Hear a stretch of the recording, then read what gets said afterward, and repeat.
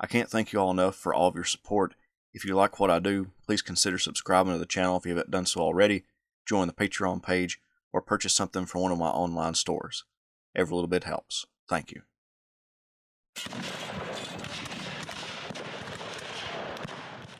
Lieutenant General Ulysses S. Grant, after some of the most destructive frontal assaults of the entire Civil War at Cold Harbor, wrote to Henry Halleck in the War Department on June 5, 1864 that, "My idea from the start has been to beat Lee's army if possible, north of Richmond. Then, after destroying his lines of communication north of the James River, to transfer the army to the south side and besiege Lee in Richmond, or follow him south if he should retreat. Without a greater sacrifice of human life than I am willing to make, all cannot be accomplished that I had designed outside of the city." Since early May 1864, Grant and Robert E. Lee battered one another from the Rappahannock River all the way to the outskirts of Richmond, Virginia. Grant launched the bloody Overland Campaign in conjunction with William T. Sherman beginning the Atlanta Campaign in northern Georgia. By June, both Sherman and Grant pushed their respective opponents deep into the Confederacy. But now, with Grant outside of Richmond, the Union general needed to find a way to cut Lee and the Confederate capital away from the rest of the South. After the Battle of Cold Harbor, Grant dispatched his cavalry commander, Philip Sheridan, north and west of Richmond to cut the Virginia Central Railroad and to link up with David Hunter, who was making his way south through the Shenandoah Valley. Lee divined Sheridan's intentions and dispatched his own cavalry to block Sheridan. At the Battle of Trevelyan Station, the Confederacy suffered heavy casualties but stopped Sheridan from linking with Hunter and prevented him from completely destroying the link between Lee and Richmond and the Shenandoah Valley, the Virginia Central Railroad.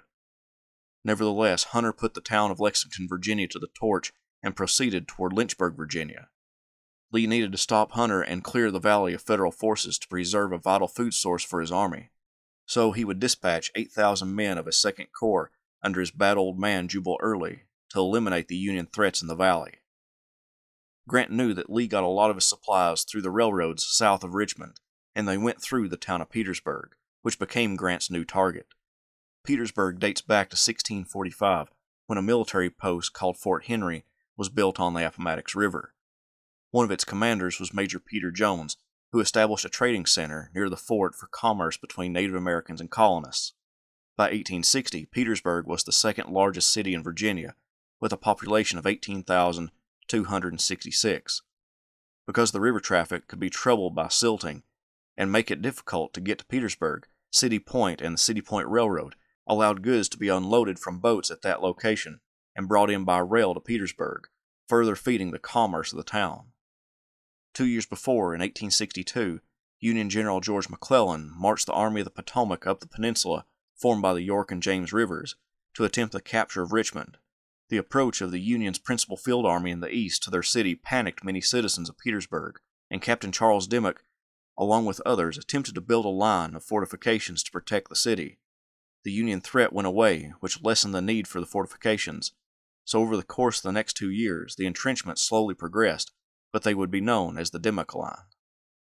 To capture Petersburg, Grant and the Army of the Potomac commander George Meade would need to get their troops across the Chickahominy River and the James River, traversing the James being the most difficult to do. Grant planned for the operations to commence on June 12th, when the sun set. George Meade wrote to his wife on June 12th, "Today we commence a flank march to unite with Butler on the James. If it is successful, as I think it will be, it will bring us to the last act of the Richmond drama, and will end fortunately and victoriously for us." The Army moved out with the 5th Corps under Governor K. Warren, providing a screen for the rest of the Army across the Chickahominy. The 2nd, 6th, and 9th Corps would cross the river and proceed overland to the James, but the 18th Corps under William Baldy Smith went to White House, where the men were loaded on transports. The 9th Corps got held up by the Army's wagon train, delaying their advance, while the other corps proceeded to the James River, where engineers feverishly worked putting together a pontoon bridge. At 12:45 a.m. on June 15th, General Meade authorized to bridge the last gap to form the pontoon bridge, and the immense structure was completed. Thus, in about 8 hours, a floating bridge nearly 2,000 feet long, 10 feet wide, and consisting of 101 pontoons stretched across the magnificent James. In civil life, if a bridge of this length were to be built over a river with a swift current, they would allow 2 or 3 months for the making of plans then not less than a year to build it, marveled Colonel Lyman. Edward Porter Alexander considered this engineering marvel the greatest bridge which the world has seen since the days of Xerxes, while a newspaper correspondent considered a view of the bridge, with vessels and transports of every description, loaded with army supplies, floating idly on the placid bosom of the James, so far downward as the eye could reach, among the most imposing I ever witnessed. Although some troops would use the bridge, others would be ferried across on transports. By June 15th, the 2nd Corps arrived on the south bank of the James River, and the 18th Corps was at Bermuda Hundred. Grant had met with Benjamin Butler, the commander of the Army of the James, at Bermuda Hundred, and informed him that the 18th Corps, with his help, would cross the Appomattox River and assault Petersburg. The 2nd Corps would be available to help. However, miscommunication ensued, with word not getting to Smith, the 18th Corps commander, about his role, and a supply debacle delayed the 2nd Corps from marching toward Petersburg until late. The Confederates weren't idle during these operations. They quickly realized that the Union Army was moving, but couldn't decipher where. Lee had moved his 2 available corps south of Richmond, one corps under Richard Anderson, which was James Longstreet's corps, who was still recovering from his wounds at the Wilderness, and one corps under A.P. Hill. The Confederates pushed against the Union screen, finding in the fields around their position the bones from the soldiers who died 2 years before during the Peninsula Campaign. One soldier wrote, "On every side of us lie the bleaching bones of those who fell in that battle, and I have studied phrenology on at least one skull, which I hope was a Yankee's. A dentist might make a valuable collection of teeth. I have seen one beautiful set." William Smith and the 18th Corps got very little sleep as they tried to follow Grant's orders to launch a dawn attack on Petersburg, but it wasn't logistically possible, with most of the troops arriving all through the night from the 14th into the morning of the 15th. The defenses around the city were lightly manned, with troops under Pierre Gustave Toutant Beauregard. So, if Smith could get his men on the move, a great opportunity presented itself, cutting Lee off from Petersburg and forcing the abandonment of Richmond. Smith was from Vermont and graduated 4th in his class of 1845 at West Point. He missed the Mexican-American War, being part of a surveying party on Lake Erie at the time. He spent time as a math teacher at West Point before the Civil War, as well as serving stints in the Southwest and Florida. When the war broke out, he became the colonel of the 3rd Vermont and fought at First Manassas. By July 1862, he was a major general, and by the Battle of Fredericksburg, he was commanding the 6th Corps of the Army of the Potomac. But his politicking and getting Ambrose Burnside removed as Army commander resulted in himself being sent west, where he became the engineer of the Army of the Cumberland, helping to establish the cracker line that saved the Union Army from starving in Chattanooga as it was being besieged by the Confederate Army of Tennessee. He impressed Grant, and that general brought him back east and put him in charge of the 18th Corps. Now, one of the most significant moments of the war was in his hands, to capture Petersburg before Lee could reinforce it. Smith's corps marched to Petersburg, encountering some resistance at Baylor's farm, which intimidated Smith. He would write, "The fact that there were troops sufficient in our front to leave the works at Petersburg and come out to meet us induced the belief that the enemy was much stronger than General Butler supposed, and I learned conclusively that the movement was no surprise." It was into the afternoon before Smith got his forces into battle line and ready to launch themselves against the Dimmock line, defending Petersburg. If you like what I do, please consider subscribing to the channel if you haven't done so already, join the Patreon page, and purchase something from one of my online stores. Every little bit helps. Thank you.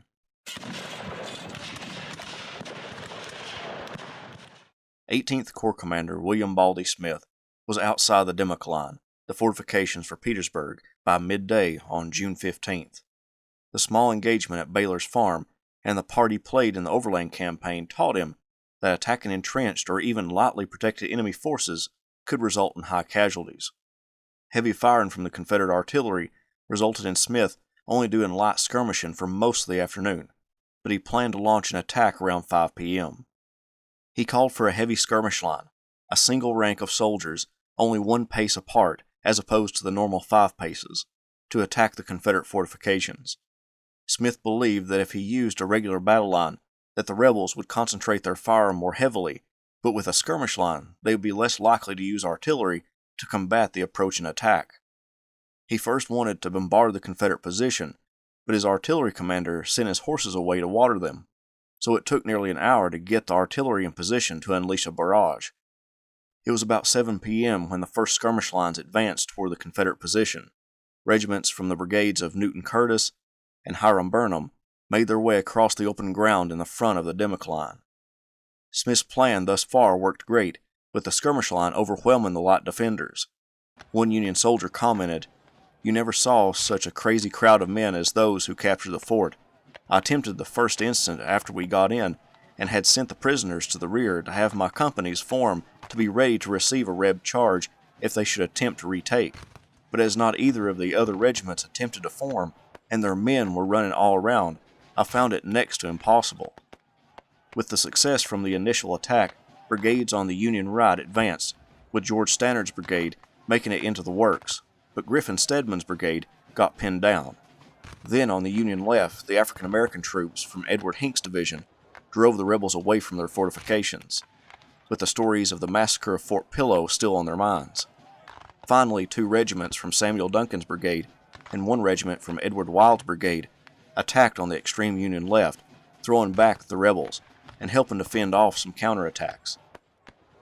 On the Union right, Stannard was ordered to withdraw, but placed the 55th Pennsylvania and 25th Massachusetts in an advanced position. Thus ended the battle for Petersburg in the waning hours of June 15th. Smith has long been criticized for not pushing on to Petersburg.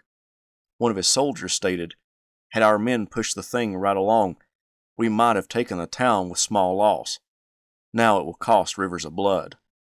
However, that wasn't the whole story.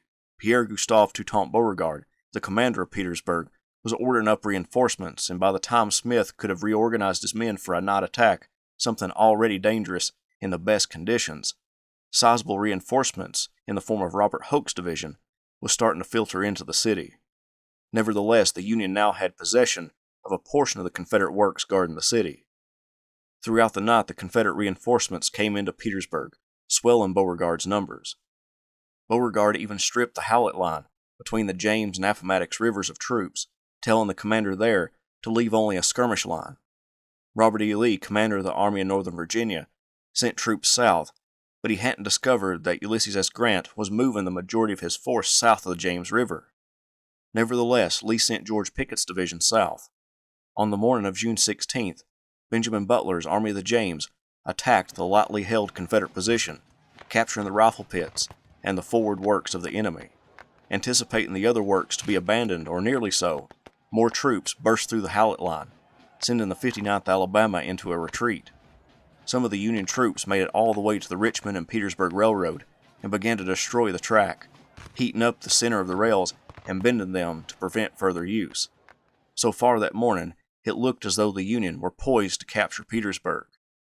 Through the night, the 2nd and 9th Corps got across the river to help Smith, as well as the 5th Corps, which came a little later. Winfield Scott Hancock, commander of the 2nd Corps, was still suffering from his wound he received at Gettysburg nearly 1 year before. Hancock, known as Hancock the Superb, was known as an aggressive commander, helping save the day at Gettysburg on July 2nd by dispatching troops from his own corps to the Union left around the wheat field. He wasn't as aggressive in the Wilderness the previous month, but his corps saw some of the hardest fighting at Spotsylvania Courthouse at the Muleshoe Salient. Along with Butler's attack at the Howlett line, the morning of June 16th saw Hancock order 2 of his divisions, one under David Birney and one under John Gibbon, to attack the Confederate position at or before daylight, but his subordinates wouldn't get their attack started until 8 a.m., when Thomas Egan's brigade stepped forward to probe the enemy line. Egan wasn't respected by the soldiers in his brigade, with one soldier calling Egan a third-rate idiot. Egan's first charge failed, but the second charge captured a secondary line, but nothing else. Egan was wounded in the attack. One of his men commented, "With astonishing complacency, we watched him dragged to the rear. If any tears were shed, they were tears of joy mingled with the hope that his wound would keep him away till our term ends." By this point, Grant was at the front, and in the absence of the commander of the Army of the Potomac, Grant placed Hancock in command of the field. After reconnoitering the ground, Grant began to ride back to City Point after telling both Smith and Hancock he wanted an attack to commence at 6 p.m. Halfway to City Point, Grant encountered the Army commander George Meade, gave him operational command at the front, and told him that he wished an attack at 6 p.m. Meanwhile, Governor K. Warren's 5th Corps was also making their way across the river. Once across, the order came to bathe in the river. 5,000 men at one time moved into the water. One soldier described their tactics as to getting clean.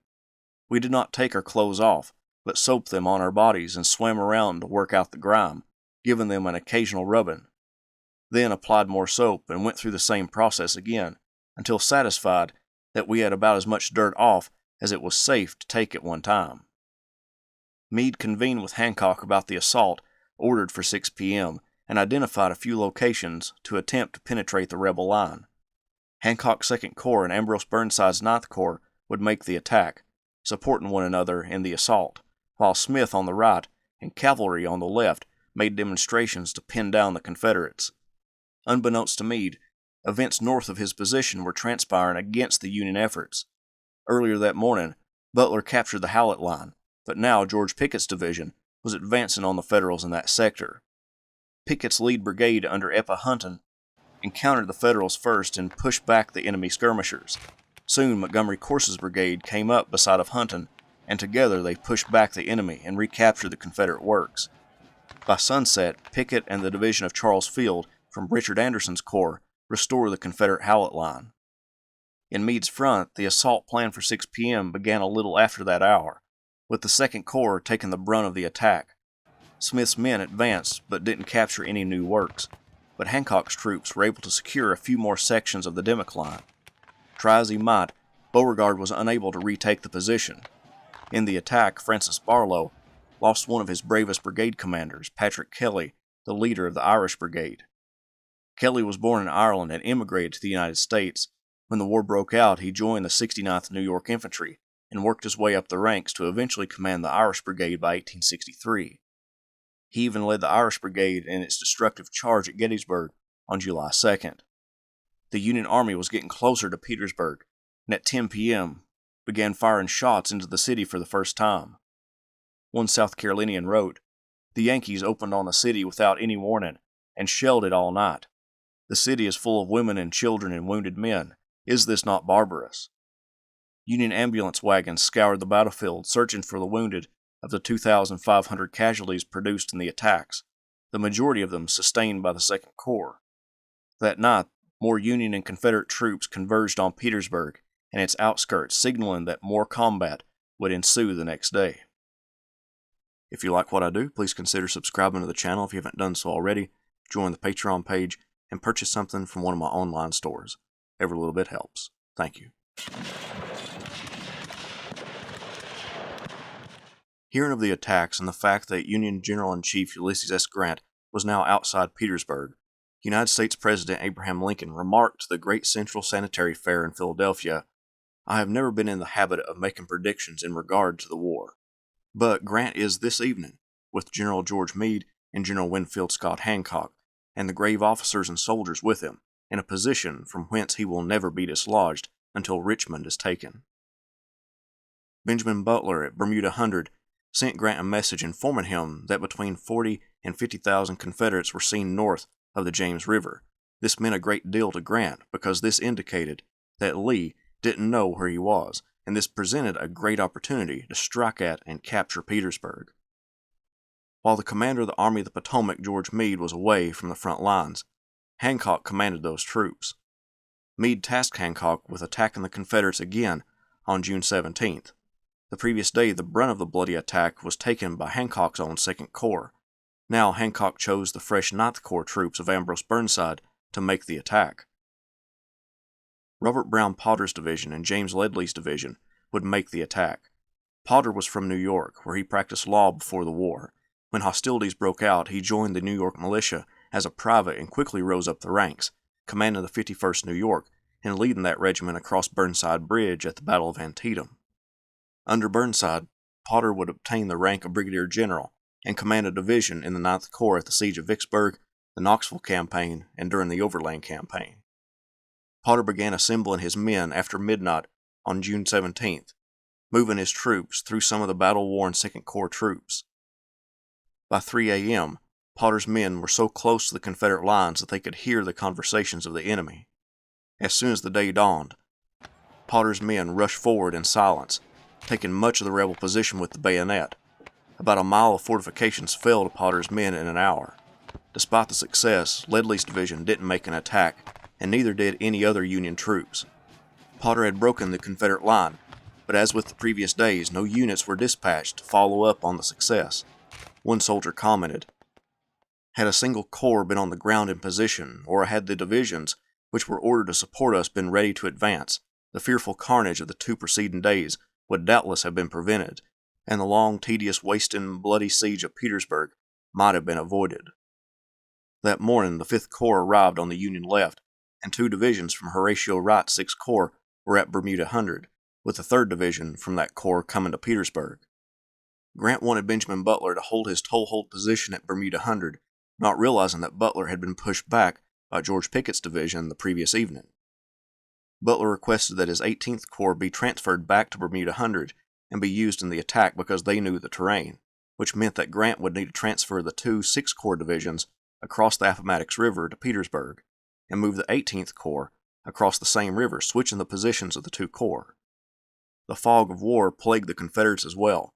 The Confederate Army commander Robert E. Lee desperately wanted information as to Grant's whereabouts. P.G.T. Beauregard at Petersburg, in one dispatch, claimed with some reinforcements he could crush the enemy. In another dispatch, he claimed multiple corps were in his front and he faced disaster. In another message, he claimed the 5th Corps was moving west to confront Jubal Early's corps in the Shenandoah Valley. Lee was perplexed as to the situation. Finally, at 4:30 p.m., Lee's son and cavalry officer Rooney Lee saw the pontoon bridge across the James and identified Grant's location. The Army of the Potomac was south of the James River. Before Lee got that information, Burnside's corps was preparing for another attack. Orlando B. Wilcox, a classmate at West Point with his corps commander, formed up his division to attack the Confederate division of Bushrod Johnson. Wilcox served in the Old Army for 10 years before leaving the service to practice law.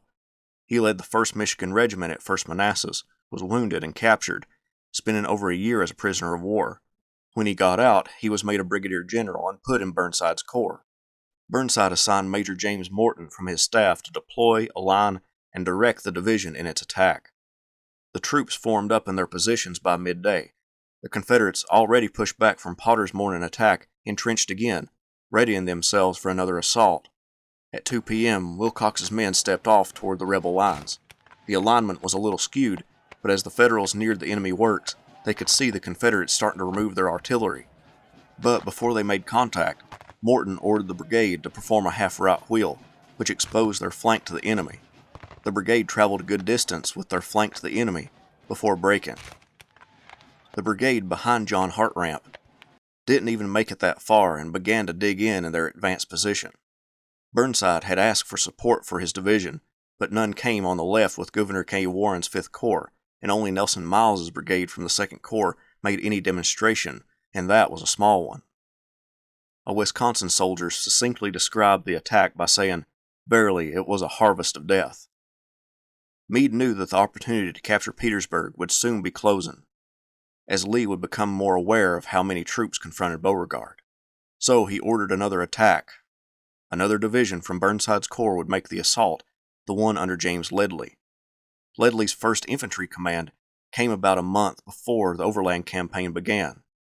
He had been in the artillery before that, but his political connections allowed him to rise up the ranks, becoming a brigade commander, and by the time he was outside Petersburg, he commanded a division. At the Battle of North Anna, he was drunk and got his brigade horribly bloodied in that fight. Petersburg was no different. As his men formed up, Ledley became drunk. One of his soldiers remembered the scene. Our division commander was in no condition to exercise command of anything at that time. The supply of artificial courage which he had taken carried him beyond the proper counterpoise and rendered him hors de combat, in which condition he remained in the ravine. Jacob Parker Gould would ultimately take command of the division. Gould was a civil engineer before the war. He saw action at Antietam and Gettysburg in the 13th Massachusetts. Now he commanded a brigade in Ledley's division. But with Ledley incapacitated, Gould now commanded the division. At about sunset, the division moved forward.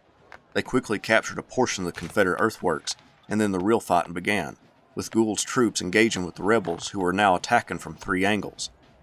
Francis Barlow's division on the right made a small demonstration, and 3 regiments from Wilcox's division assisted Gould in their exposed position. Samuel Crawford's division of the 5th Corps made a half-hearted attack on Gould's left flank, but they wouldn't remain on the front lines long, and fell back. Gould's men battled with the Confederates until 10 p.m., when their ammunition began to run out. A courier ran back to find Ledlie and asked for ammunition. The courier found Ledlie on the floor of a tent, drunk. The courier asked, "General, the troops have no ammunition. I was sent to request some ammunition." Ledlie roused up and asked, "What troops?" "The troops under your command," came the reply. Ledlie said, "Let the troops go to hell."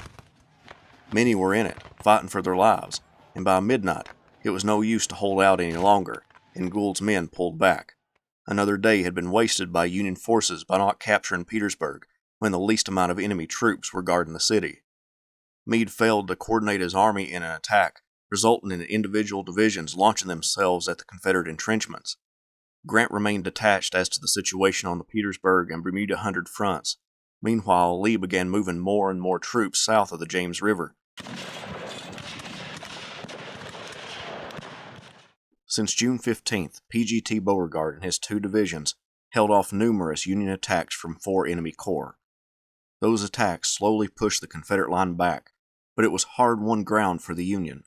As the 17th turned into the 18th, Beauregard ordered a withdrawal from the makeshift line of entrenchments that threw back the attacks on the 17th, and pulled back to a line determined by Beauregard's chief engineer, David B. Harris.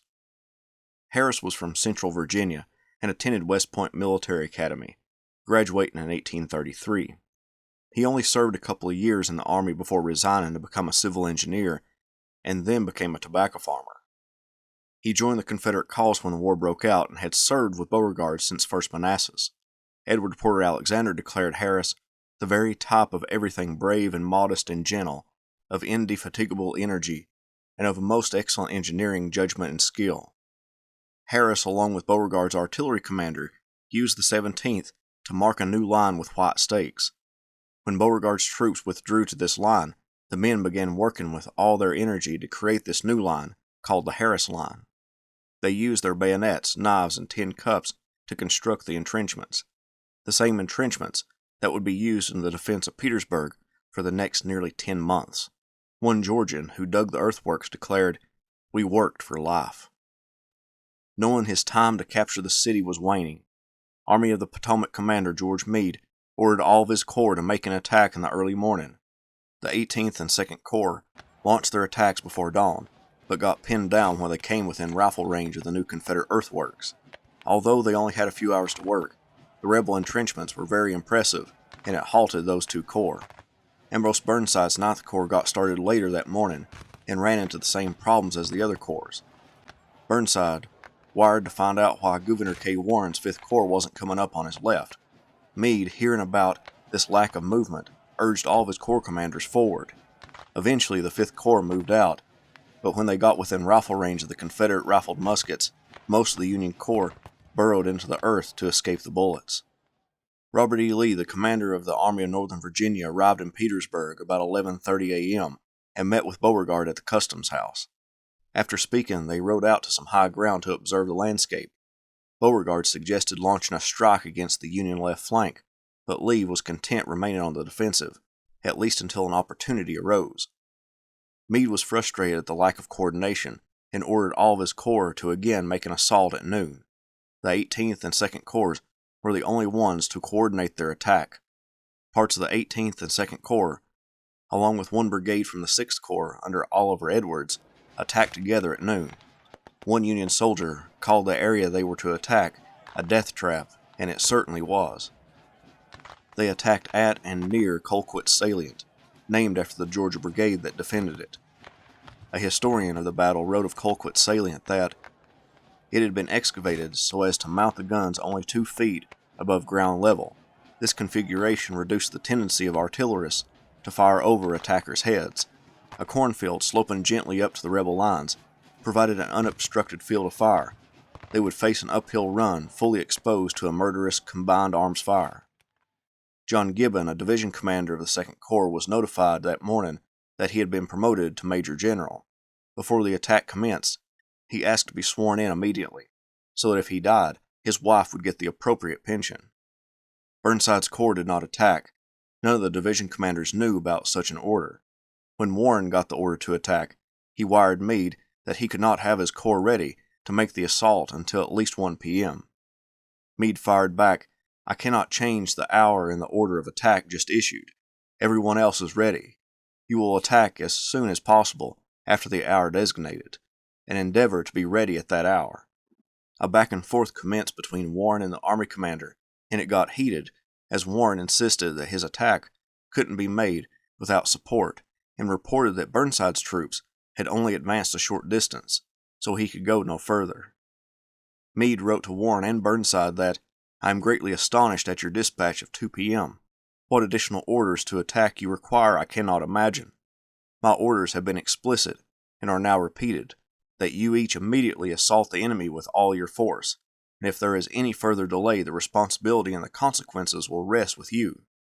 With that, Warren ordered his attack to begin at 3 p.m. His divisions began to form up. When the soldiers found out what they were about to do, a Pennsylvanian in Joshua Chamberlain's brigade said, "My heart dropped to my shoes." Chamberlain, a man with no pre-war military experience, was a professor in Maine when the war broke out and enlisted in 1862. Around 2 years into his enlistment, he now commanded a brigade in Charles Griffin's division of Warren's 5th Corps. At 3 p.m., Warren's men began their assault. Most of the brigades weren't within sight of one another, which gave them the impression that their attacks weren't supported, even though they were. The rebel bullets tore into the advancing Federals, demolishing their battle lines.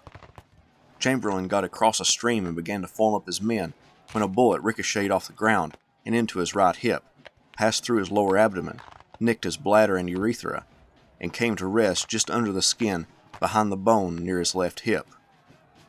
He feared that if he went down that his men would stop, so he shoved his sword into the ground and propped himself up until his men passed. A loss of blood made him collapse. He waved off anyone taking him to the rear, thinking his wound was mortal, but was eventually taken to a hospital where one surgeon declared him a lost cause. His brother Tom got 2 surgeons from his old brigade to operate on Chamberlain and give him a chance at survival. The Iron Brigade in Lysander Cutler's division remembered the horrid attack. Just before we reached the crest, the enemy's batteries in our front opened upon us with canister shot. It seemed to us that every gun discharged a bushel of small shot through our ranks, and that the interval between charges was but a fraction of a minute. Lieutenant Colonel Rufus Dawes of the 6th Wisconsin wrote, "Our brigade was simply food for powder." Of Romaine Ayres's division, only one brigade, that under Kitching, made the attack with any vigor. The others advanced a short distance, then dug in. To the north, David Birney, one of the 2nd Corps division commanders, took command of the whole corps, because Winfield Scott Hancock's Gettysburg wound was festering and he had to rest in the rear. Meade kept firing messages to Birney and the other corps commanders to renew the offensive, and Birney began to do just that. He assembled between 7,000 and 9,000 men for the attack, with the brigades of Henry Medill and Daniel Chaplin leading the attack. Chaplin positioned his roughly 900-man strong regiment, the 1st Maine Heavy Artillery, in 3 battalions, one right behind the other. The 1st Battalion would clear obstructions, the 2nd would launch the attack, and the 3rd would be available for support or to launch a counterattack if it failed. Plus, 2 more of Chaplin's regiments were in reserve. 4 more brigades would also be on hand to exploit any success. The men from Maine knew that the attack was going to be devastating. They were ordered to stack their knapsacks in the rear, and designated 2 men from each company to watch over them. Those chosen to stay behind began to record the names of loved ones and addresses so they knew where to send the belongings of those that perished in the assault. One soldier remembered, "We knew that very many of us were to die." Men turned to their comrades, bidding each other goodbye, and dictating messages to wives, fathers, mothers, sisters, and sweethearts, in case they should be among the slain and their comrades survived. Between 4 and 4:30 p.m., the order came to advance, with the men climbing the rise to get within view of the rebel works. One soldier remembered, "We were shot within the first 5 feet. The crash of 2,000 muskets rent the air as a long line of flame leaped from the works in our front, and the well-known yell of the Army of Northern Virginia mingled with the roar of the rebel batteries on our right and left as their canister followed the musket balls of the infantry and tore enormous gaps in our ranks. The 1st Maine Heavy Artillery made it to within 50 yards of the enemy before having to turn back. traversing the deadly open fields they had just crossed. Of the roughly 900 men in that regiment, 632 became casualties in about 10 minutes of fighting. Birney rode up to Chaplin after the failed attack and asked him about his men. Chaplin pointed toward the Confederate works and said, "There they are, out on that field where your tried veterans dared not go." The regiments and brigades that were to support Chaplin failed to give them any assistance. Birney reported to Meade about the failed attack, and Meade told Birney to dig in. Meade then sent a message to Burnside asking him to make an attack, as Birney and Warren had both done. Part of the 9th Corps formed up for another assault. Burnside's Chief of Staff, John G. Parke, would direct the attack. Part of Wilcox's and Potter's divisions executed their attack, but just like the other ones, blasts from the Confederate rifles and artillery forced them to look for cover and fall back. For days, the Union Army had battered the Confederate works and slowly pushed back the enemy, but it came at a high loss of life. One soldier wrote to his father that, "The feeling here in the Army is that we have been absolutely butchered. We can't afford to make many more such bloody attacks as we have been doing. The enemy will outnumber us if we do so. I tell you, Father, it is discouraging to see one's men and officers cut down and butchered time and again, and all for nothing." Captain Charles Francis Adams, Jr., wrote, "We have assaulted the enemy's works repeatedly and lost many lives, but I cannot understand it. Doubtless Grant has his reasons, and we must have faith, but certainly I have never seen the army so haggard and worn, so worked out and fought out, so dispirited and hopeless." A Pennsylvanian wrote, "The boys don't seem to think so much of General Grant now as they did some time ago. They think he has crowded us on their works too hard. It is nothing but charge, charge, and the ones that escape today fall tomorrow."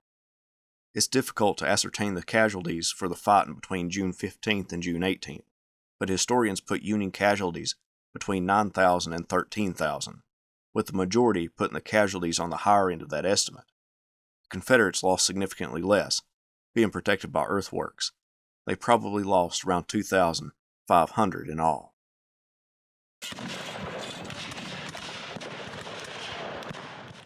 Ulysses S. Grant and George Meade discussed the failed attacks by their army outside of Petersburg.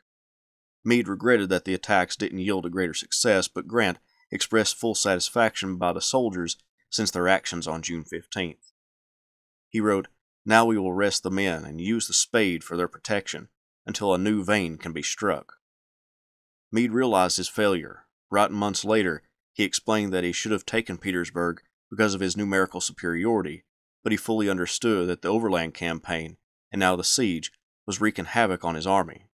He wrote, "Indeed, the army is exhausted with 49 days of continued marching and fighting, and absolutely requires rest to prevent its morale being impaired. We cannot replace the officers lost with experienced men, and there is not time for reorganization or careful selection. This army has not accomplished all that ignorant people anticipated. It has really done more than could reasonably have been counted on." The Federal troops began to dig in, making impressive structures to withstand the hail of iron and lead from the rebel earthworks. This would secure the toehold on what ground they had bought with their blood over the last couple of days. One soldier wrote about his experience that, "My pit was dug into the side of the bank, with but a piece of poncho fastened with sticks over my head and the sun piercing down on the red, sandy clay ground, baked and cracking, and with a small supply of water. The soldier decided to test the marksmanship of the Confederate sharpshooters, and raised a hat on his sword above his pit, and, in a second, I had 4 holes through it. I quit then." Robert E. Lee was now fully aware that Grant's army was set to besiege Petersburg and cut all communications and supplies from entering the city, effectively starving out Richmond. Lee needed to keep the railroads in operation as long as possible, but knew that Grant at the very least would make them run irregularly until he would eventually cut them. Lee wanted to concentrate on the more western railroads running into the city, but the Secretary of War, James Seddon, asked him to try to keep the Weldon Railroad that ran to Wilmington open for 3 weeks until the North Carolina wheat crop could be harvested and brought into the city. Lee told Seddon that he couldn't maintain that railroad in the long term, and to direct as much freight through Danville as possible. One of Lee's most trusted corps commanders, A.P. Hill, was now on the scene with his entire corps. He extended the Confederate line westward in an attempt to hold on to as much of their rail line as possible. Hill's movement west coincided with Grant and Meade's decision to use the 2nd and 6th Corps as a mobile strike force in an attempt to capture the railroads running into Petersburg. The entire army began to shuffle around as those two corps moved to the west, extending the Union Army's left flank. On June 20th, President Abraham Lincoln arrived at City Point to meet with Grant. A soldier described the president, all dressed in black, as looking very much like a boss undertaker. The president greeted Grant and said, "I just thought I would jump aboard a boat and come down. I don't expect I can do much good, and in fact I'm afraid I may do some harm, but I'll put myself under your orders, and if you find me doing anything wrong, just send me right away." Grant laughed and the two men talked. Then Lincoln went with Grant to the front to examine the Union positions around Petersburg. Wherever they went, Union soldiers gathered and cheered the commander-in-chief. After their visit with the Army of the Potomac, Grant and Lincoln went back to City Point, then steamed upriver to Bermuda Hundred to examine Benjamin Butler's position. By June 22nd, the 2nd Corps was in position on the left, and the 6th Corps was right behind and to the south of their position. Confederate cavalry found the Union troops and notified Hill and Lee. Hill dispatched his far-right division under Cadmus Wilcox south, and then Wilcox turned east to the Federals in front of him. Hill had ordered him to push the enemy back to the Jerusalem Plank Road. Wilcox advanced a good distance and then halted, believing he had done what Hill had ordered. Meanwhile, Lee got information about the enemy threat and ordered William Mahone's division of Hill's corps to attack the enemy's flank. Mahone's men moved out and aligned themselves to assault the Union division of Francis Barlow. Barlow was a tough fighter, having been left for dead on the Gettysburg battlefield, but recovered. However, he wasn't ready for Mahone's attack, which rolled up his line, sending the brigades of Maroney, McDougal, and Frazier running rapidly for the rear. The devastating attack threw the division into chaos, but Barlow was able to locate Nelson Miles's brigade, who took up a position behind some breastworks and held off the attack. Mahone's men came to a halt and then pulled back a little to find another foe less prepared for their attack. When Mahone regrouped, he threw his men against the Union flank again, with the same results as the time before. The Union brigade skedaddled, running toward the Jerusalem Plank Road. Mahone called up another brigade, the Mississippians under Nathaniel Harris, to come up on his right to help ease the pressure on his right flank. Union Army Commander George Meade heard about the attacks as they were progressing through the afternoon and into the evening. He, Birney, and the 2nd Corps division commanders scrambled to put together a stable defense. As the sun was about to set, Barlow's men were ready to launch a counterattack. They advanced from the road, but were met by heavy volleys from the Confederate guns. A stalemate developed, with neither side able to dislodge the other. Mahone's right was slightly threatened, but it never broke under the weight of the approaching Federals. Wilcox's division was also moving behind Mahone's division, with Wilcox leaving only a skirmish line where his last offensive line rested. Mahone thought it best for his division to return to the main Petersburg defenses, and Hill agreed. Wilcox and Mahone returned to their earthworks after a job well done. Wilcox's skirmishers were attacked by Horatio Wright's 6th Corps, driving the rebels away. One South Carolinian remembered his brush with the Federal divisions. "You ought to seen them fat Yankees run. They run atter me, a-hollin', 'Stop, you rebel!' Says I to myself, 'You too fat, Yankee. You get too much to eat over your side. You don't catch me, and you ought to seed me as I slid past 'em.'" Meade was irate that such a disaster had befallen the 2nd Corps as well as the 6th, and ordered them to retake their positions, starting at 3:30 a.m. The 2nd Corps did so, but the 6th lagged behind. Meade pressured Wright to get his corps moving so that the line could be stabilized. What materialized was Russell and Ricketts' divisions connected to the 2nd Corps, and Wheaton's division bent back toward the Jerusalem Plank Road. When Wright and a staff member of Meade's returned to Wright's headquarters, a captain in the 3rd Vermont came to them with a telegraph wire in his hand. The captain declared that he advanced that morning on the 23rd with between 80 and 100 sharpshooters and got to the tracks of the Petersburg Railroad and were able to cut the telegraph wire. So, with enough men, destroying the track should be easy. Wright sent the 3rd, 11th, and 4th Vermont and the 18th Pennsylvania Cavalry to guard that flank and rip up the railroad. Hill called on Mahone again to send the Federals back in a retreat and get them away from the railroad. The Confederate division moved south on the west side of the railroad. Because of their late-night march back to the Petersburg defenses, Mahone had let them sleep in the next day, so they were refreshed for their long march. After 3 p.m., the Federals working to disrupt the railroad could hear the rebels moving their way. Mahone's men crashed into the Union troops, routing the blue-clad soldiers in such a quick manner that many had no option to run. They simply surrendered. Mahone drove all the way to the main Union line, saving the railroad for the time being. Mahone pulled back, having deprived the 2nd and 6th Corps of the Petersburg Railroad for the second day in a row. Although it's difficult to get the exact estimates for the Battle of Jerusalem Plank Road, some use the following numbers. The Union lost 2,962 soldiers, most of them being captured and sent south to the prison camp at Andersonville in Georgia. The Confederates lost 572, an incredibly small amount compared to their opponent, with most of them coming from Mahone's division. As the battle for the Jerusalem Plank Road came to an end, one of Grant's other plans was developing, striking at another sector in the Confederate defenses.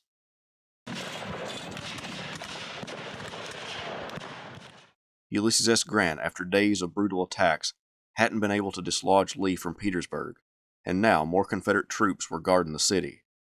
One of the quickest ways to get the city to capitulate would be to cut off its supplies that came in on multiple railroads.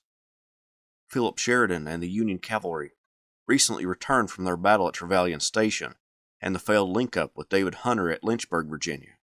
The mounted arm of the Army of the Potomac moved from White House to the James River, encountering Confederate resistance as they did. With the Union cavalry now at hand, Grant wanted a large cavalry raid to proceed west and cut as many of the rail lines as possible. He knew it wouldn't be a permanent destruction, but it would definitely delay Confederate supplies. Grant and Army Commander George Meade chose James Wilson's cavalry division to make that far-sweeping raid. Wilson requested that some cavalry from Benjamin Butler's Army of the James also join him, which Grant agreed to. So, a couple of brigades from Butler under August Kautz arrived to take part in Wilson's raid. Wilson assembled about 5,500 men for this expedition and set off on June 22nd, the first day of the Battle of the Jerusalem Plank Road, riding around Petersburg to the south. They traveled along the South Side Railroad and fought the Battle of the Grove on June 23rd and were at Burkeville by the 24th, the crossroads of the South Side Railroad and the Richmond and Danville Railroad. Wilson moved his command southwest toward Roanoke Station and fought the Battle of Staunton River Bridge.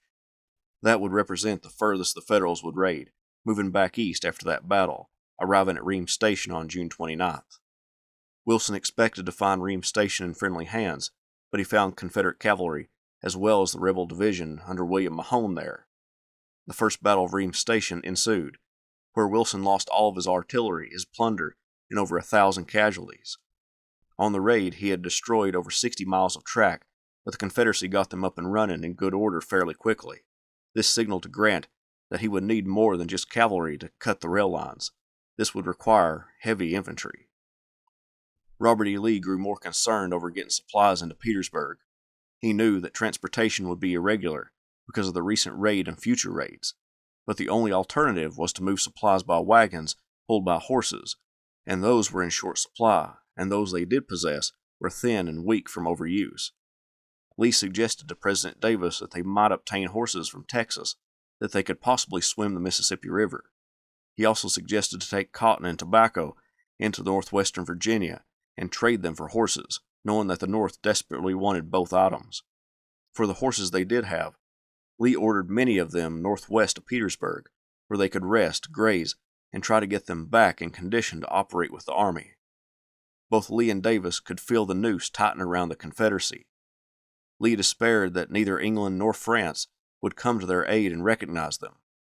He wrote, "As far as I have been able to judge, this war presents to the European world but two aspects, a contest in which one part is contending for abstract slavery and the other against it. The existence of vital rights involved does not seem to be understood or appreciated. As long as this lasts, we can expect neither sympathy or aid. Our safety depends upon ourselves alone. If we can defeat or drive the armies of the enemy from the field, we shall have peace. All our efforts and energies should be devoted to that object." Both sides entered into a period of inactivity around Petersburg. On July 3rd, a Union soldier wrote, "Tomorrow is July 4th. I guess there will be some lengthy orations delivered here by the speakers of the times, Mr. Parrott, Mr. Morter, Mr. Columbiad, and several gentlemen from Springfield, will address the multitude. Their arguments are very weighty and will undoubtedly make a great impression upon Confederate minds. Union forces began to dig in and make impressive earthworks across the Virginia landscape. The Army of the Potomac used the spade and the shovel to move vast amounts of dirt to combat the Confederate entrenchments guarding the city. Grant racked his brain for a way to break into the city and force Lee to leave both Petersburg and Richmond. Not only that, Jubal Early and his part of the Army of Northern Virginia was threatening the North. He needed to cause enough of a stir to force Early to return south. One of Burnside's 9th Corps divisions, under David Potter, occupied a salient in the Union line known as the Horseshoe. That point represented the closest that Union forces were entrenched to the Confederate Army. Within that division was a brigade under the command of Henry Pleasants. Pleasants was the son of an Argentinian woman and a Pennsylvanian who operated in South America. Henry moved to Philadelphia at the age of 13 to live with his uncle after his father's death. He grew up to become an engineer and worked for 2 railroad companies, building tunnels in western Pennsylvania. He joined a Pennsylvania regiment when the war broke out, and by late June and early July 1864, he now commanded a brigade. His troops were less than 150 yards from the enemy works, and a plan was put forward that the enemy position could be approached by a tunnel and explosives used to blast a hole in the Confederate line. Pleasants went up the chain of command, first to Potter, then to Burnside. Both men liked the idea, and Burnside took the idea to Meade, who gave it his blessing, saying, "I am delighted to hear you can do anything against the enemy's line, and will furnish you everything you want and earnest wishes for your success." Many members of the 48th Pennsylvania and Pleasants Brigade had been miners. They, along with the engineers, would get to work digging a tunnel from the Horseshoe to the Confederate position. One historian described the process. Pleasants kept the shaft relatively small in order to conserve shoring materials. As it developed, the tunnel measured 4 feet wide at the base, 2 feet wide at the top, and averaged 4.5 feet in height. "At first I employed but a few men at a time," Pleasants testified, "but the number was increased as the work progressed, until at last I had to use the whole regiment, non-commissioned officers and all. The men worked in shifts lasting 2.5 or 3 hours, receiving a whiskey ration at the end of each rotation. Some of the soldiers hoarded their liquor allotment, and then consumed their stash in one sitting, producing the desired inebriation. As many as 210 men each day worked in some fashion on the mine, although only a pair could actually excavate the earth at the end of the tunnel." Pleasants soon found that the Army commander wasn't as supportive as he and Burnside thought, with Pleasants having to scrounge for equipment and materials for building the tunnel. When the tunnel was finished, then the Union soldiers needed to pack the end with black powder. Pleasants estimated he would need 12,000 pounds of powder, but Meade cut that number by a third, leaving Pleasants with only 8,000 pounds. Meade thought 12,000 would produce an explosion so big that debris might hinder the attackers. The whole process took about 34 days. Grant had more than Burnside's mine on his mind. He wanted another operation to take place in conjunction with the mine explosion. Philip Sheridan's first attempt to sever the Virginia Central Railroad had failed, so he wanted him to make another attempt, but this time he would send Winfield Scott Hancock's 2nd Corps across the James as well, so that his cavalry would have more protection as they crossed over the James River and back again, and the fear of being cut off from the rest of the army would be diminished. The Army of the Potomac was already down 1 corps, with Horatio Wright and the 6th Corps being sent north to Washington, D.C. to defend against Jubal Early's advance on the capital. This reduction of troops frightened Meade, who grew concerned when Grant told him of the planned Hancock-Sheridan offensive. Grant attempted to calm his fears by telling him that Hancock's movement would draw more Confederates from the Petersburg lines and make Burnside's attack more successful. If it didn't, then Hancock would have a better opportunity to threaten the Confederate capital at Richmond. Hancock's troops moved out on July 26th across the Appomattox River at Point of Rocks, then snaked their way across Bermuda Hundred as Sheridan's cavalry moved to the east. Francis Barlow's division was in the lead, with Gershom Mott right behind, Mott having taken over the division when David Birney was sent to command the 10th Corps in the Army of the James. John Gibbon's division brought up the rear. It was planned for Hancock's troops to cross the James on the upper bridge, while Sheridan crossed on the lower bridge. but the Union garrison guarding the upper bridge told Hancock that Confederate forces were close and could potentially harass his troops not far from the crossing. So Hancock decided to take his troops over the lower bridge and inform Meade of the change, but Meade didn't inform Grant. The rebels had put up a good show, but the troops at the upper bridge weren't as robust as Federals thought. Nevertheless, Hancock moved his troops ahead of Sheridan on the lower bridge at Deep Bottom. The Confederate troops north of the James belonged to Richard Anderson's corps, and the troops who manned the Richmond defenses were commanded by Richard Ewell. They got wind of the Federal movement and moved to throw Hancock's troops back across the river. On July 27th, the division of Joseph Kershaw from Anderson's corps advanced on Hancock's position. Heavy skirmishing erupted between both sides, and then Hancock sent out 2 brigades, which quickly routed the Confederates. The entire engagement lasted about 15 minutes. In uncharacteristic fashion, Hancock was cautious of the movement. He was responsible for keeping the Confederates at bay and protect the routes across the James, while Sheridan rushed north to cut the Virginia Central Railroad, but this light resistance put him on the defensive. Grant went to Deep Bottom to investigate the situation, but Hancock wasn't at his headquarters, and Grant returned to City Point without a direct meeting with the corps commander. Lee was concerned about the movement of Federal troops and sent troops from A.P. Hill's corps to bolster the Confederate forces in that sector. Many of them would remain in the trenches, while Anderson's troops and some of Cadmus Wilcox's division of Hill's corps made an attack the next day. The Union cavalry advanced north, hoping to turn the rebel left flank so that they could continue on their mission to get north of Richmond. But before they could attack, the rebels advanced. The terrain split the center brigade, weakening the entire Confederate front.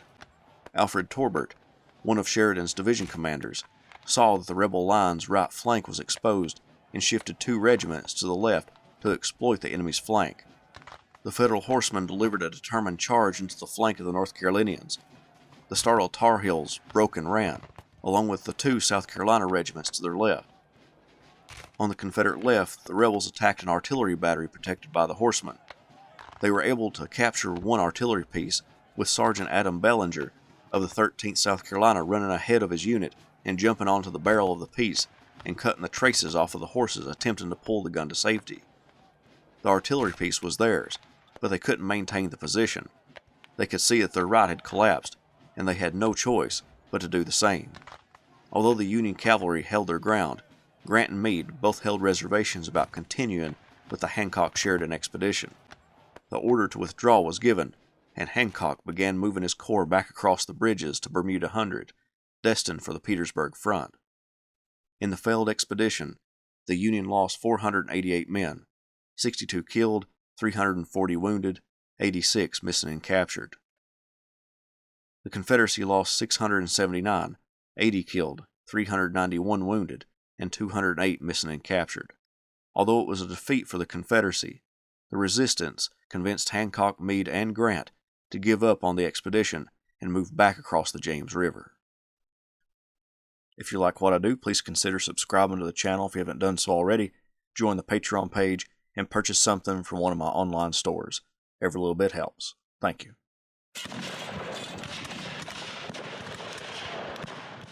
Following the unsuccessful attempt by Winfield Scott Hancock and Philip Sheridan to cut the railroad north of Richmond that resulted in the Battle of First Deep Bottom, the second part of that operation was still set to take place, the explosion of the mine dug by the 9th Corps troops. Army Commander George Meade ordered the mine exploded at 3:30 a.m. on July 30th. 9th Corps Commander Ambrose Burnside wanted to use his division of African American troops to spearhead the attack that took place following the explosion. For pretty much all of the Overland Campaign, Burnside's division of black soldiers under Edward Ferrero were held back, guarding wagon trains or digging earthworks for other corps. Since they had not endured the brutal attacks from the Wilderness to Cold Harbor, their ranks were fuller than the rest of the divisions of his corps, so he chose them to make the attack once the black powder explosion broke the Confederate line. For 2 weeks, while Pennsylvania miners turned soldiers dug the tunnel underneath the Confederates, Ferrero trained his troops in what would be expected of them in that attack. During the advance, some of the regiments would break off and advance along the flank as guards to widen the breach and push back any Confederates in their way. When Burnside informed Meade that he had chosen Ferrero's black troops as the assault force, Meade balked at the thought, saying that he couldn't send those inexperienced troops into battle. Plus, he didn't want the flanking maneuver performed, deciding that the assault column needed to make a direct assault. Burnside had more faith in the African-American soldiers than the Army commander, but now Burnside would need to choose another attacking force. He had 3 other divisions to choose from.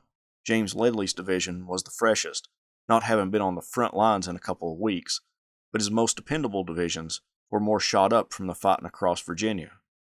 After consulting with his generals, they couldn't decide who would lead the assault. Burnside put their 3 names in a hat, probably his own, and drew out a name. Ledley's name was on it. His division would lead the attack with the other divisions giving support. Meade ordered the 18th Corps and the 5th Corps to support Burnside's attack. Not only that, but the Chief of Artillery for the Army of the Potomac, Henry Hunt, assembled 110 cannons and 54 mortars to blast away at the Confederates after the detonation of the mine. Meade and General-in-Chief Ulysses S. Grant watched in the direction they knew the mine would explode, but by 4 a.m. nothing had happened. Grant rode to Meade's headquarters and inquired as to the delay.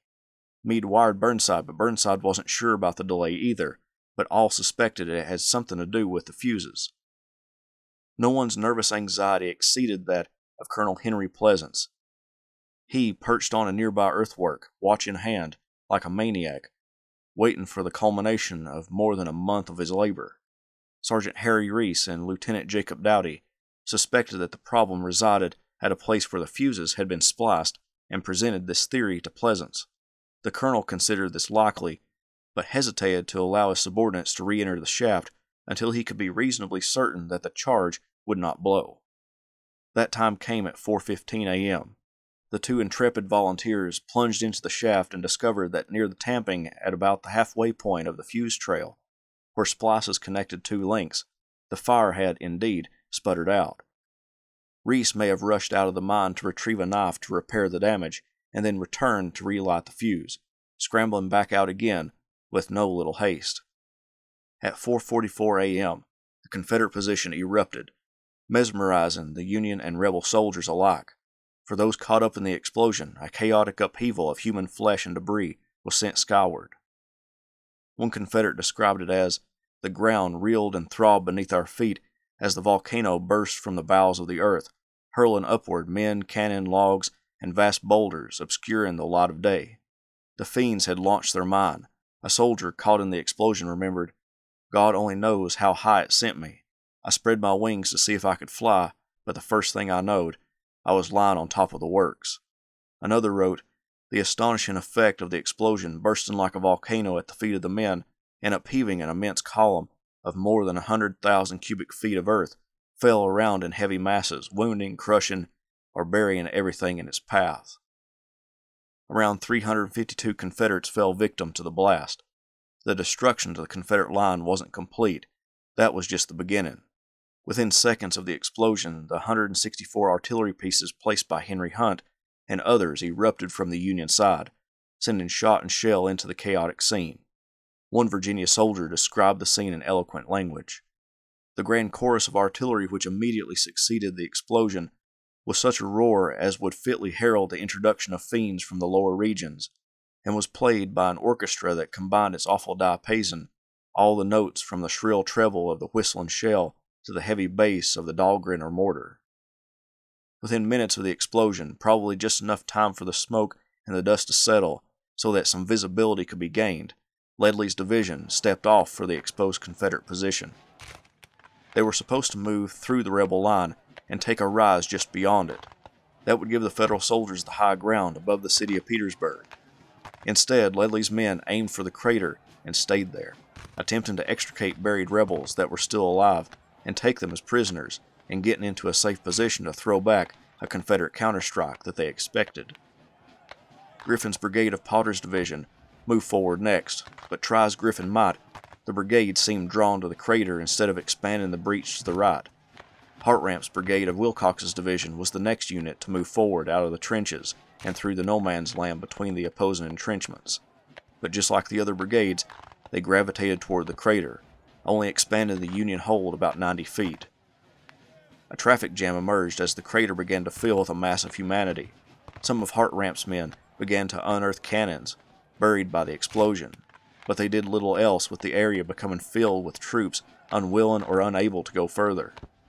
Wilcox moved his command post within 70 yards of the crater and issued orders for Hartranft to move forward no matter what Ledley's division was doing. Hartranft, to protect his flank, attempted to guard his and the Corps' left flank by sending the 27th Michigan south.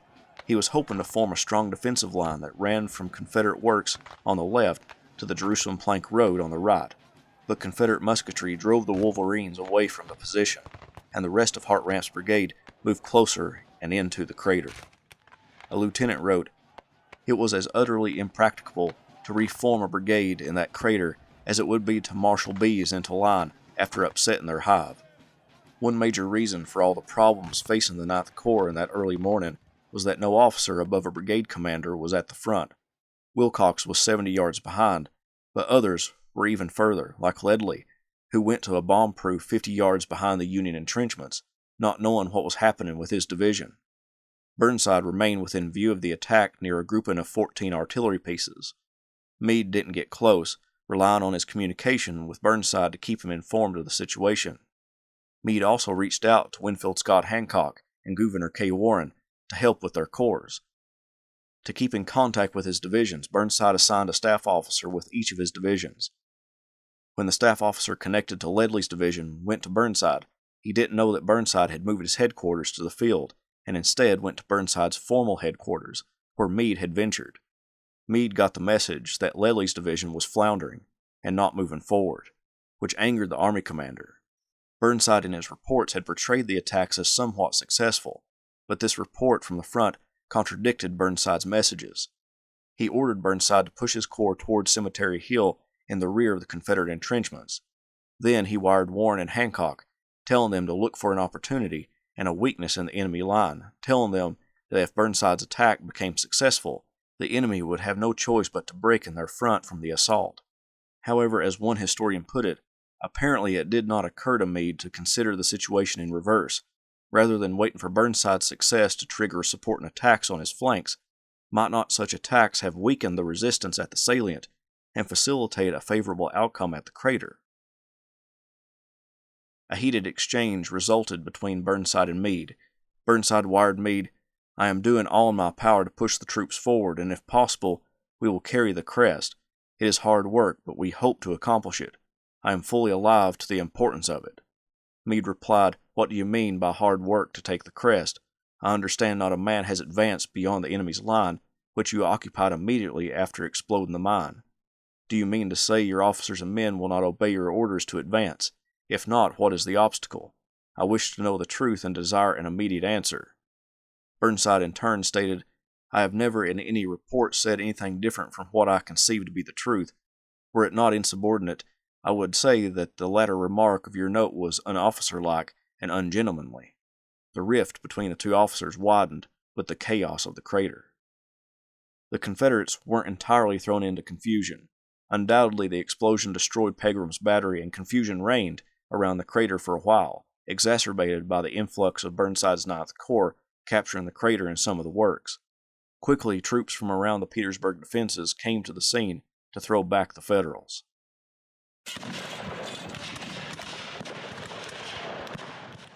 The Ninth Corps troops of Ambrose Burnside, who made it into the crater and just outside of the depression, were hit by infantry as well as artillery fire soon after capturing the location. The Confederates had positioned mortars with the appropriate time fuse to hit their own salient in the event that the rumors of a mine were true. Now those mortars let loose a flurry of iron and lead, forcing the blue-coated defenders to look for cover. The Confederate units that were hit by the explosion and responded to the immediate Union threat were regiments in the division of Bushrod Johnson. Johnson served most of his Civil War career in the West, but came east with Longstreet earlier that year in 1864. He had a detached relationship with his brigades, rarely visiting the front, mostly staying at his headquarters near the Jerusalem Plank Road. The commander of Henry Wise's brigade, Colonel John Good, worked to place his Virginia units to combat Burnside's soldiers, and then sent a message to Johnson to give us the benefit of his judgment. Johnson sent his aide, Lieutenant Johnny Saunders, to say that my arrangements were very good or excellent, and to hold the works at all hazards. That was the last I heard of him until the battle was practically over. The absence of Johnson didn't mend any of the rifts between himself and his subordinates. Corps Commander A.P. Hill heard the explosion and suspected its cause. He quickly got dressed and rode to where the explosion came from. He dispatched a staffer to tell William Mahone, one of his division commanders, to rush as many troops as he could spare to the northeast. Mahone took 2,000 men in an effort to save the Confederate line. Information of the explosion got to Robert E. Lee, who made his way from Violet Bank, his headquarters, to the Petersburg front. He sent a staffer ahead to count the number of Union battle flags at the crater. The staffer counted 11, signaling to Lee that the Union were there in heavy force. The sun was rising, being between 5 a.m. and 6 a.m. It was after 7 a.m. when Burnside rushed more men to the front. Zenas Bliss's brigade of Robert Potter's division was going to try to sweep north and capture the Confederate works with 5 regiments, but when the 3 regiments on the left got to the crater, the mass of humanity halted them. The 2 regiments to the right, the 2nd New York Mounted Rifles and the 51st New York Infantry, got bogged down against the handful of rebels manning the works. The 45th Pennsylvania, 58th Massachusetts, and 4th Rhode Island were told by the units in the Depression to charge and capture an artillery battery, but when they left the crater, a withering fire from musketry and artillery ripped into their ranks, diminishing any chance the units had in successfully leaving the crater. Next came the order for Burnside's African American division to attack the crater. Edward Ferrero's infantry brigades formed with Joshua Siegfried's brigade in front and Henry Thomas's brigade behind them.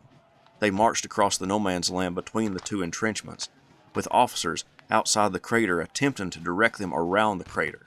But it was no use. The brigade naturally maneuvered into the depression, like all the rest, where they got entangled in the growing number of soldiers living, dead, and dying in the crater.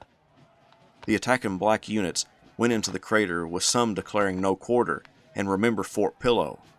By 8:30 a.m., an order came to Colonel Delavan Bates of the 30th USCT to charge toward Cemetery Hill behind the Confederate lines. It took about 15 minutes to organize 500 men for the push outside the crater. The colonel took only 5 or 10 steps before a minie-ball penetrated his skull near the right ear, passed above the roof of his mouth, and exited near his left ear.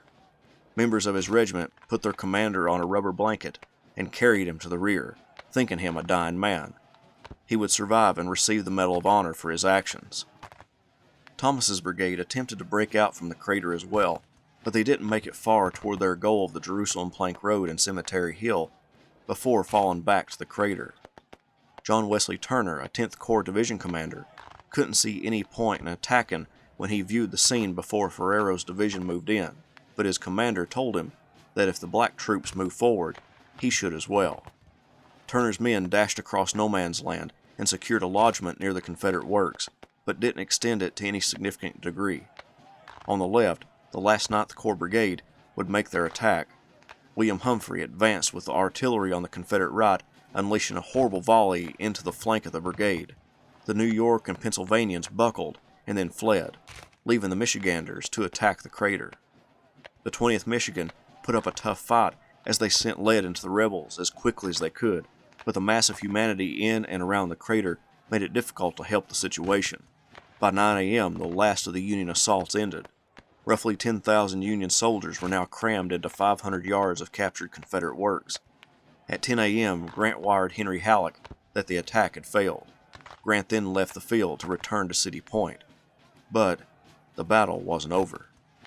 William Mahone was arriving with 2 brigades from his division to throw back the blue troops. Word came to Mahone's old brigade, now commanded by David Weisiger, that there were black troops ahead. One Virginia wrote, "When we first set out on our expedition, we did not know that we should be called about to lock horns with black troops, and that they had charged our works with the exultant cry, 'No quarter.' The information gained, a stranger would have noticed a quickening of the step, and each eye burned with a brighter glow, and each gun received a more than casual examination to see that it was properly loaded and ready for action." Another wrote, "I never felt more like fighting in my life. Our comrades had been slaughtered in a most inhumane and brutal manner, and black slaves were trampling over their mangled and bleeding forms. Revenge must have fired every heart and strung every arm with nerves of steel for the Herculean task of blood. Mahone didn't wait for all of his troops from both of his brigades to form before he ordered them to attack. Some Union soldiers, many of them black, had taken a position just outside of the crater behind some smaller earthworks. When the rebels got to them, horrendous hand-to-hand combat erupted. One Confederate described the scene. For many minutes, which seemed like hours, amid the roar of artillery and musketry, the groans of the wounded, the prayers of the dying, and the imprecations of the living, men pierced each other's hearts and crushed each other's skulls until the place seemed a veritable hell. The Confederates pushed on to the crater, meeting resistance along the way. Numerous accounts from the Confederates and Federals testify to the brutality shown to the black troops of Edward Ferrero. At least one account relays the story of white Union soldiers who saw how the black soldiers were being killed by the Confederates, that they themselves bayoneted retreating black soldiers, hoping to get leniency from the rebels. Weisiger was wounded in the abdomen and carried to the rear. As he passed General Mahone, Mahone said, "Weisiger, you and Joe Johnston are always getting yourself shot." The expression was meant to be complimentary, but Weisiger took it as an insult and responded, "Yes, General Mahone, and if you would go where General Johnston and I go, you would get shot too." The fighting by Mahone's men around the crater took hours. Most of Mahone's men worked their way to the north end of the crater. Some stubborn Union soldiers stayed at the crater, waiting for orders to retreat. Others ran for their lives, but over 3 hours elapsed from the time Mahone's men first charged until around 1 p.m. the Alabamians under John C. Sanders charged. They pushed all the way up to the crater, looking inside, seeing only about 1,000 soldiers still in the depression. Some men fired their weapons into the crater, while others grabbed abandoned rifles with bayonets attached and hurled them like spears into the crater. Eventually, some rebel officers asked the beleaguered Federals if they wanted to surrender. They agreed and began to exit the crater. However, the black troops who surrendered weren't granted the same terms.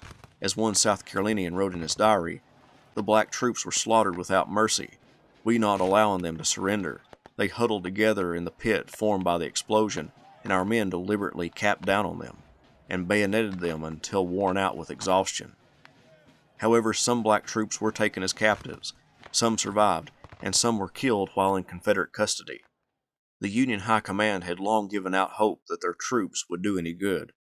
When Meade removed to his permanent headquarters before noon, he did not bother to dispatch an aide or staff officer to ascertain the disposition of his forces.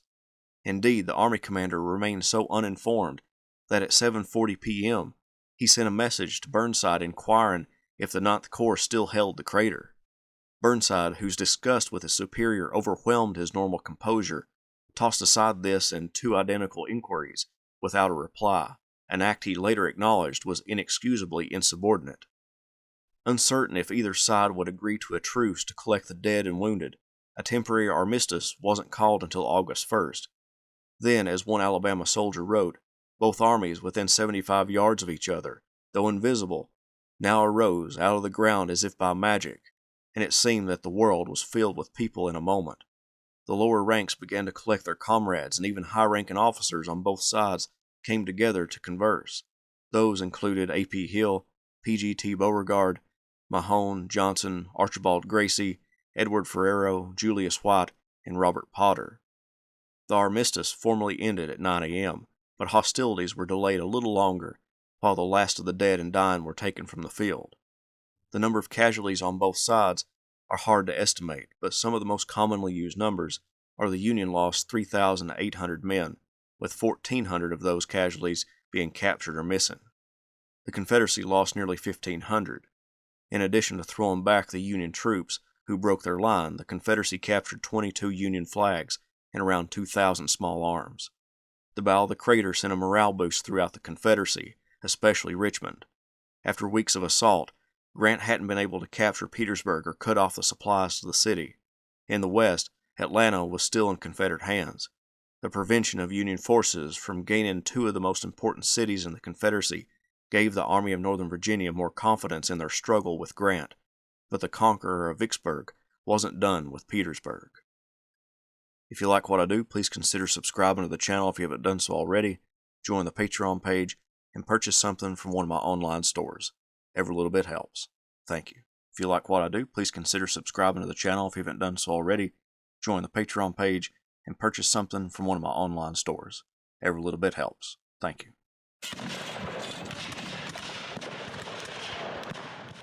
Late July had been a miserable time for Ulysses S. Grant and the Army of the Potomac. The first deep bottom expedition failed miserably, and the explosion of a mine dug by the Ninth Corps soldiers resulted in the disastrous Battle of the Crater. Neither attempt by Grant had accomplished their goal. However, by early August, Grant decided to renew the deep bottom expedition. He would do this again by sending the Second Corps under Winfield Scott Hancock with a division of cavalry, but he added more infantry to the expedition by dispatching the 10th Corps soldiers commanded by David Birney. Grant hoped to accomplish a few things by sending Hancock across the James. 1. To draw Confederate General Jubal Early away from Washington, D.C. 2. To cut the Virginia Central Railroad, which was one of his objectives during the last deep bottom expedition. At the very least, Grant hoped that the Union presence of a force north of the James River would draw troops from the Petersburg front and allow him to cut the Petersburg Railroad, also known as the Weldon Railroad. Hancock was chosen to lead the expedition, and although the plan looked very similar to a few weeks before, there was one big change. The 10th Corps and the cavalry would move across at deep bottom, but the 2nd Corps would go aboard ships and steam down the James. This would give the illusion that more of Grant's troops were going to Washington, but in reality the 2nd Corps would just steam out of sight and return to deep bottom at night, hopefully luring the Confederates into a false sense of comfort. From August 13th into the 14th, the 2nd Corps performed their ruse, and the other troops marched across the bridges at deep bottom. Alfred Terry's division of the 10th Corps was ordered to attack at dawn on the 14th. Terry placed his division south of the Kingsland Road, ready to engage with the heavy skirmish line of the enemy. The terrain and spread-out nature of the battle line resulted in Terry's troops not making a huge dent and not even making it to the main Confederate line at the New Market Road. Terry grew concerned about his men's lack of movement and dispatched Joseph Hawley's brigade from its reserve position to the left flank. Terry then ordered Hawley and Pond's brigade to charge. The Federals picked up numerous Confederate skirmishers, and with Robert Foster's brigade wheeling to the west, they eliminated a large number of enemy skirmishers and could now deal with the enemy on the New Market Road. One Union soldier found that the skirmishers had prepared breakfast, but the attack forced them to abandon their food. He wrote, "Our men, breakfastless, snatched at the freshly cooked rations of bread, cooked in the peculiar Southern style, and skillets with coals, and at the strips of fat bacon, while waiting for the arrival of their own cooks with baked beans and coffee, satisfy the sharp monitions of their healthy Yankee appetites with the captured food." Before Birney could order his troops in an all-out attack on New Market Heights, Hancock ordered the men to halt. The 2nd Corps had been delayed in getting off the boats at deep bottom, and it would be afternoon before all the troops debarked north of the James River. Grant himself came to the 10th Corps sector to observe. One historian relays a story of an act of kindness on the part of Grant. About 10 yards behind the 1st Connecticut Battery, a badly wounded soldier lay in the middle of the lane and in the sun. As the General-in-Chief observed the effect of the battery shells, he heard the moan of the soldier, on whom his horse nearly stepped. Grant dismounted and beckoned his orderly. Grant took the soldier by the head, the orderly took the soldier by the feet, and they carried him gently out of the road and placed him in the shade of a tree. The General-in-Chief sent his orderly galloping off to return a few minutes later with a hospital squad that carried the wounded man to the rear on a stretcher. A private nearby recalled, "No human being but the orderly and myself saw this kind act of the general, who was in command of 1,000,000 men, and none but soldiers familiar with the scenes of a battlefield can fully appreciate the act." Grant looked at New Market Heights and told Birney that the 10th Corps would not make an assault on the Confederate works, but to form a junction with the 2nd Corps to the east. Cohen's brigade and part of Hawley and Foster's brigades connected to Gershom Mott's left flank near Bailey's Creek. On the extreme Union right, Barlow's division was sidling around the Confederate left flank. Oscar Brody's brigade advanced against a brigade of Georgians across Bailey's Creek.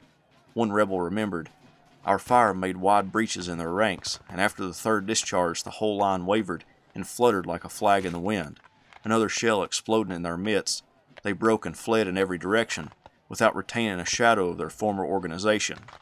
In their frantic haste to get out of range of our murderous shots, they threw away guns equipment, and all their warlike paraphernalia. Brodie's men withdrew to a safe distance to escape the artillery fire and musketry.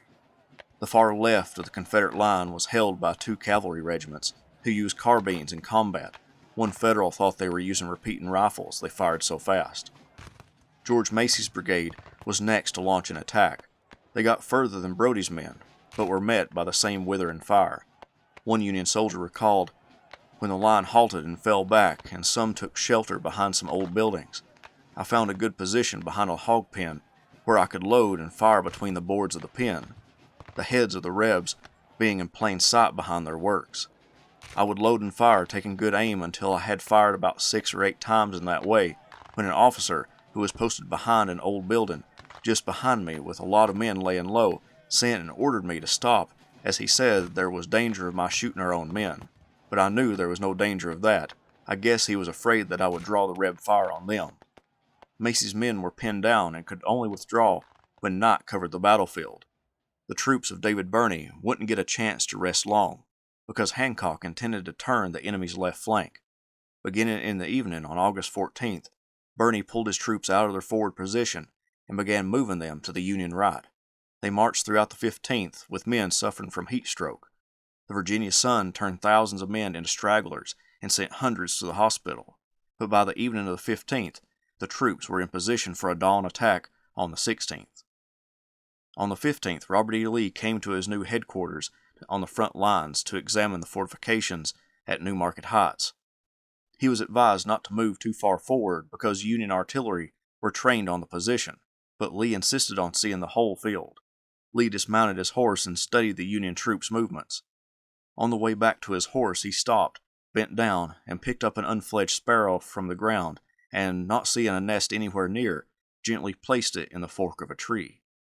The soldier who observed the scene commented, "How could he turn from the thoughts of savage war to pity for this infant bird? Here was the fullness of manhood, honor, courage, gentleness. Do you wonder what I saw in him to make me think that he was the greatest man in the world?" The Confederates had responded just as Grant expected. Any troops that were destined to assist Jubal Early had been halted for the time being, and troops were diverted from the Petersburg front to assist Charles Field, the division commander on the field at New Market Heights. However, after 2 days, Hancock had been unable to turn the Confederate flank and threaten the enemy capital. If you like what I do, please consider subscribing to the channel if you haven't done so already, join the Patreon page, and purchase something from one of my online stores. Every little bit helps. Thank you. The sky was cloudless. The sun had a full head of steam on. Not a breath of air was astir in the dense woodlands through which the infantry brigade marched and countermarched, and water was not to be had except at the slow-flowing wells of the few denizens of the section. Alfred Terry's division of David Birney's 10th Corps stood in the oppressive heat since 3 a.m., ready for their assault on August 16th. It was around 6 a.m. when they stepped off to attack the Confederate position, but they soon ran into a problem. Fusel's Mill Pond blocked their way. Although the 2nd Corps had encountered it a couple days before, that information wasn't passed on to the 10th Corps. So Terry pulled his brigade back and reorganized them for another assault, and this time they would avoid the mill pond. They pushed off again for the 2nd time, but came to a deep ravine and encountered stiff resistance. Terry pulled back and sent word to Birney, telling him of the infantry in his front. Birney told him to go forward anyway. Terry reorganized his division for the 3rd attempt and attacked again. The ravine gave his men a lot of trouble, but the depth of the ravine and the forest shielded them from the enemy bullets. Charles Field, the Confederate division commander in that sector, sat in a field with his staff behind Ambrose Wright's brigade. His nephew, an adjutant general, stood up and said, "General, they are breaking." Field replied, "Well, I knew they would." His nephew clarified, "But General, it's our men." Field stood up and witnessed his line split in half, with Terry's men plunging through the gap made in the Confederate line. Robert E. Lee was near the situation as well. He could hear the attack and the chaotic sounds coming from the front. He rode forward, saw the men running, and tried to rally them. He yelled, "My friends, rally, and go back and help your fellow soldiers. Drive these people back. We must drive them back and retake those works." Many of the soldiers didn't heed his call, and Lee's staffers worked tirelessly to reorganize the soldiers. In the meantime, the Federals were gaining ground. Pond's brigade was the main unit to break through. Foster's brigade only partially got through the enemy works. The left side of the brigade remained outside the enemy's former line. One Union soldier described the scene. It was almost like the rising of a stage curtain. The rebels were being taken prisoners by the first line, its attack having been too furious to permit a retreat. Between the edge of the woods and their works, the ground was rising, very marshy and well filled with fallen trees and other obstructions. Over all these we clambered, and hastening up the declivity, entered the works and joined the first line in loud huzzas at the victory. Terry took Hawley's brigade and tried to expand the breakthrough, but the Georgians from George Anderson's brigade on the Confederate right came up about that time and halted Hawley's advance. In another effort, Terry ordered Calvin Craig's brigade, detached from the 2nd Corps, to continue the attack. They rolled up the Confederates on the Union left, but were eventually halted, just like Hawley's men. It now became somewhat of a standoff as the Union soldiers couldn't go any further, but refused to give up their ground. A detachment from Evander Law's old brigade, commanded by William F. Perry, went forward, consisting of the 15th and 48th Alabama. This detachment was commanded by William C. Oates of the 15th. Oates attacked the left of Craig's line, partially driving it back, but the Alabamians couldn't maintain the momentum, and it devolved into another stalemate. Craig, in the fight with the Alabamians, received a mortal wound to the head. His replacement would be Colonel John Pulford of the 5th Michigan. This Detroit lawyer had already received 5 wounds. A cannonball fractured his skull, jaw, and collarbone at Malvern Hill. He was wounded at Chancellorsville once, and wounded twice at Gettysburg, and received a broken back at the Wilderness that partially disabled his arms. More Confederate units descended on the bulge in the Confederate line. As the 5th South Carolina marched toward the scene, their 2-mile journey at the double quick had their tongues hanging out of their mouths like hounds, as their commander described. The commander of the regiment saw General Lee and wanted the commanding general to see his men in the best light, so he ordered, "5th Regiment, right dress." Lee responded, "No time for right dress, Colonel. Charge 'em, boys," with a hearty shout. As the Confederate reinforcements increased, Union troops and the breakthrough decreased. Rebel bullets reduced the number of Federals, but so did the sun. Both Hawley and Pond went down with sunstroke. Terry repeatedly sent word to Birney for reinforcements through couriers, but he finally went personally to Birney to ask for those reinforcements. By this point, most of the Union troops were in the former entrenchments of the rebels, having been pushed back by mounting pressure and running out of ammunition. Nevertheless, Birney sent William Cohen and Francis Osborne's brigades forward. When they got to the abandoned Confederate entrenchments, they stopped to catch their breath. Then Osborne's men advanced into the open field. A deadly crossfire ripped into the brigade. It lost multiple commanders, and by the time it essentially disintegrated, it was led by a captain. Robert E. Lee was still near the front as the fighting continued. General Lee busied himself in rallying and reassuring the troops who had been driven back. To some he used words of gentlest kindness, praising them for what they had accomplished. Others he sternly upbraided and ordered them back into the fight. His presence and words seemed to work magical influence on both classes. Lee ordered a surgeon to examine each man that passed to make sure they were indeed hurt before allowing them to pass to the rear. The Confederate regiments attacked the Union position, would be thrown back, and another would charge forward.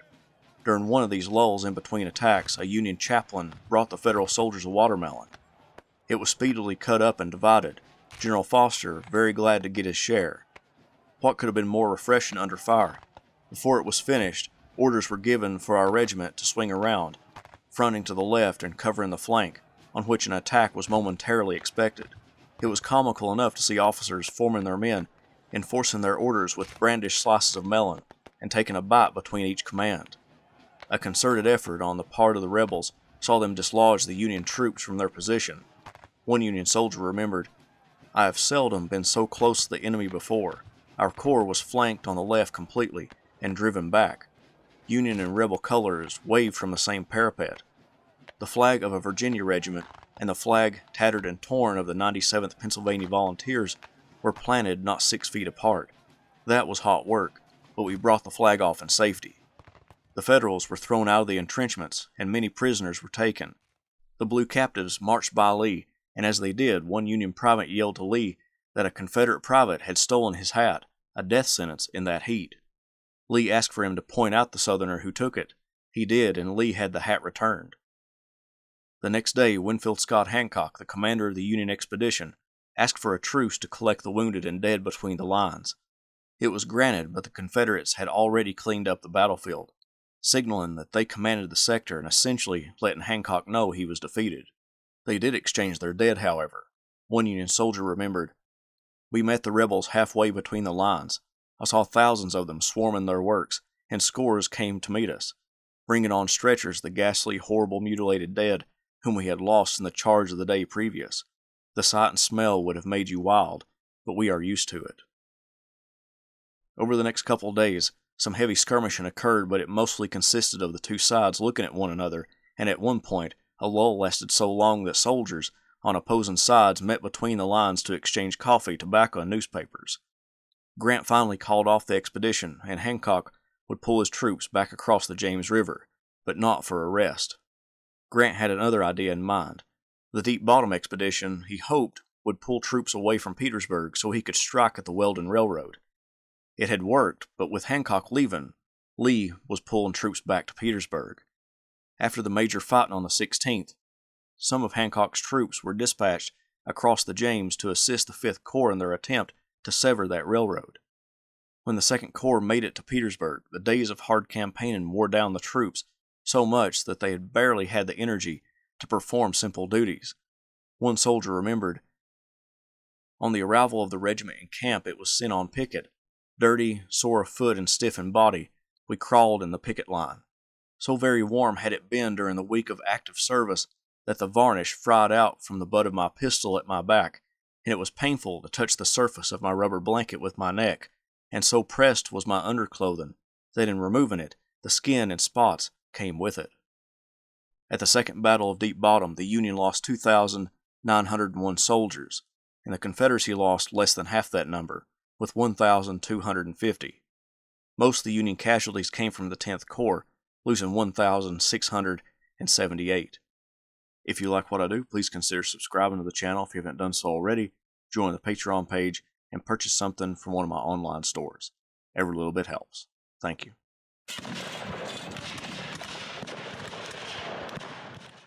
The majority of the fighting at the Second Battle of Deep Bottom occurred on August 16th.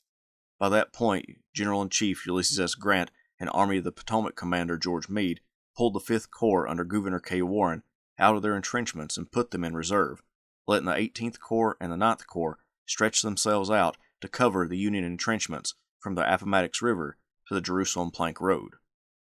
Grant and Meade hoped that with the 2nd Corps drawing Confederate troops from Petersburg, that Warren would have a great opportunity to slash at the Petersburg, also known as the Weldon Railroad. And to go even further, if enough troops were drawn away from the Petersburg front, Warren could flank the Confederates out of their entrenchments. As Second Deep Bottom was being fought, intelligence reports came in to Grant and Meade that they had identified brigades from Hill's Corps which guarded Petersburg north of the James River, and it appeared that more were headed that way. Grant, though not completely convinced enough troops had left the city, released Warren on his attack. On August 18th, before Warren left, tools and implements to destroy the railroad tracks were distributed to his men, and then they set off at 4 a.m., with the leading troops making it to the general area around Globe Tavern by a little after 7 a.m. Confederate cavalry guarded the railroad, but Warren's men pushed them out of the way and began dismantling the tracks. One soldier recalled, "At the word of command, every man took hold of the rail and lifted the track, ties and all, bodily from the roadbed.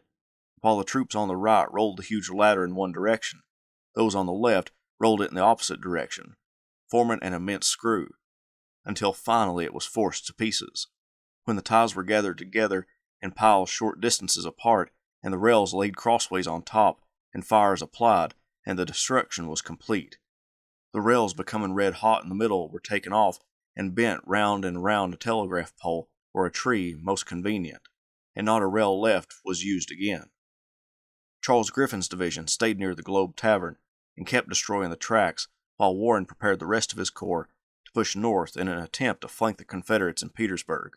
He sent Romaine Ayres's division north along the railroad to attack rebel skirmishers, but the terrain and heavy forest disrupted their battle line, placing Joseph Hayes's brigade out front, with Nathan Duchesne's brigade behind them about 70 yards, and the 15th New York Heavy Artillery constituting Ayres's 3rd Brigade even further back.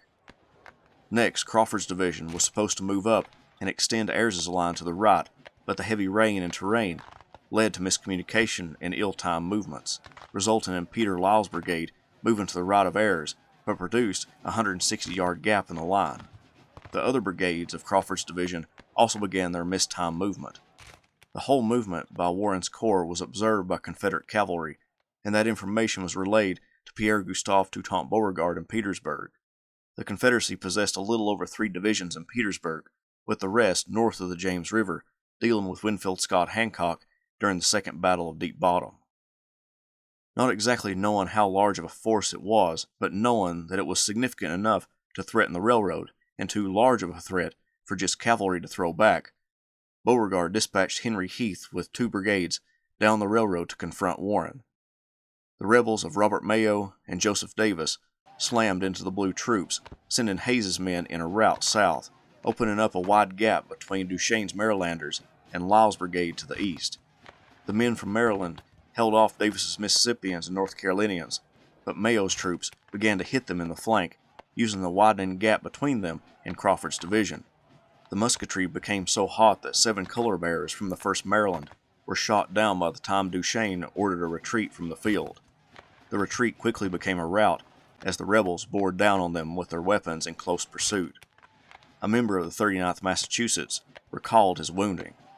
Just as I rose, a bullet struck me in the right side, broke the 8th rib, and entered the lower lobe of the lung. I was taken off the field, along with the colonel, to the field hospital just back of us. Sergeant Elbridge Bradshaw and Private George N.B. Thomas, both of Company H, were leading me, and while thus supporting me, the latter was shot in the wrist, in consequence of which, hesitating a moment, he was captured.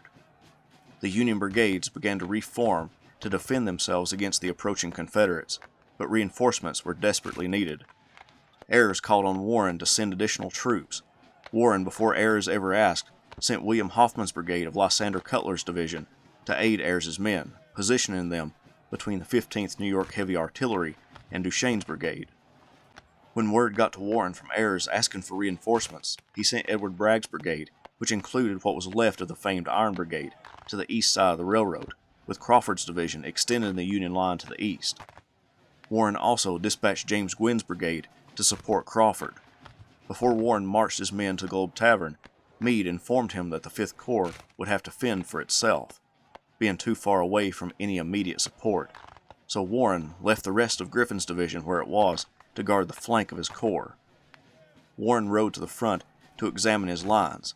When he did, a rebel bullet hit his horse Whitey between the eyes, bringing down both horse and rider.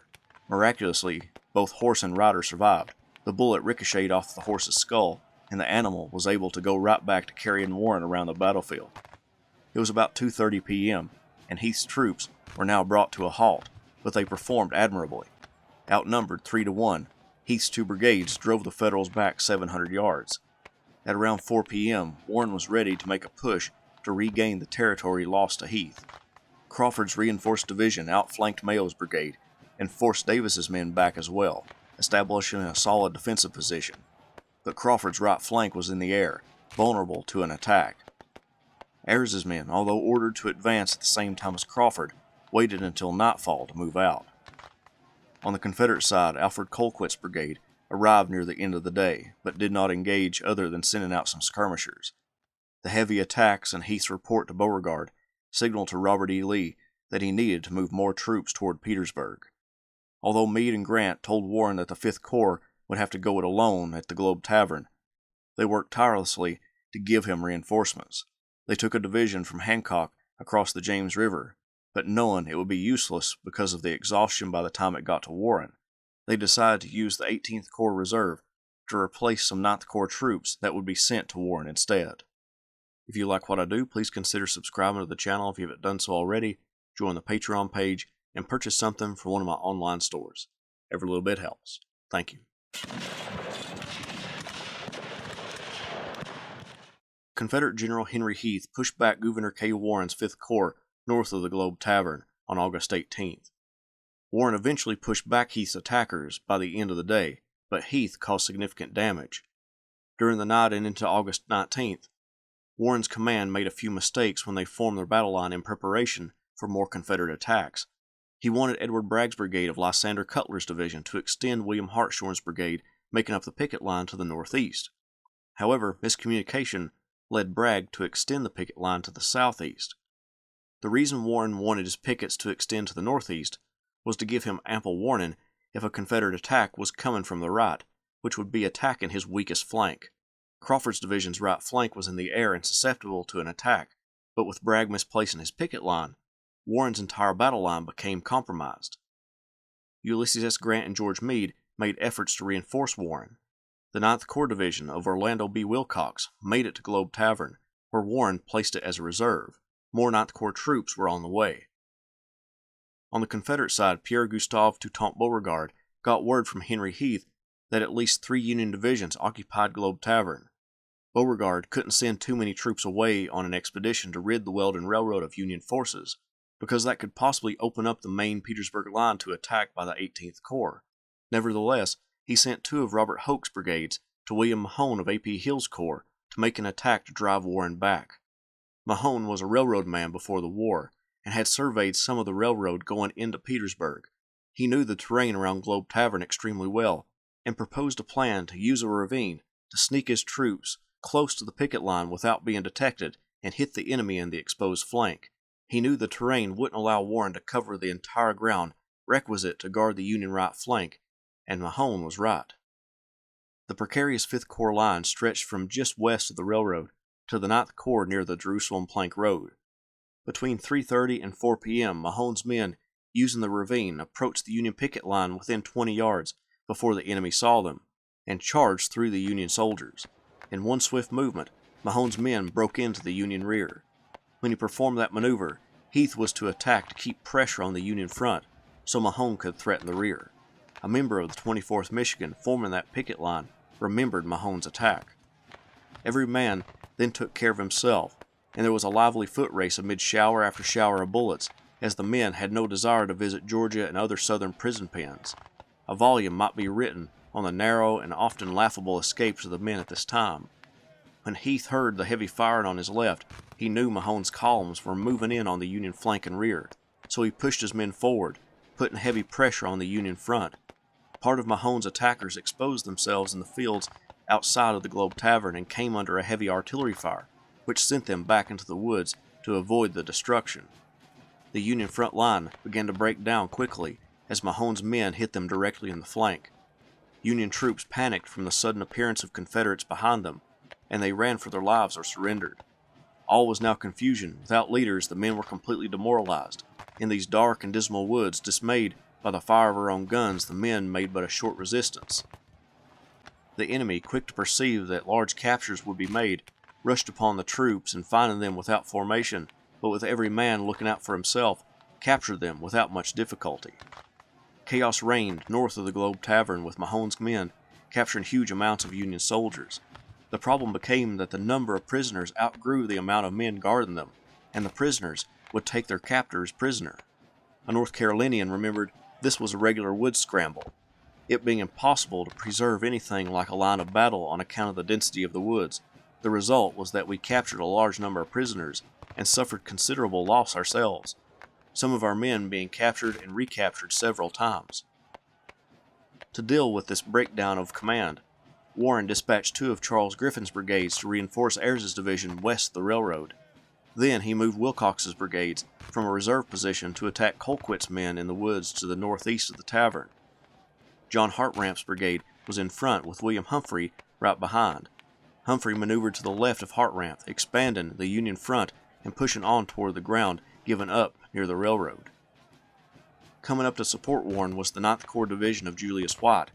With Joseph Barnes on the left and Gilbert Robinson on the right, the Union division moved forward to help their fellow 9th Corps soldiers. As Union reinforcements got to the field, Mahone was searching for more troops to land the death blow to Warren. He felt that he only needed one more good push to completely rout the enemy. His only reserve was his old brigade under David Weisiger. Colquitt and Clingman's brigades were virtually useless. Most of the men were used to move prisoners to the Petersburg lines. When Mahone asked Colquitt where the rest of his brigade was, Colquitt responded by pointing to about 150 men and saying, These are all I have left." Undeterred by the lack of men, Mahone sent Weisiger's brigade south, where they made contact with White's division. The outnumbered rebels pulled back their flanks to better protect themselves. The brigade was bolstered by a few men from Colquitt's brigade, who remained at the front, not taking prisoners to the rear. The deadly crossfire convinced Mahone to pull them back for fear of losing the whole brigade to White's division. During the withdrawal, White's men took numerous prisoners. One rebel, in a stroke of genius, hid his regimental flag in a haversack to prevent its capture. Near nightfall, Humphrey's brigade retook the works lost by Crawford and part of Ayres's men earlier that day. This allowed for part of Crawford's command to extend the Union line to the east, and for Gwynn's brigade to return to its former position guarding the railroad. Heath's division launched 3 light attacks against the entrenched Federals to fill out their position, but discovered the area teeming with enemy troops and withdrew. Despite being unable to drive them away from the railroad, a member of the 12th Virginia wrote, "I feel much better satisfied when our division is engaged because I know it is in good hands and will go farther and do more than any other division." He added, "What our division can't do, can't be done." There's a lot of truth to that statement. So far during the Siege of Petersburg, Mahone's division proved time and again that it was a force to be reckoned with. They drove away the 2nd and 6th Corps to the Jerusalem Plank Road, and they nearly captured an entire division at the Battle of Globe Tavern thus far. Mahone was gaining a great reputation as a versatile and effective commander. As one historian put it, outnumbered by at least 15 brigades to 5 in infantry, and even more disproportionately in artillery, the Confederates had performed one of the war's most amazing feats of arms, despite their failure to attain their objective, knocking the Unionists off the Weldon Railroad. When Warren reported to the Army Commander George Meade about the battle, he mentioned that a large number of his force was taken prisoner, but didn't mention the exact numbers. 3,000 casualties with 2,700 being captured had dealt a significant blow to Warren. However, his lack of reporting this to Meade convinced the Army Commander that he wouldn't need to send additional reinforcements. Warren's men would remain on the battlefield around Globe Tavern, awaiting another Confederate attack or an order from Warren to move out. That night, upon cornstalk beds, the men got such sleep as the care of watching and the dripping rain allowed. During the night, all was still except the groans and cries of the Confederate wounded in the dark forest, who had to wait until daylight before they could be moved. If you like what I do, please consider subscribing to the channel if you haven't done so already, join the Patreon page, and purchase something from one of my online stores. Every little bit helps. Thank you.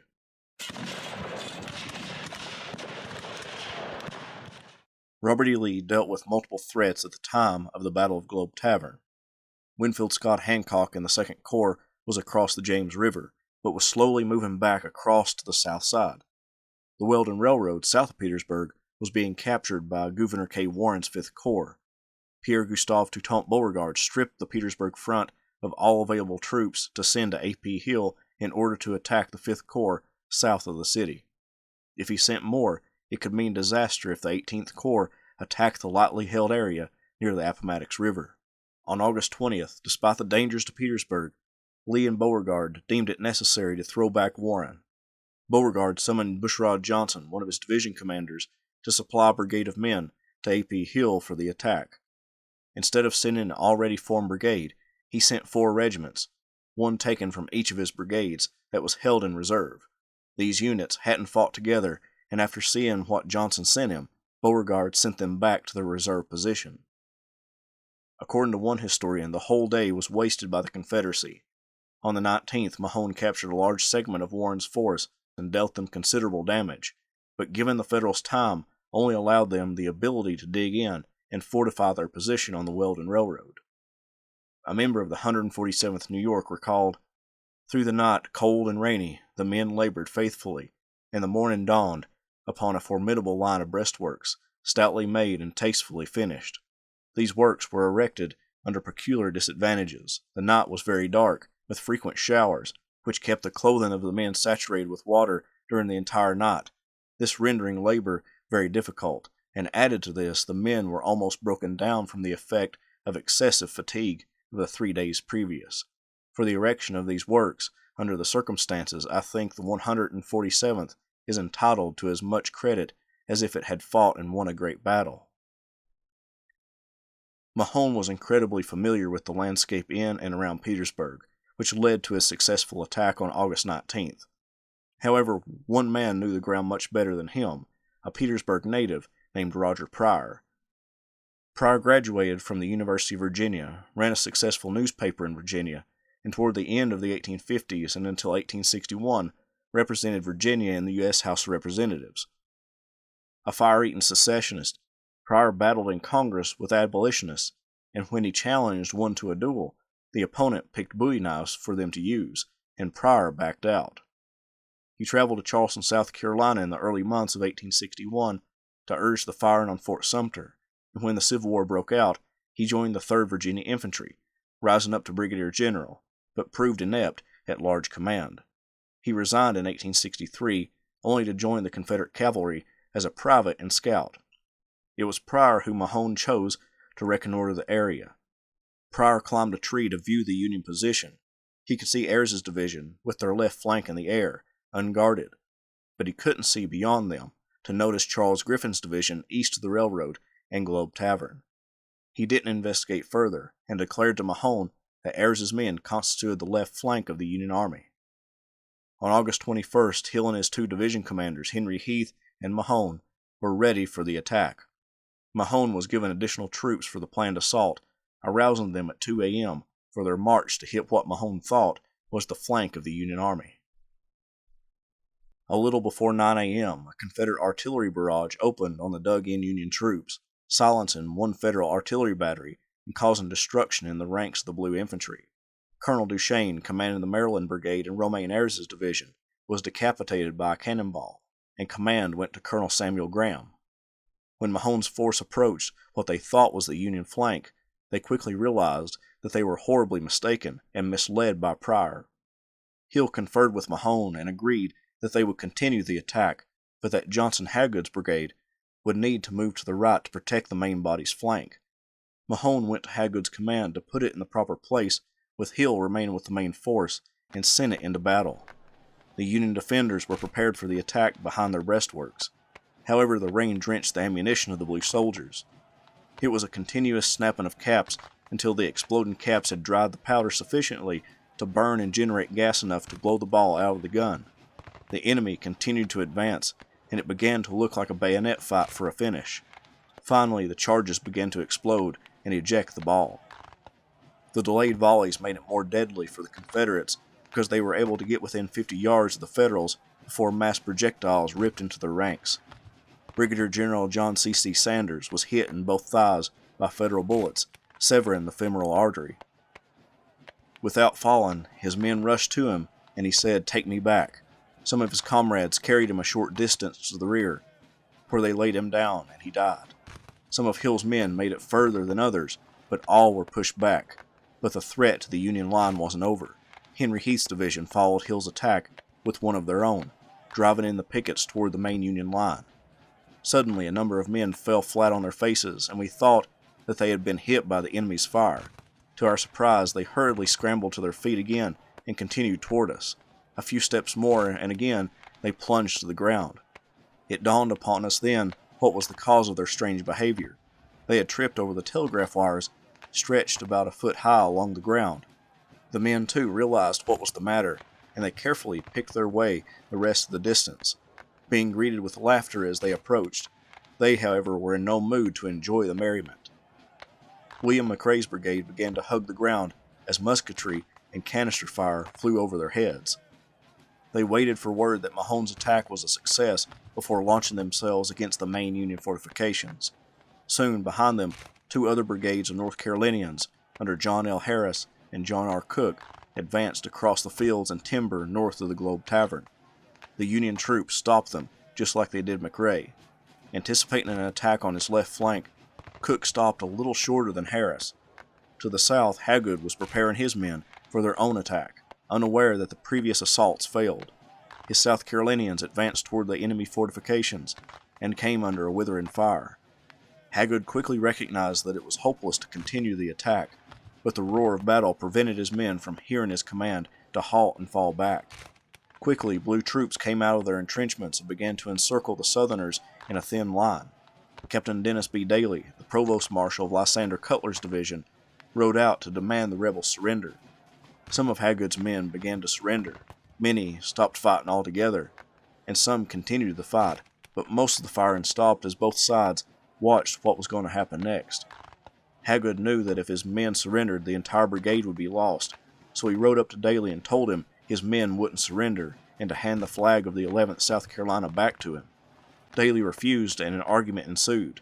Finally, Hagood asked a final time whether Daly would give the flag back to him. Daly defiantly said no. Hagood drew his pistol and shot Daly. As the provost reeled in his saddle and fell, Hagood grabbed the reins of his horse, and a staff member grabbed the flag. Hagood then led his men out of the encirclement, but at a terrible cost. Of the 740 officers and men who went into battle, only 449 came back, a devastating loss to Hagood's command.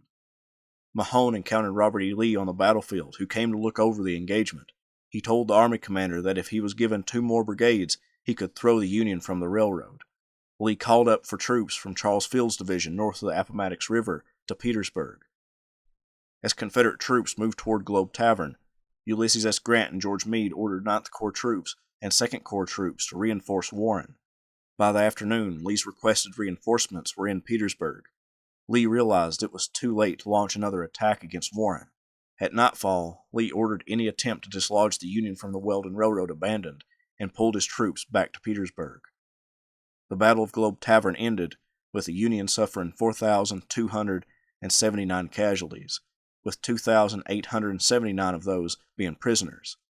The Confederacy lost around 2,400 soldiers, with about 800 being prisoners. Lee wrote a report to President Jefferson Davis explaining the military situation after the failed attempt to dislodge Warren from the railroad.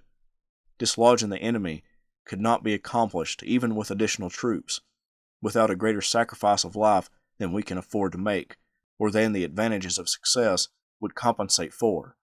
The proximity of the enemy and his superiority of numbers rendered it possible for him to break the road at any time, and even if we could drive him from the position he now holds, we could not prevent him from returning to it or to some other point, as our strength is inadequate to guard the whole road. The South Side Railroad and the Richmond and Danville Railroad were still not usable, so this meant that Richmond and Petersburg were about to endure lean times as food reserves became depleted. It would be about 6 weeks before the fall harvest could replenish their food supply. To compensate for the loss of supplies coming in from the railroad, Lee organized a wagon train to bring supplies in along the Boydton Plank Road into Petersburg. Lee added to his note to the President, "Without some increase of strength, I cannot see how we are to escape the natural military consequences of the enemy's numerical superiority." If you like what I do, please consider subscribing to the channel if you haven't done so already, join the Patreon page, and purchase something from one of my online stores. Every little bit helps. Thank you.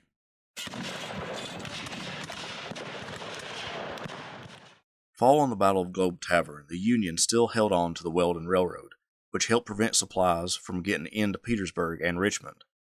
Ulysses S. Grant wanted to wreck more of the railroad, but realized that the 5th Corps under Gouverneur K. Warren was devastated after the Battle of Globe Tavern. However, Grant didn't hear about the devastation of the Corps from its leader, but Richmond newspapers. When he read about the over 2,500 prisoners taken by the Confederates, Grant realized the Corps had been hit much harder than expected, so he needed to find other troops to help destroy the railroad. He thought first of using the 18th Corps, but they were weakened by sickness and had been in the trenches for months now. He and George Meade had already moved the 9th Corps and the 2nd Corps troops toward Warren's position at Globe Tavern, so it was determined to send the rest of the 2nd Corps south of Globe Tavern to Reams Station to continue to wreck the railroad. A battle had already took place at Reams Station at the end of June. It ended the raid of Union Cavalry Commander James Wilson. It was a horrible defeat for Wilson and the Union. Now the 2nd Corps would move down the Jerusalem Plank Road, then head west to Reams Station, just below Warren, where Union cavalry held the area. The 2nd Corps, led by Union Major General Winfield Scott Hancock, was an odd choice for use for the assignment. It was the most dependable of the Union Corps in the Army of the Potomac, but that is exactly why its numbers were down. Grant and Meade used Hancock's corps extensively during the Overland Campaign and during the Siege of Petersburg. The casualties from so much combat resulted in those men being replaced with green troops. So even if the corps possessed the numbers to combat the Confederates, the men were inexperienced, something Hancock complained about during this time. His troops were happy to get out of the trenches. By daylight, we found ourselves in the midst of a country which had not been much desolated by the march of war. Through this we passed cheerily along amid apple trees laden with fruit and cornfields whose ears were just ready for roasting. Hancock made a fatal error when occupying Reams Station. Previous occupations resulted in small entrenchments being built, but nowhere near what was needed. Hancock chose not to improve the fortifications. Confederate cavalry under Wade Hampton watched the position carefully, and Hampton himself reported to Robert E. Lee that he feared the hold on the Weldon Railroad would eventually threaten the supplies coming in from the west. Instead of bolstering the protection of the wagon trains to the west, Lee decided to attack Hancock for political reasons. As the November election neared, any victory against Grant would work in favor of the Confederates upon the minds of the Northern populace. Lee wagered that if he could drive Hancock from the railroad, then he would score a victory politically against Lincoln. For this attack, Lee nearly stripped all of his entrenchments around Petersburg of troops, including some newly arrived brigades from Charles Field's division. A.P. Hill, with division commanders Cadmus Wilcox and Henry Heath, would launch an attack against Hancock in conjunction with a feint on the Army's left.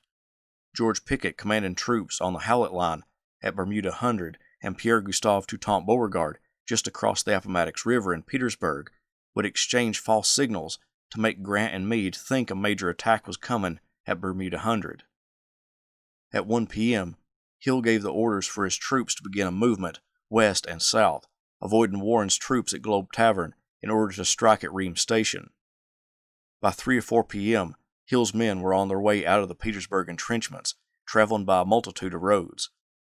Hill's men proceeded south and camped not too far from Reams Station on the night of August 24th. On the morning of August 25th, Hancock nervously examined his surroundings. Reports came in that a large Confederate force marched his way, but after repeated reconnaissance, no evidence of the report could be found. Hill's men were having to move cross-country to get to Reams Station. They had already marched about 10 miles the previous day, but were still a few miles from the enemy. They planned to attack early that morning, but delays pushed that plan back. Although it was working against the Confederates' plan, this lured Hancock into a false sense of security.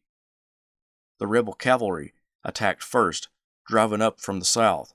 The horsemen pushed back the Union skirmishers and caused such a disturbance that Hancock was forced to advance some of his infantry. One Union soldier remembered, "We were close enough to the enemy to hear their guns snap and hear the officers giving their commands. Captain F.M. Acton and the rider lay low among the corn, as close to the ground as we could lie, the cornstalks near and around us being cut off by the bullets of the enemy, as though knives were cutting them, the balls striking in the sand through it in our faces." Hampton's cavalry couldn't handle the situation with more Union infantry being deployed, so he sent word to Hill to find out why he wasn't attacking. Hill told him about the delay and then instructed Hampton to draw the Federals away from Reams Station so the Southern infantry could hit them in the rear as they went after the cavalry. Hampton implemented this new plan, engaging with the Federal infantry, then pulling back. John Gibbon, the division commander of the infantry that engaged with Hampton's troops, ordered his brigades to advance down the railroad to determine how large of a force opposed them. The push south resulted in Hancock gaining prisoners that informed him that Hill was going to most likely attack that day, and soon. Hancock pulled Gibbon's men back to the main line and told his men to prepare for battle. A Union artilleryman in the earthworks remembered that he heard some musketry in his front and then immediately saw Union horsemen running toward him, raising a great dust and riding as recklessly as if the whole rebel army was at their heels. The Second Battle of Reams Station was beginning to erupt. If you like what I do, please consider subscribing to the channel if you haven't done so already, join the Patreon page, and purchase something from one of my online stores. Every little bit helps. Thank you.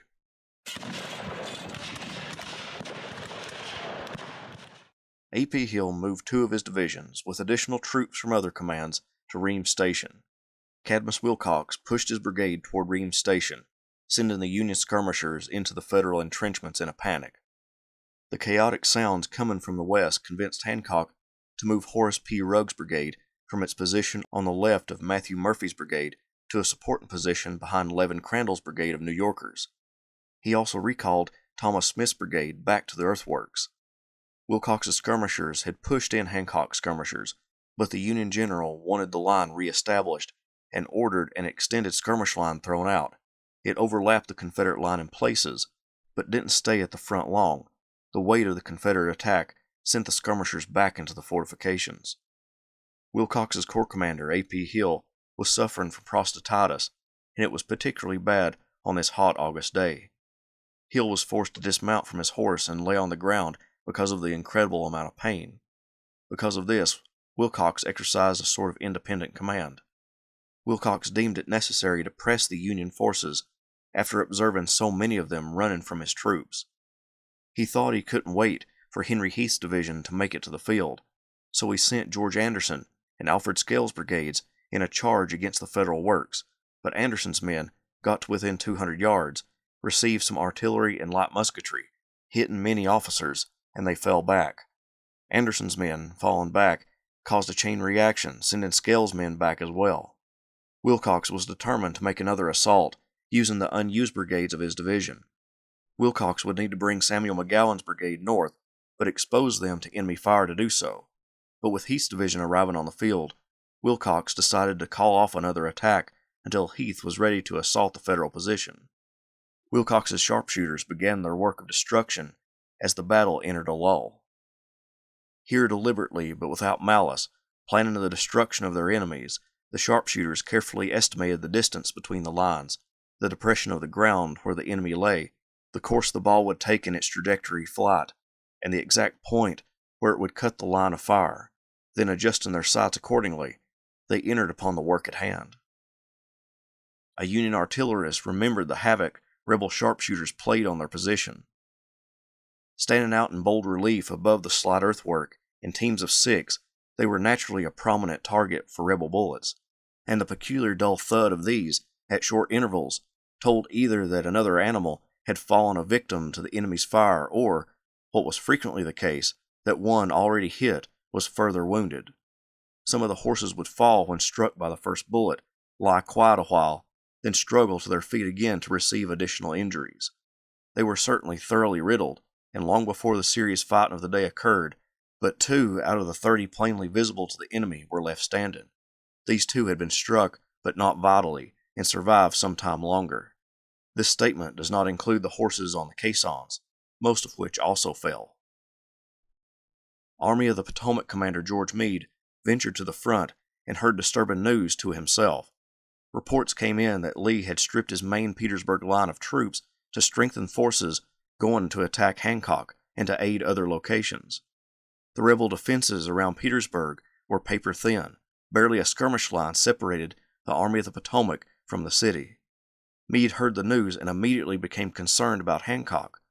The Army commander directed the Army's reserves to Globe Tavern, Reams Station, and points south on the Jerusalem Plank Road to protect the Union rear. The normally aggressive Ulysses S. Grant didn't visit the front that day because he suffered from an illness. Some historians speculate that he may have pushed Meade to attack the Petersburg defenses instead of using the Army's reserves to bolster other areas.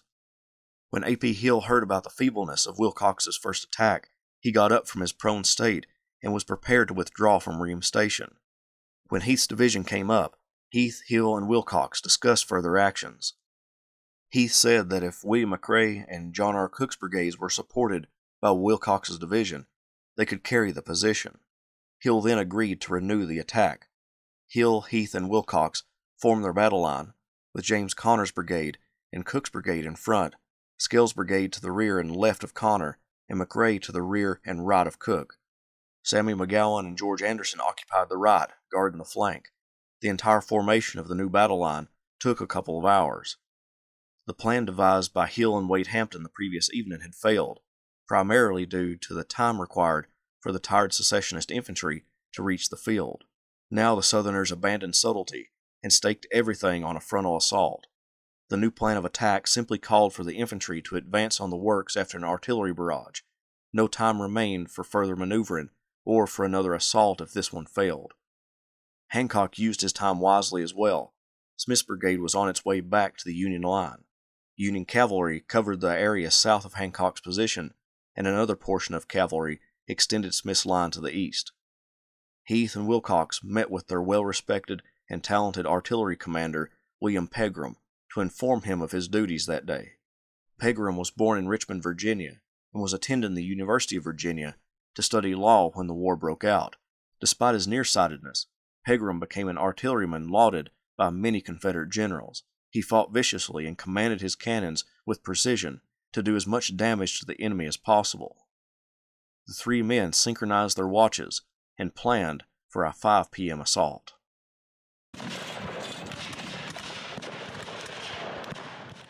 At 5 p.m. on August 25th, William Pegram's 17 artillery pieces let loose a barrage of case shot and shell into the blue lines.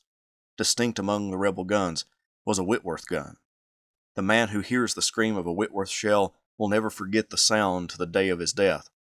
It is a concentration of the war whoop of an Indian, the snarl of a tiger, and the scream of a woman in mortal terror.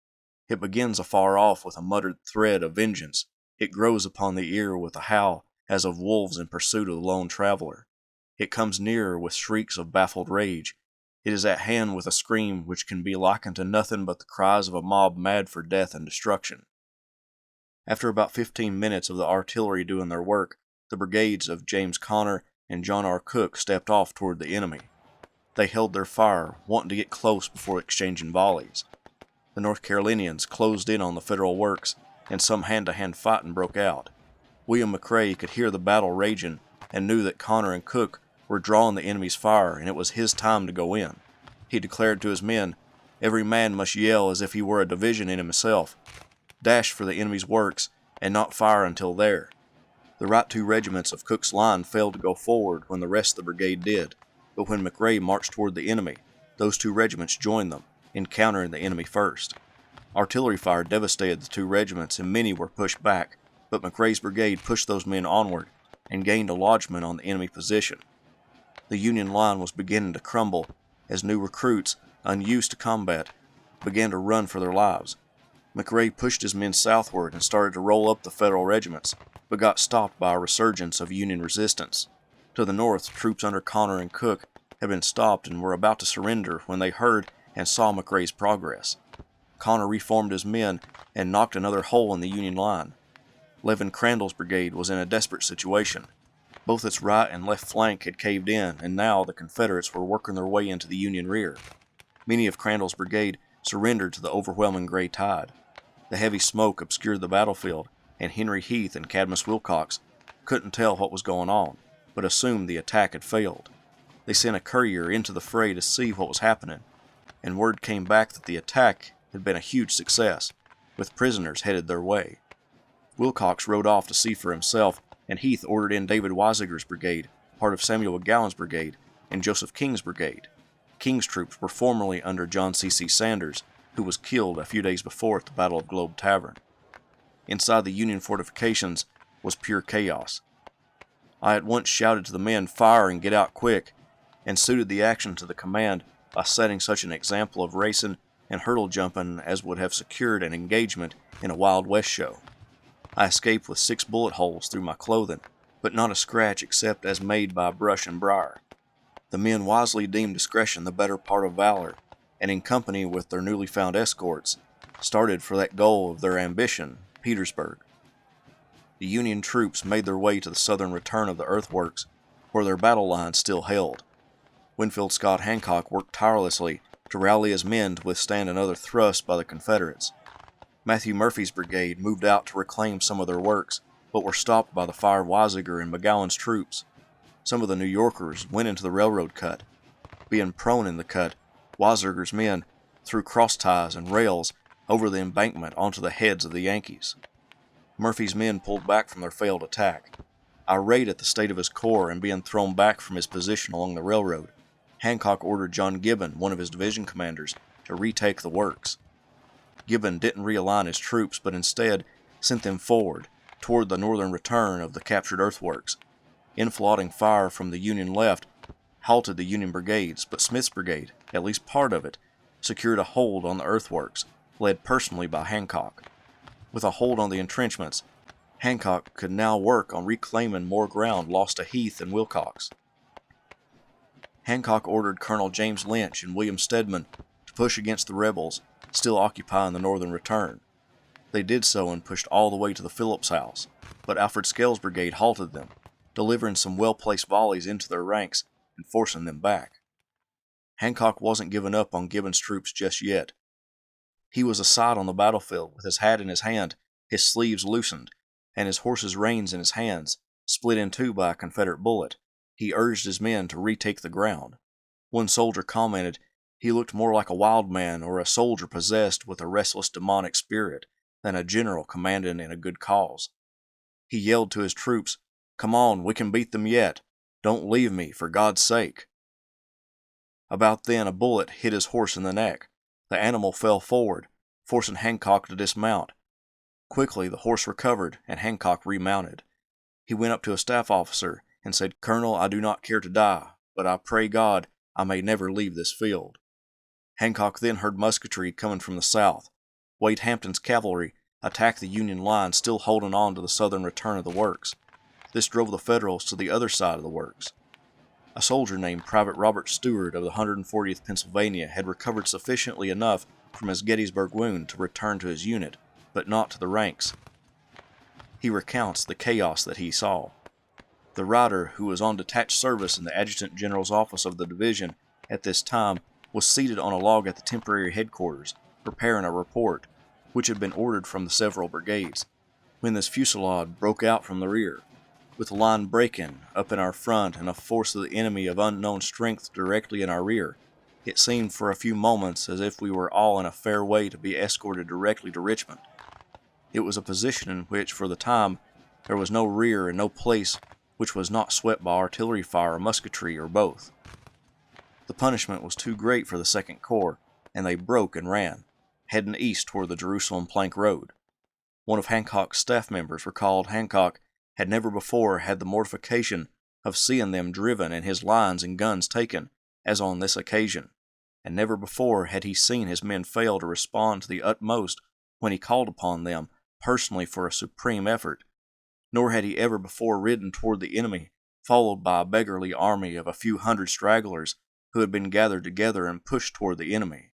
The agony of that day never passed away from that proud soldier.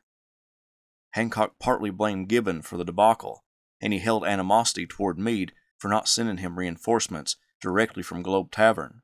But as with any battle, there is plenty of blame to go around. The Union lost 2,747 soldiers, with over 2,000 of them being taken prisoner. The Confederacy lost 814 men. The disaster for the Union at the Second Battle of Reams Station illuminated some of the weaknesses in the Army of the Potomac. Its veterans were worn out from excessive marching and fighting, and the addition of green troops into those ranks made for a disastrous combination. It also exposed the weakness of the Union line as it attempted to swing around and cut off the rail lines running into Petersburg.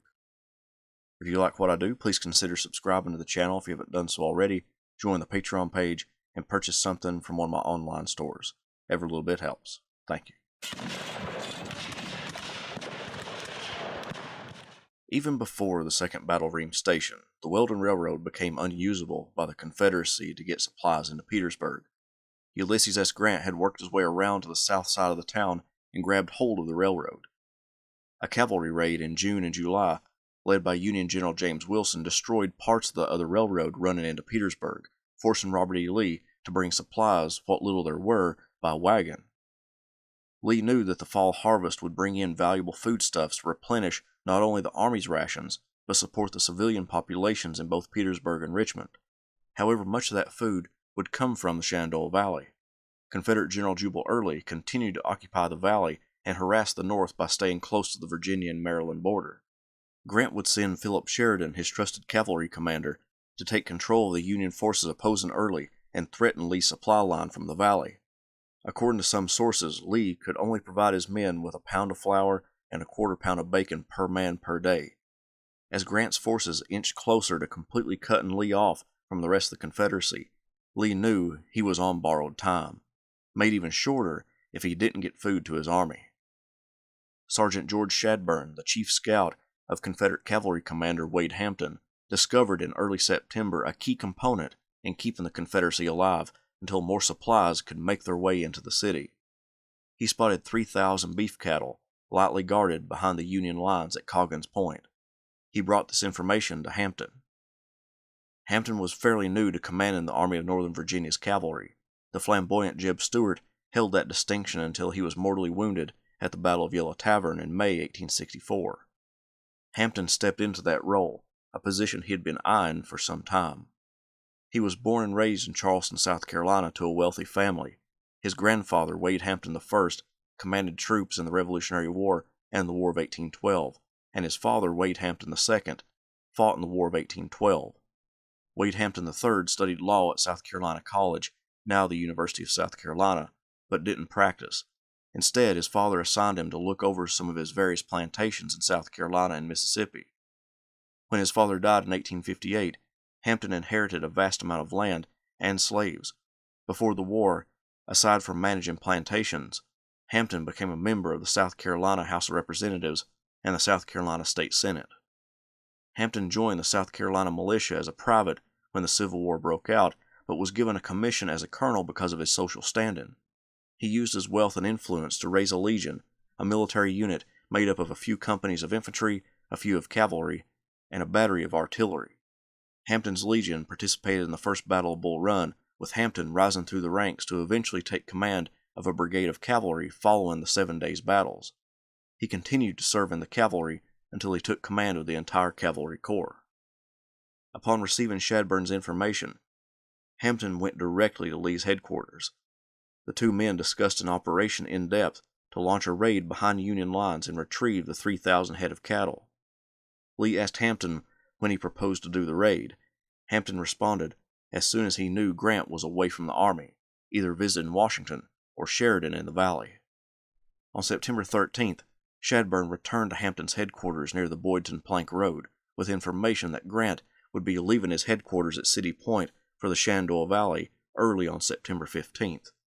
Shadburn's skill in gaining this information is miraculous, as Grant wouldn't notify Washington of his decision until 8 a.m. the next day on September 14th, and wouldn't inform Army of the Potomac Commander George Meade until 3 a.m. on the 14th. Hampton readied his men by 1 a.m. on September 14th. He organized 3,000 horsemen, as well as 60 mounted engineers armed with ropes and axes, as well as Stuart's famous horse artillery, commanded by Preston Chew. To divert the attention of the Federals, William Mahone's infantry division sidled to the right of the Confederate line and put pressure on the Union pickets in that sector. The ruse worked, and Hampton was able to move his command out on the Boydton Plank Road undetected. The South Carolinian rode at the head of his column with his trusted scout Shadburn beside him.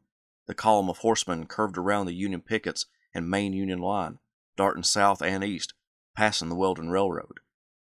They camped there on the night of September 14th, completely undetected, having ridden 20 miles that first day. Hampton hadn't told his men their mission, and wouldn't let them light fires for fear of word getting out about their intention. Waking early on September 15th, Hampton moved his column out and came to Belshell's Mill, owned by John Belshell's. John was acquainted with the swamps and roads of the area and quickly offered his services to Hampton to lead the cavalry to the cattle herd. The horsemen proceeded to Cook's Bridge over the Blackwater River. There, the Confederate troopers rested while engineers reconstructed the bridge over the river. Hampton intentionally took his troops that direction because he believed that Union forces wouldn't expect a raid to come from that area because Federal forces destroyed the bridge. At dusk on the 15th, the rebel horsemen crossed the river. Hampton then divided his command into three: Rooney Lee's troops on the left, James Deering's on the right, and Thomas Rosser in the center. His command would have to deal with the 1st District of Columbia cavalry that was blocking their way. The Federals were armed with Henry repeating rifles, but Hampton's men subdued them. It was reported by the Federals that the only defense of note was made by Major Baker at Sycamore Church, which, according to prisoners' statements, was very gallant and inflicted considerable loss upon the enemy. The 1st District of Columbia Cavalry fought until most of the officers and men were surrounded and captured, inflicting, it is said, much damage to the enemy as the advance was repulsed 3 times and were finally overpowered by numbers. Only about 150 Union soldiers guarded the herd itself. They were quickly subdued, and Hampton concentrated his force again as they began driving the cattle back to the Petersburg lines. They got to Cook's Bridge about 10 a.m. on the 16th and counted the cattle. There were somewhere near 2,500 of them. Hampton had the bridge reinforced to withstand the weight of the animals and divided them up 4 ways to put less stress on the bridge. Once they were all across, they drove hard for the Jerusalem Plank Road, the most likely location where Union forces would try to stop them. Hampton sent troops under Rosser to block a Union attack from coming down the road, while the cattle were driven to the southwest. Just as Hampton guessed, Union cavalry, led by Henry Davies, were coming to intercept the cattle, but Rosser held them off. By 9 a.m. on September 17th, the cattle were safely in the entrenchments inside of Petersburg, a welcome sight by the hungry rebel soldiers. Over the course of the 3-day raid, Hampton traveled 100 miles, fought the enemy twice, captured 304 prisoners, most from the 1st D.C. Cavalry, 11 wagons, 200 Henry repeating rifles, 3 battle flags, and 2,486 fat steers, about 2 million pounds of beef. Confederate casualties were light, only 10 killed, 47 wounded, and 4 missing. Robert E. Lee commended Hampton for his invaluable service. Hampton himself wrote glowingly of his troops and their perseverance. Ulysses S. Grant returned to City Point and held a dinner inviting August Kautz, the cavalry commander tasked with guarding the cattle and whose cavalry pursued the Confederate raiders. Beef was absent from the meal. After everyone ate, Grant sat quietly puffing on a cigar until someone asked him how long it will take for him to starve Lee out of Richmond and Petersburg. Good-naturedly, Grant replied, "Forever, General, if you keep feeding Lee's army with beef."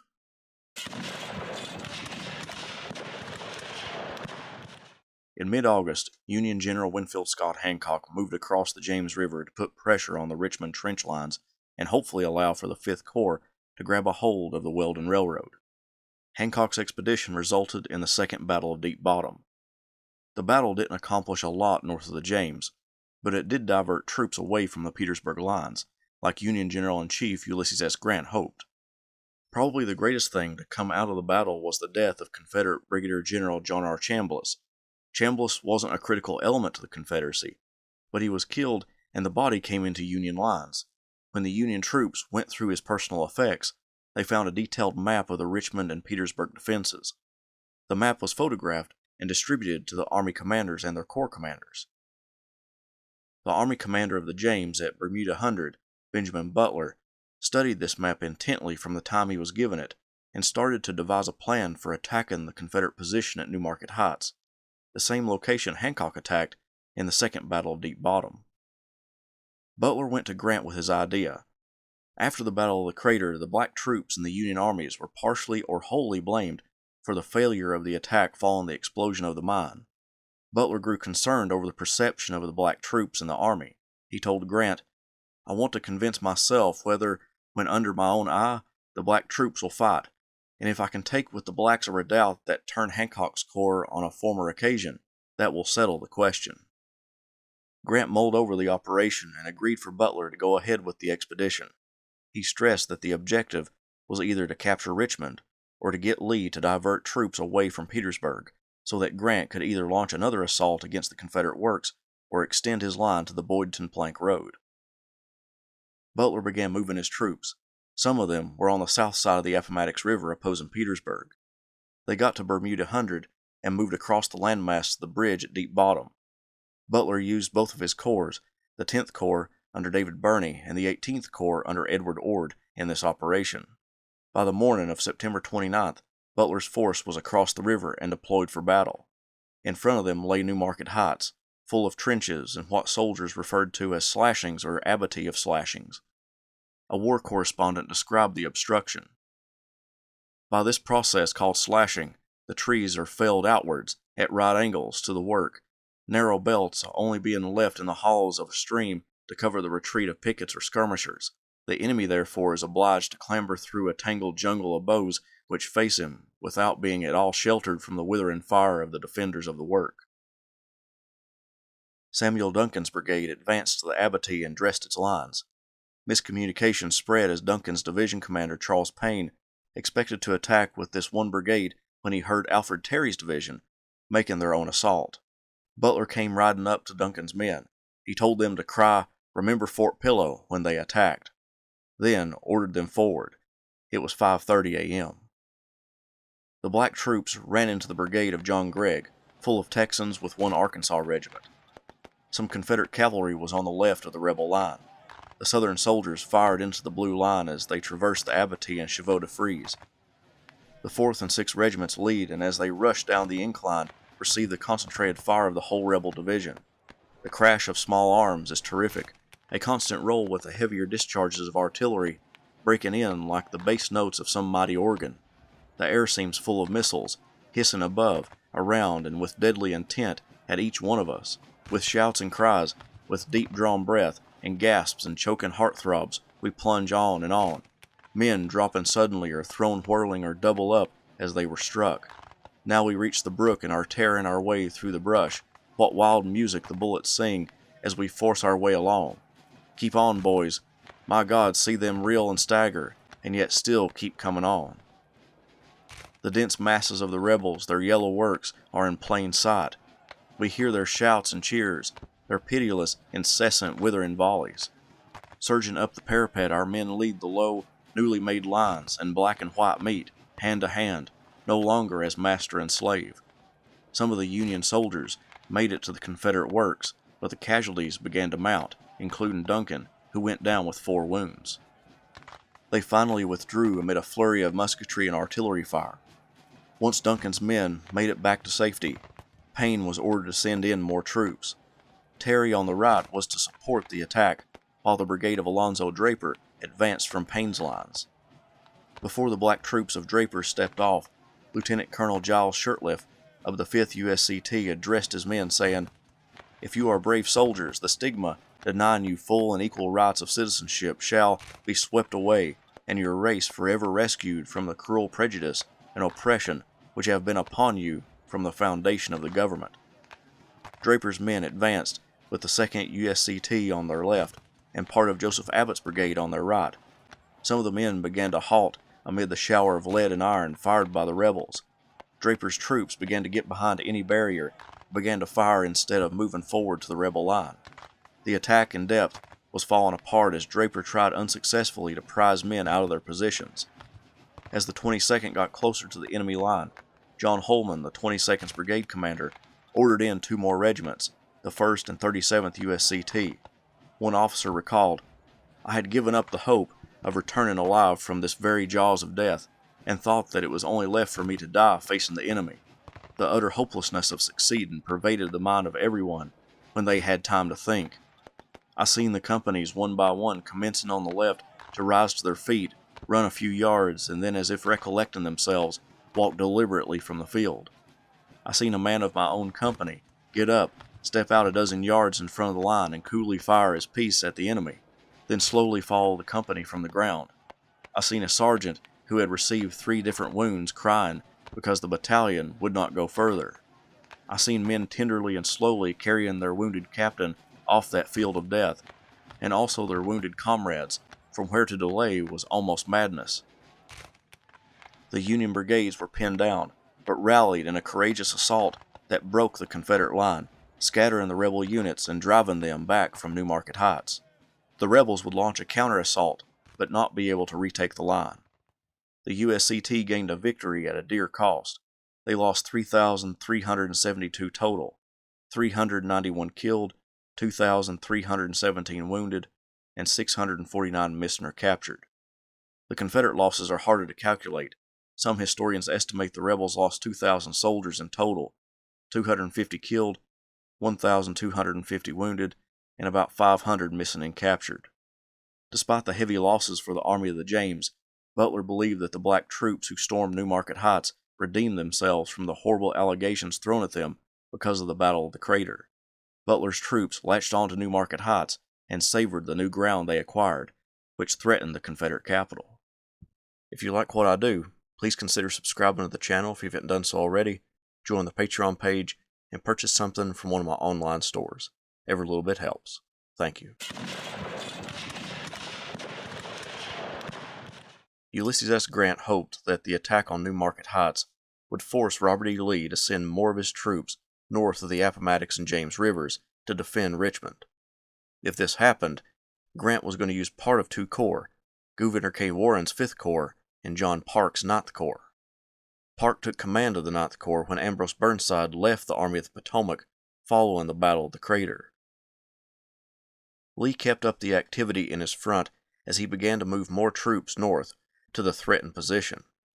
He hoped this deception would keep the Union troops around Petersburg stationary. If it was up to the Army of the Potomac commander George Meade, it probably would have. One historian explains, the Virginian strategy did not succeed, however, because the ultimate decision on challenging it did not rest with Meade. The Major General, something of a perfectionist of the old school, could fight hard and well for grand goals when the conditions were right, but preferred not to fight at all when objectives seemed minor or conditions not all that might be desired. Grant, to be sure, neither advocated blundering blindly into battle nor fighting for no greater reason than just to kill some Southerners, yet he was not an all-or-nothing man either, and was willing to strive for even penultimate objectives in hopes that later, if not sooner, they would provide the opening to more complete success. He responded to his subordinate's report in that light. The Union stationed about 24,000 men on its far left flank, ready to strike wherever Meade and Grant told them.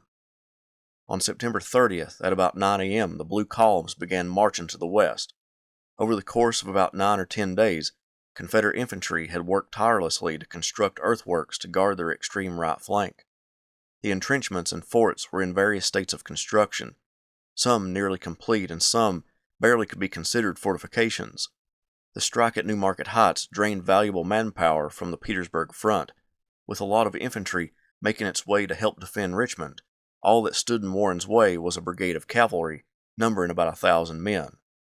Warren and the other corps moved at a glacial pace, some of it caused by Warren's cautiousness. Hours ticked by as the blue troops marched and halted along the road. When the Confederate artillerymen began to lob shells at the Federals, Warren halted his men and began to deploy for battle. He wasn't able to, or didn't discern how weak the Confederate force in his front was, and took 2 more hours to deploy his troops. As historian Richard Summers explained about Warren, his personal hesitancy to precipitate battle probably continues partially to explain the delay. Another key factor in slowing the attack was the terrain, which was even more difficult west of the church than east of it. The dense woods north of the Poplar Spring Road gave way to a small clearing 3/8 of a mile west of the Vaughan Road. Warren worked through not marish terrain to deploy Charles Griffin's division to confront the rebel horsemen, and threw out Romaine Ayres's division along the Vaughan Road, facing north to protect his right flank. This unjammed the bottleneck and allowed Parke to bring up his divisions. Parke placed his 2 divisions in support of Griffin's division, who were engaging with the skirmishers of the enemy. Debate still surrounds the next moments of the battle. Some historians believe Griffin's division got anxious under the shelling of Confederate artillery, and some believe Warren ordered the movement, but either way, Griffin's 3 brigades rushed forward toward the Confederate works. The bluecoats, streaming through or around the obstructions, now jumped into the moat. Some, burdened down with their knapsacks, had difficulty getting out. Many more, though, soon clambered up the exterior slope and planted their flags on the ramparts. The blue tide surged over the Confederate fortifications, driving the rebels away from their position, and began capturing enemy troops and artillery pieces. One of the captured artillery pieces was one that the Confederates captured at the Second Battle of Reams Station on August 25th. Colonel James Gwynn, one of Griffin's brigade commanders, rode up the ramparts on his horse, but the animal lost its footing and the horse fell on Gwynn, injuring him badly. Ellis Spear of the 20th Maine took over the brigade.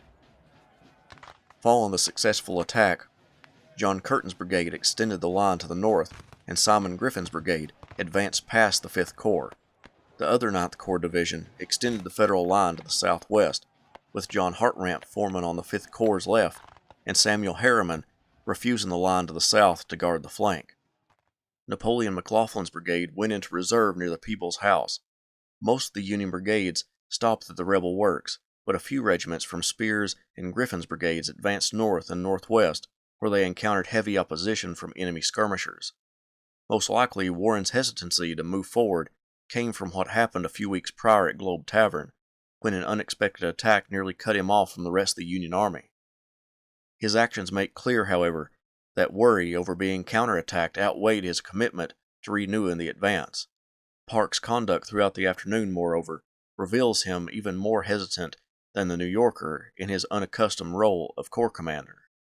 These personal shortcomings of the two responsible generals, plus their worry about strong Confederate forces reported to have been in the area earlier in the week, completely paralyzed their strike force for a crucial hour following the breakthrough at Fort Archer. By giving rise to these fears in the Yankee leaders, those phantom forces from outdated Union intelligence reports did a far better job than Joel Griffin's shaky troops of retarding the Federal advance and guarding Lee's supply lines in early afternoon. Another major obstacle preventing the two generals from pushing on to the objective, the Boydton Plank Road, was that they were co-equal in this operation, with no designated commander. If one or the other had been directed to command the entire operation, there may have been more of a willingness to press on after the first initial success. The over 20,000 Union soldiers stayed mostly inactive following the capture of the rebel works.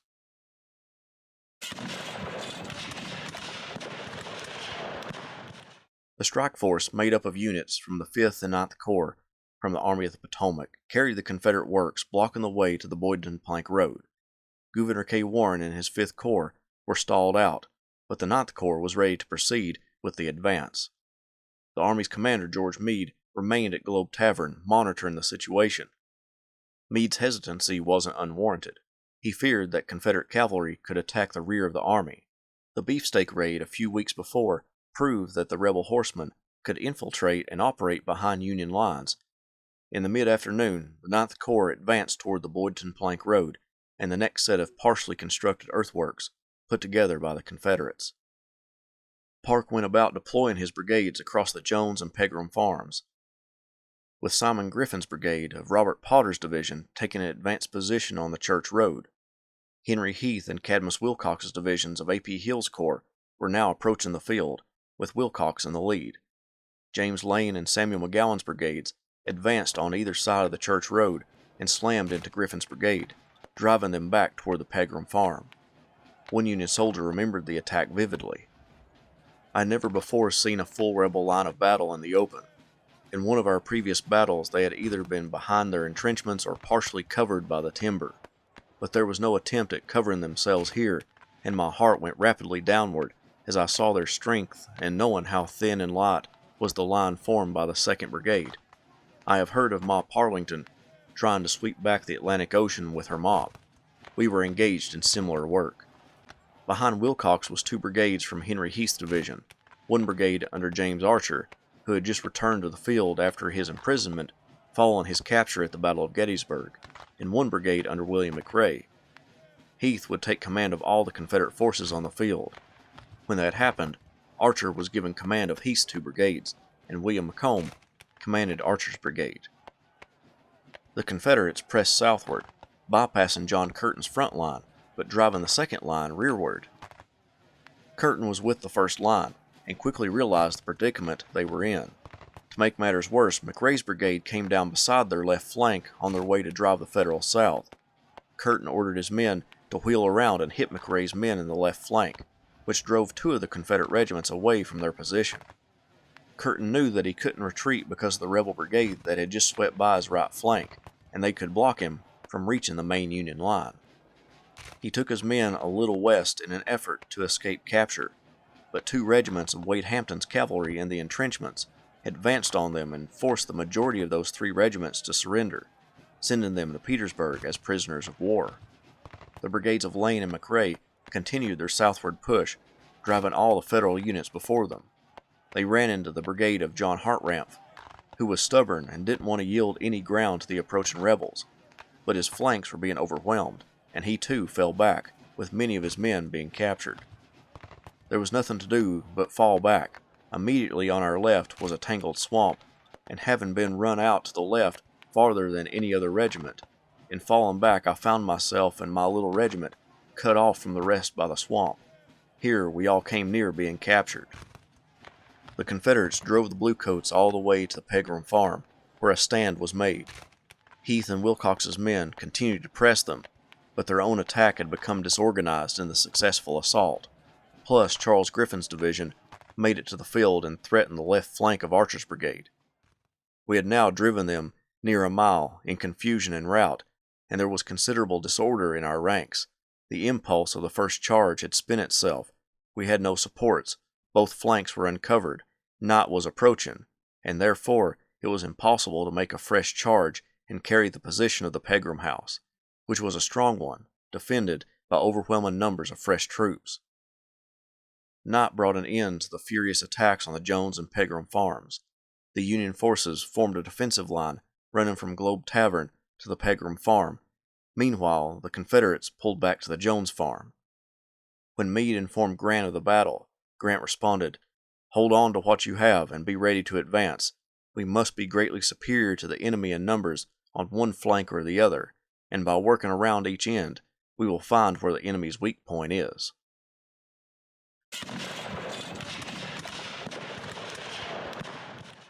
The attack by Lieutenant General A.P. Hill's two divisions on the Jones and Pegram farms on September 30th halted two Union corps, the 5th Corps under Gouverneur K. Warren and the 9th Corps under John G. Parke.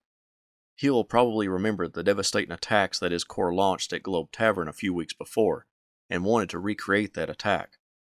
In the assault, he hoped to separate the Union force from its permanent entrenchments near Globe Tavern and defeat it in detail.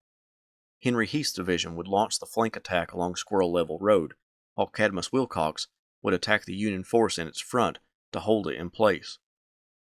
Through the night of the 30th and into the early morning hours of October 1st, the Union soldiers dug in. Union Army Commander George Meade took the General-in-Chief's advice. Ulysses S. Grant stressed to Meade that with them attacking both flanks of Robert E. Lee's army, that one or the other was seriously weak and depressed toward the Boydton Plank Road, and that would threaten Lee's supply lines. Meade gave similar orders to Warren and Parke. It was a miserably rainy night as troops, both blue and gray, either marched to their battle positions or attempted to create fortifications out of the soggy ground. A soldier from Massachusetts recalled, "The work was very difficult, as the constant rain gave the freshly turned earth the consistency of mud. The aspect of the men as they painfully prodded the moist ground with sticky shovels or crouched around smoky sputtering fires was lugubrious in the extreme, and their feelings corresponded with their looks." Meade's orders to Warren and Parke to launch a reconnaissance in preparation for a move to the Boydton Plank Road resulted in both men displaying a lack of enthusiasm. Parke and Warren wanted to secure their new position before they launched any kind of movement. While Warren and Parke improved their works, Hill moved Heath's division to the Squirrel Level Road. His men were ready for their attack between 6:45 and 7 a.m. Wilcox was to wait until he heard the guns of Heath's brigade before he launched his own attack to ensure that the Federals wouldn't shift troops from his front to Heath's. By 8 a.m., all of Hill's troops were ready for the attack. William McRae and James Archer's brigades moved against the Federals on the Squirrel Level Road, but instead of encountering a soft flank, he found an entrenched enemy. Heath pulled his men back and brought up a couple of batteries of artillery to soften up the fortified foe.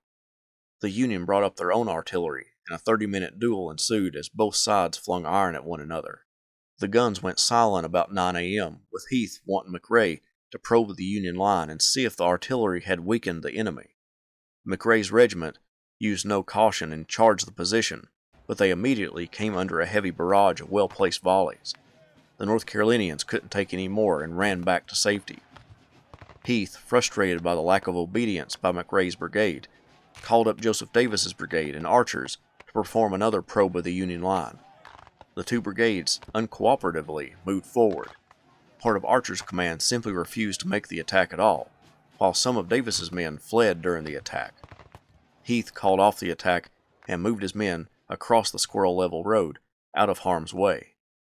Wilcox was decidedly more successful, but not to any great degree. He ordered his men against the awaiting Federals utilizing his sharpshooters to pave a way for his main line to round up a good number of Federals too slow to escape the Gray Wave. The attacks halted there, with only skirmishing continuing throughout the day. Warren informed Meade of the attacks and declined to make any attacks of his own.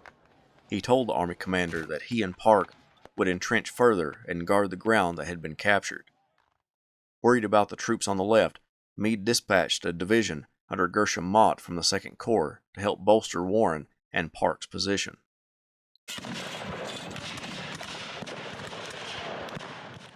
After A.P. Hill's morning attack on October 1st, the Confederates didn't launch another offensive. However, a cavalry engagement did erupt on the Vaughan Road.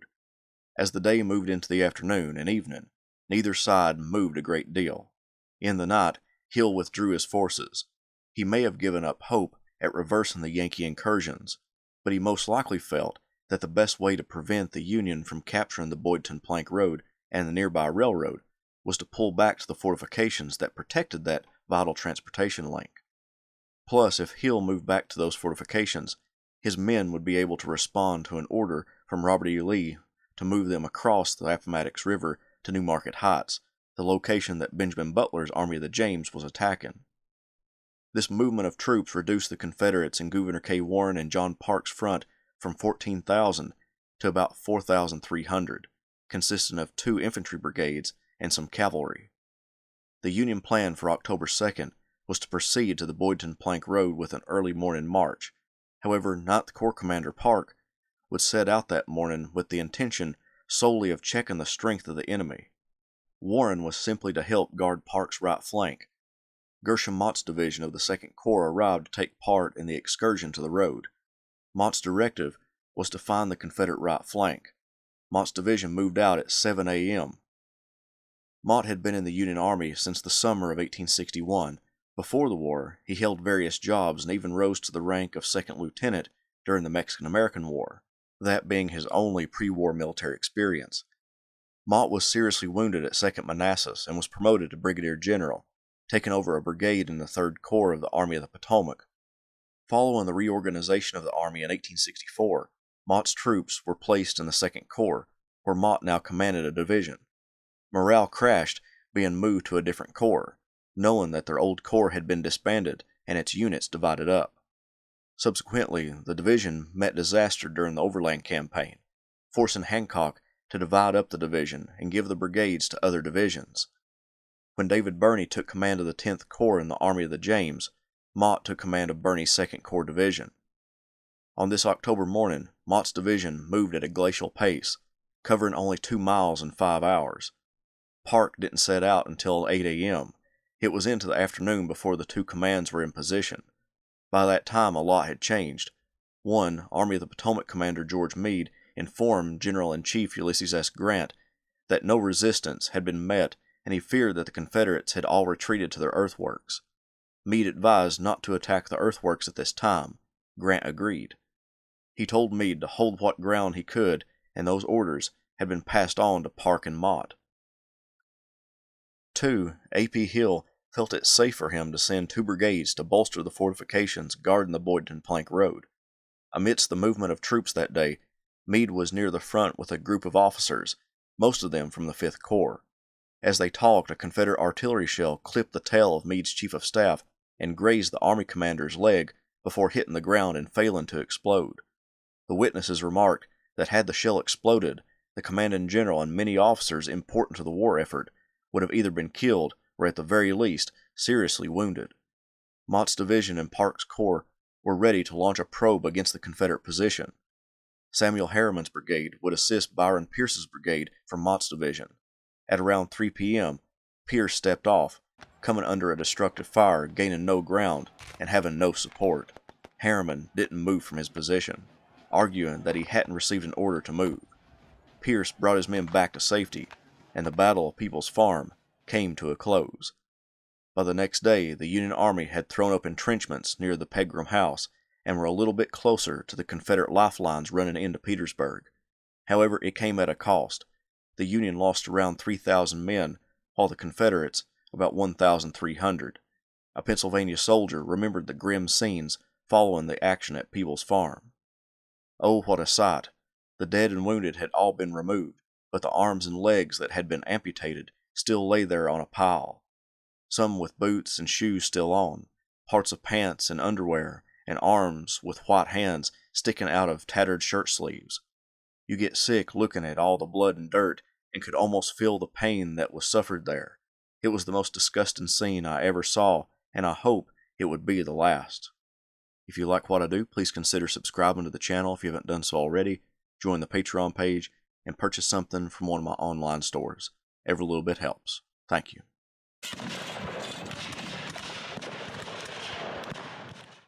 As the Battle of Peebles Farm was wrapping up, Benjamin Butler and the Army of the James was still north of the James River, following their success at capturing New Market Heights.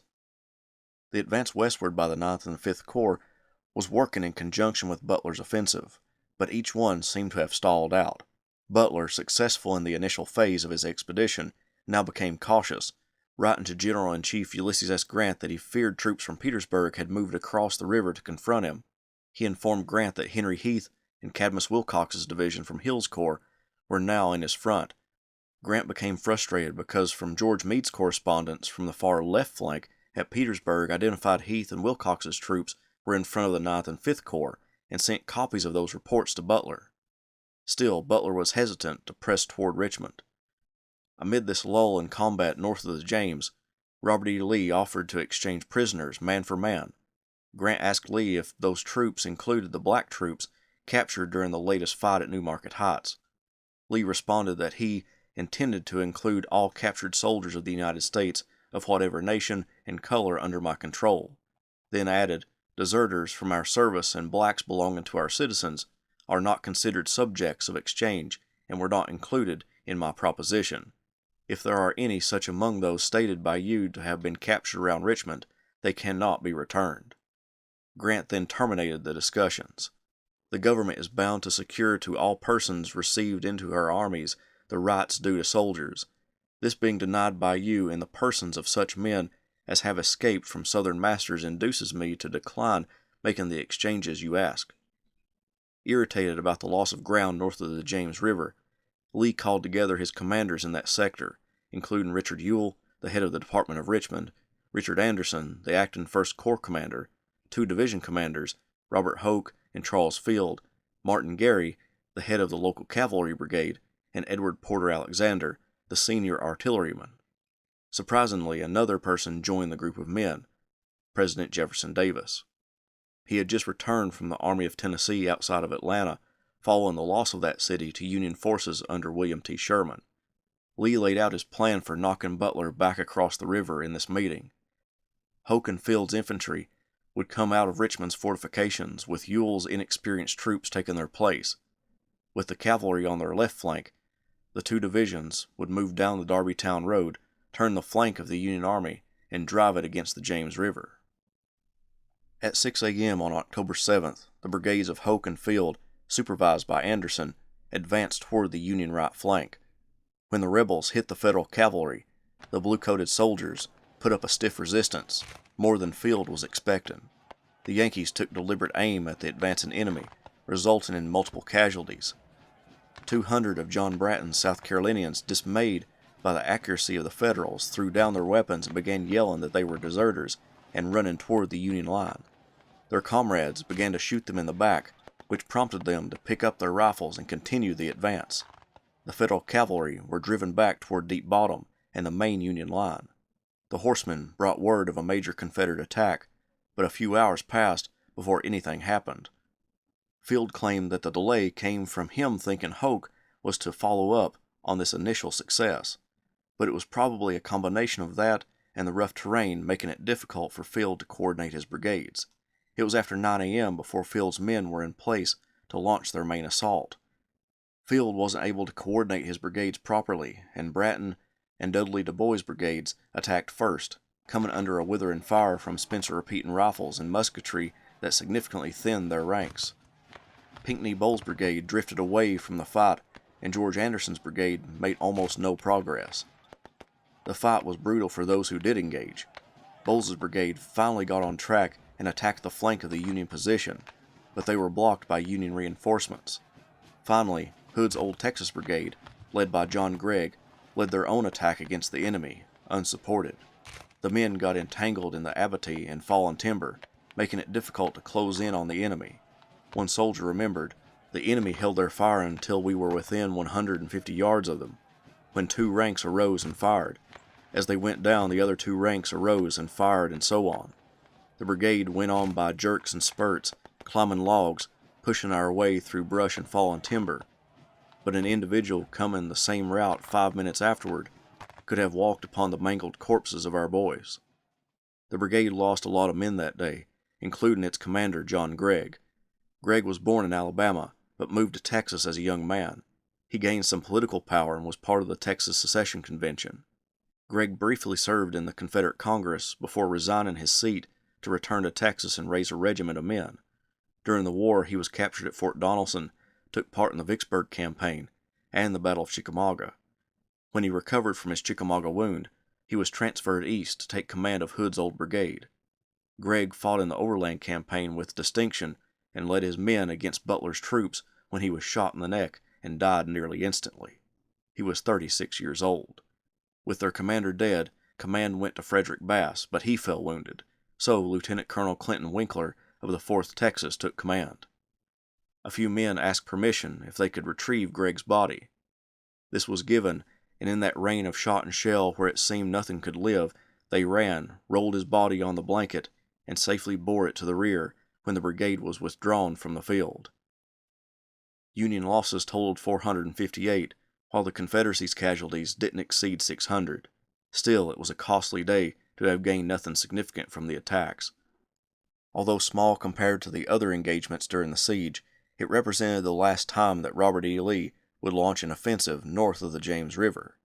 Field and Hoke returned to their original positions closer to Richmond and waited for orders to move forward again, or for the Union to attack their position. If you like what I do, please consider subscribing to the channel if you haven't done so already, join the Patreon page, and purchase something from one of my online stores. Every little bit helps. Thank you.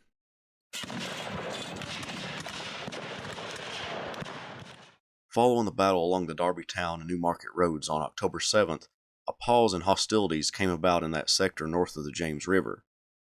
But although there wasn't much fighting, there were incredible amounts of activity as each side attempted to improve upon their earthworks. One Union soldier commented, "The line we hold now is called the third line of defense around Richmond. She will soon fall. She can't hold out much longer." Along with building fortifications, a change in command took place within the Army of the James. David Birney, commander of the 10th Corps, would leave the army on sick leave, suffering from an illness. Birney was originally born in Huntsville, Alabama, to an abolitionist politician. Birney and his family would move multiple times, but settle in Philadelphia, Pennsylvania. He studied law and practiced it in Philadelphia. When the war broke out, he quickly rose through the ranks, mostly due to politics rather than military merit. He fought in most of the campaigns in the Eastern Theater. Birney commanded a division in the 3rd Corps at Gettysburg, being minorly wounded, and following the reorganization of the Army of the Potomac, the 3rd Corps was dismantled, and its units and commanders dispersed throughout the remaining corps. Birney became a division commander in Winfield Scott Hancock's 2nd Corps, and performed good service in that role. During the Siege of Petersburg, Birney took command of the 10th Corps, leading it until his departure from the Army on sick leave, following the most recent battle along the Darbytown and New Market roads. It was a sick leave he would never return from. He would pass away a few days later on October 18th in Philadelphia. He was 39 years old. Alfred Terry, one of his division commanders, would take command of the corps in his absence. Being so close to the capital brought civilians to look over battlefields and field hospitals. It became such a common occurrence that one soldier wrote, "Even ladies with their babies and young children walk about and look at dead bodies with the most disgusting interest. I had always felt that the callousness of the men was the saddest feature of the war, but when women love to look on death and bloodshed, it is disgusting and repulsive." Edward Porter Alexander, commanding the Confederate artillery north of the James River, put forward a plan for a line of entrenchments further east along the New Market, Darbytown, and Charles City roads. The chief engineer agreed with Porter's plan, and Porter took it to Lee for confirmation. Lee liked it as well. Preparations began to construct this new line of works using slaves, troops, and impressed civilians. Porter would call the new entrenchments the most beautiful line of entrenchments which I saw during the whole war. Plans to attack those fortifications were thwarted by a flag of truce on October 12th, so Butler decided to launch an assault the next day, following the same attack plan. The troops were up and moving by 4 a.m., getting to their locations by 6 a.m. It was closer to 7 when the blue lines began to push the Confederate skirmishers at a slow pace. Terry encountered substantial resistance and told Butler at 10:30 a.m. that, "At present I think we cannot pierce their works except by massing on some point and attacking in column." Butler forwarded Terry's report to Grant, who replied, "The reconnaissance now serves to locate the Confederates for any future operations. To attack now, we would lose more than the enemy and only gain ground which we are not prepared to hold, nor are we prepared to follow up any advantage we might gain." With that, Butler sent a message to Terry to retire leisurely, as the main line had been located and lightly tested with skirmishers. Minor musketry and artillery fire rattled during that morning, but a significant casualty happened in Charles Field's division. His nephew, Willis F. Jones, on a mission to give a message to Joseph Walker of Bratton's brigade, was hit in the head by a sharpshooter's bullet. Field claimed that Jones's death was the saddest event of the war. He was put into a metallic coffin in Richmond and buried in Hollywood Cemetery. Field's quartermaster remarked, "It is particularly sad when Marylanders and Kentuckians are shot down here after fighting their own neighbors and friends, and then to be killed with no hope of ever having a lasting resting place among their own people." Robert E. Lee and Richard Anderson realized the precariousness of the Confederate left flank and moved Bowles' brigade to shore up that end of the line. Grant and Butler's orders to halt the advance hadn't reached Terry, who sent Pond's brigade northward in preparation for an attack to get through the fortifications. It took a couple hours for Pond to prepare his men, but his division commander, Adelbert Ames, was insistent on an attack, with his other brigades giving support and keeping the Confederates in their front busy. At 2 p.m., Pond's brigade attacked.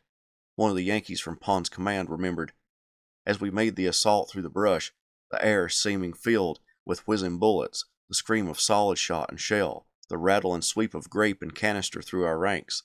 Comrades fell on our right and our left." The whole affair lasted about 10 minutes, with Pond taking heavy casualties and retiring from the field.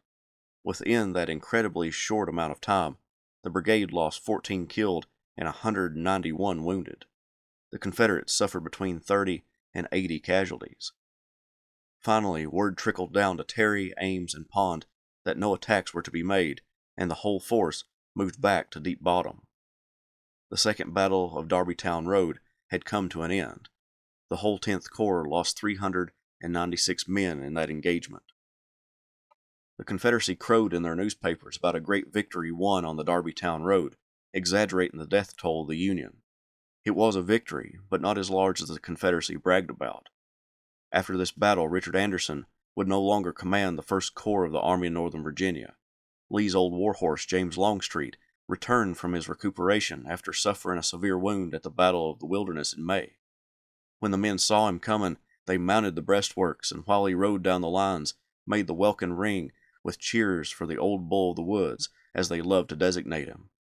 Anderson would command a new corps, the 4th Corps, which was in reality just one division of men.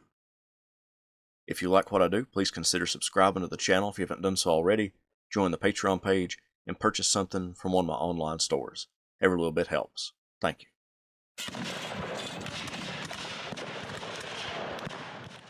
On October 19, 1864, Union General Philip Sheridan snatched victory from the jaws of defeat and successfully threw back Confederate General Jubal Early, whom Robert E. Lee sent to the Shenandoah Valley to secure the supplies from that region for the Confederacy.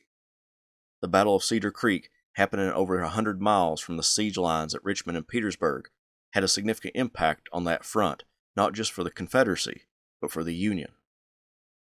Ulysses S. Grant believed that the victory over Early would result in Lee bringing those troops to bolster his withering forces around the capital.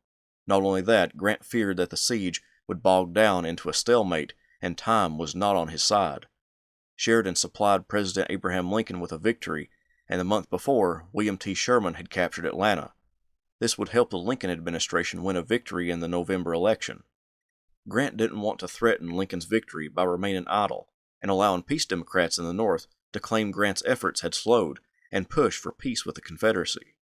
Time was not on Grant's side because winter was approaching and soon the roads would be too muddy to launch any more offensives. Grant decided to quickly launch an offensive before winter set in an effort to capture the Boydton Plank Road and the South Side Railroad. Those two transportation routes supplied Lee with needed foodstuffs and other supplies. Grant called his two army commanders together, Benjamin Butler and George Meade. He began to outline his plans for an offensive, and he needed both men's efforts to make it successful. Grant's chief engineer examined the far Union left flank and informed him that he would need 40,000 men to attack and capture the road and railroad. Divisions from the 2nd, 5th, and 9th Corps were chosen from Meade's Army of the Potomac to make the main attack. Butler was to take both the 18th Corps and 10th Corps to make a strong demonstration north of the James River against Richmond's defenses. Grant hoped that this would, as in previous offensives, prevent Lee from moving troops to resist the main attack on the Boydton Plank Road. Grant stripped his trenches of available troops in order to launch this offensive on the Union left. As parts of 3 Union Corps assembled on the left, Butler's Army of the James began moving into place north of the James River, coming out of their position near Deep Bottom to launch an attack on the new Confederate defensive line proposed by Confederate artilleryman Edward Porter Alexander. By the early morning of October 27th, part of Butler's force was in place to attack the entrenched Confederates. Their skirmishers pushed in the enemy skirmishers, but the rest of the force was late getting to their positions. The 18th Corps, now commanded by Godfrey Watzel, didn't get to their positions until early afternoon. Watzel was born in Bavaria, immigrated to the United States as a young boy, grew up in Cincinnati, and graduated from West Point Military Academy, becoming an accomplished engineer. For most of the war he operated under Butler in Louisiana, and then came east with Butler to be in the Army of the James. The Confederates watched every move of the 18th Corps and moved 3 brigades to the left of the line to block the approaching Yankees. One brigade from Gilman Marston's division and Charles Heckman's division attacked the Confederate line between 3:30 and 4 p.m. A member of Harrison Fairchild's brigade remembered, "Every man started with a cheer, the grape and canister flying around us like hail, but they reserved their infantry until we got within about 30 rods of their fort, when they opened on us, and such a deadly fire never was opened on a lot of men as that was. Such cries and groans was then sent up as men fell to the right and left with cries of mercy. There were gaps cut in the ranks of our regiment the width of 6 men."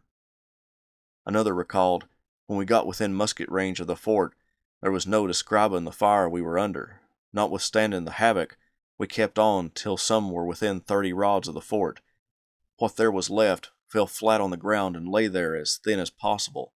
If a man stirred to make an attempt to get away, he would get a score at least of bullets at him in an instant." To the north, John Holman's USCT brigade attacked a cavalry force along the 9-mile road and began to make headway until more rebel cavalry came to the scene and threw back the blue troops. To the south, parts of Adelbert Ames and Robert Foster's divisions of the 10th Corps approached the dug-in Confederates, with Joseph Abbott's brigade moving to the right and then testing the rebel works. All of those attacks ended in defeat for the Federal troops. A member of the 100th New York commented, "Each division general along the line would have been delighted to have found a weak place on their front and earned a star by a successful assault. But no, all that could be done would be add to hospital numbers with hundreds of wounded." The Army of the James lost nearly 800 troops that day, and the Confederacy lost very few in comparison. But this wasn't the main attack. Grant hoped that Butler could turn the Confederates' flank, but this was a distraction to keep Lee from sending troops to the Confederate right, the Boydton Plank Road, where Grant's massive assault would take place this same day.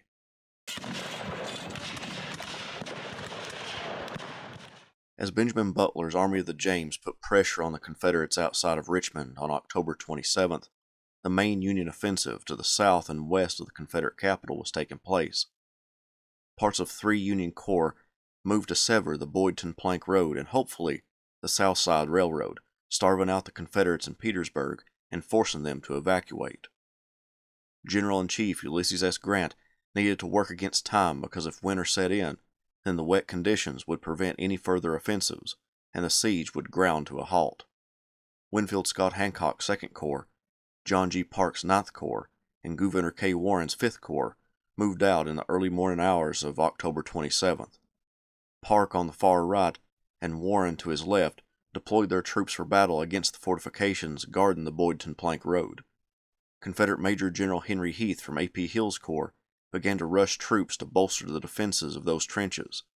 Heath claimed that his men barely got into position before Warren and Parke's men attacked his front. The casualties incurred by the Federals brought both Warren and Parke to a halt. It was 9 a.m. and the Union offensive had stopped just a couple hours into the maneuver. Grant and the Army of the Potomac commander George Meade rode to the front to see the progress of the main offensive. When Warren and Parke reported stiff resistance in their front, Meade and Grant consulted with one another and decided that Warren needed to break the stalemate by sending 2 of his brigades to the west of Hatcher's Run and attack the Confederate right flank. Warren took 2 of Crawford's brigades and 1 of Romaine Ayres's brigades and sent them west, crossing Hatcher's Run through a dense Virginia forest. Then those 3 brigades would swing northward, keeping their right flank anchored on Hatcher's Run, and march toward the Confederate flank. As Warren's men made their swing, Hancock's troops were also moving in the same direction, being ordered to keep the corps' right flank in contact with Warren. Confederate cavalry were being pushed back by Federal horsemen and Hancock's men. Wade Hampton, the Confederate cavalry commander, notified Heath of the movement and ordered James Deering's cavalry brigade to the Boydton Plank Road, but Heath stopped the movement, wanting the horsemen to remain at the trenches. Eventually, Heath released Deering, with the cavalry brigade occupying the intersection of the Boydton Plank Road with the White Oak Road, holding off Rugg's brigade of Hancock's corps. Deering was able to delay long enough that Hampton brought up more cavalry on the White Oak Road to hit the Federals in the flank and halt the movement. Meanwhile, part of William Mahone's division was making its way to the field, led by Mahone himself. In previous battles during the Siege of Petersburg, Mahone had launched devastating attacks against the Army of the Potomac, and it was hoped he could do so again this day. Thomas Egan, one of Hancock's division commanders, was frustrated by the buildup of rebels in his front and dispatched James Willett's brigade of New Yorkers to attack Deering and the other cavalry on the White Oak Road. One New Yorker recalled, "This road was a public highway in time of peace and was protected on each side by an old-fashioned rail fence. We formed in line at the right of the road and about 1/4 mile from the bridge where the Boydton Road crosses the run." Gershom Mott's division was slowly approaching Egan's position from the south. A soldier in the 124th New York of Mott's division remembered, "The farther we advanced, the sharper grew the skirmishing fire along Egan's front, and every few moments a wounded man would be carried past, toward the rear. Some of these men looked very pale and others presented blood-stained faces or garments, suggesting unpleasant thoughts to those who were pressing forward."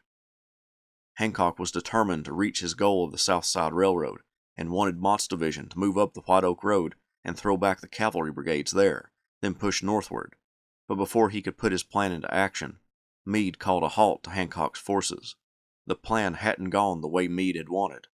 Warren and Parke were still at a standstill, so Meade wanted Hancock to work with Warren to break the Confederate flank, so Parke and the rest of Warren's corps could overwhelm the Confederate entrenchments. If you like what I do, please consider subscribing to the channel if you haven't done so already, join the Patreon page, and purchase something from one of my online stores. Every little bit helps. Thank you.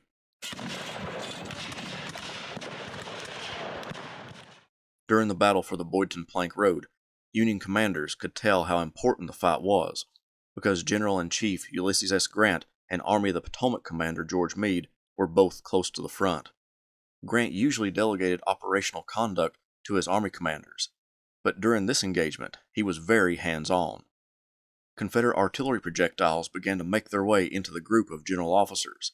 Theodore Lyman, Meade's trusted staffer, recalled that Meade sat calmly in his saddle as a large projectile flew overhead and burst nearby. Finally, Meade told Lyman, "This is pretty hot. It will kill some of our horses." "Oh yes," thought I, "horses." Grant soon rode to the front to look over Hancock's disposition near the Burgess farm and decided that there shouldn't be any further action, but told Hancock to remain in his position until the next day.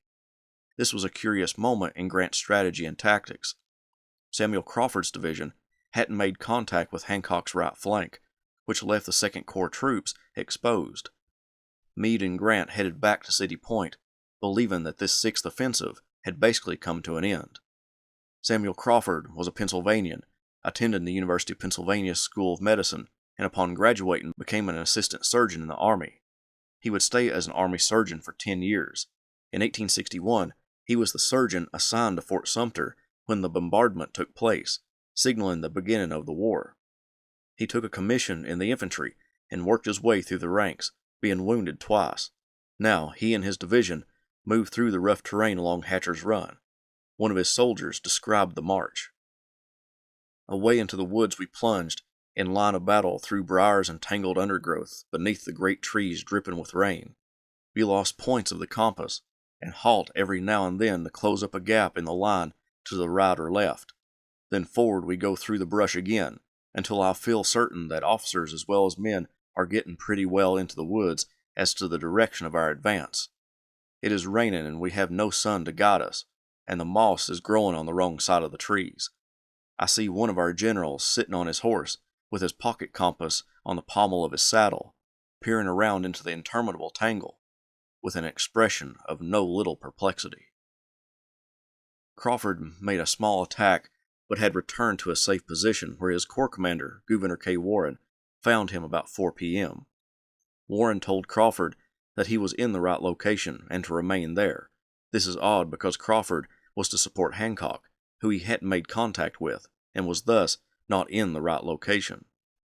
On the Confederate side, around 3 p.m., Generals William Mahone and Henry Heath met to create a plan of attack. Years later, Mahone took credit for the plan and is known to have exaggerated his role in some instances. Heath's account is more contemporary, and he claims to have come up with the idea. Either way, they knew that Hancock's troops were without support and by themselves. The plan was to attack from the east and get between Hancock and Warren's corps. At 4 p.m., Mahone's men launched their attack, performing beautifully as they had in previous battles during the Siege of Petersburg. They swept away the Union troops in their front and aimed for the Boydton Plank Road. One Confederate reported, "Our brigade, notwithstanding there was a line of the enemy on our right flank, charged the enemy in their front in the most gallant style, driving them in confusion, capturing several pieces of artillery and a large number of prisoners, and breaking through the Yankee lines." Mahone got behind the Union lines and now occupied a position extremely close to Hancock's wagon train, carrying ammunition that the Second Corps would need for a sustained fight. However, there was another way to look at it. Mahone's command was now isolated, with Federal troops to the north and south of him. Unless Deering and the Confederate infantry hit Hancock in the front, it could spell disaster for Mahone's troops. Nathaniel Harris's Mississippians made it to the field and, according to Heath, was ordered to attack the enemy vigorously. Harris, on the other hand, reported that Heath only asked him to launch a demonstration. Harris also reported that he brought barely 600 men to the field, and to cover the front, he basically had to make all of his men skirmishers. Deering's dismounted horsemen couldn't offer much help because they had been fighting since the early morning and were too worn out. However, the cavalry from the west did attack on time and with determination, but Rugg's infantry checked their progress. Owing to the failure of the cavalry to move Rugg's brigade was the fact that one of General Wade Hampton's sons, Thomas, was shot in the groin. General Hampton arrived on the scene to console his dying son, and as he was doing that, his other son, Wade Hampton IV, was shot, but would survive. General Hampton retired from the field to observe his artillery, shaken by the personal loss. The cavalry thereafter didn't press the attack. Hancock, true to form, began to close in on the isolated brigades of Mahone. First, McAllister's brigade about-faced and attacked the rebels, caving in their right flank. Mahone, never one to be outdone, used his reserve to counterattack and drive back McAllister, but the Federals kept up the pressure. De Trobriand's brigade then attacked from the south, and Pierce's troops rallied to attack from the west. It was a dire situation for Mahone, who had no other option but to fall back. Fighting would continue for a little while longer south of Hancock's position between opposing cavalry units, but after that the fight on the Boydton Plank Road came to an end. Hancock requested to withdraw, and Meade granted it. Through a miserable night march, the Second Corps extricated itself from the field. One soldier remembered the night as being one of the darkest of history. Nothing could be seen on our road through the forest, not a star in the heavens, nor an opening in the clouds above us. The Confederates looked on the Battle of Boydton Plank Road as a victory, but even a victory, if it could be called one, resulted in casualties that Lee couldn't afford to lose. The Confederacy lost a total of 1,360 men from all commands engaged. The Union lost 1,758, most of those coming from the Second Corps. The Union couldn't call the battle a victory, and the Northern media, to soften the setback, called it a reconnaissance in force.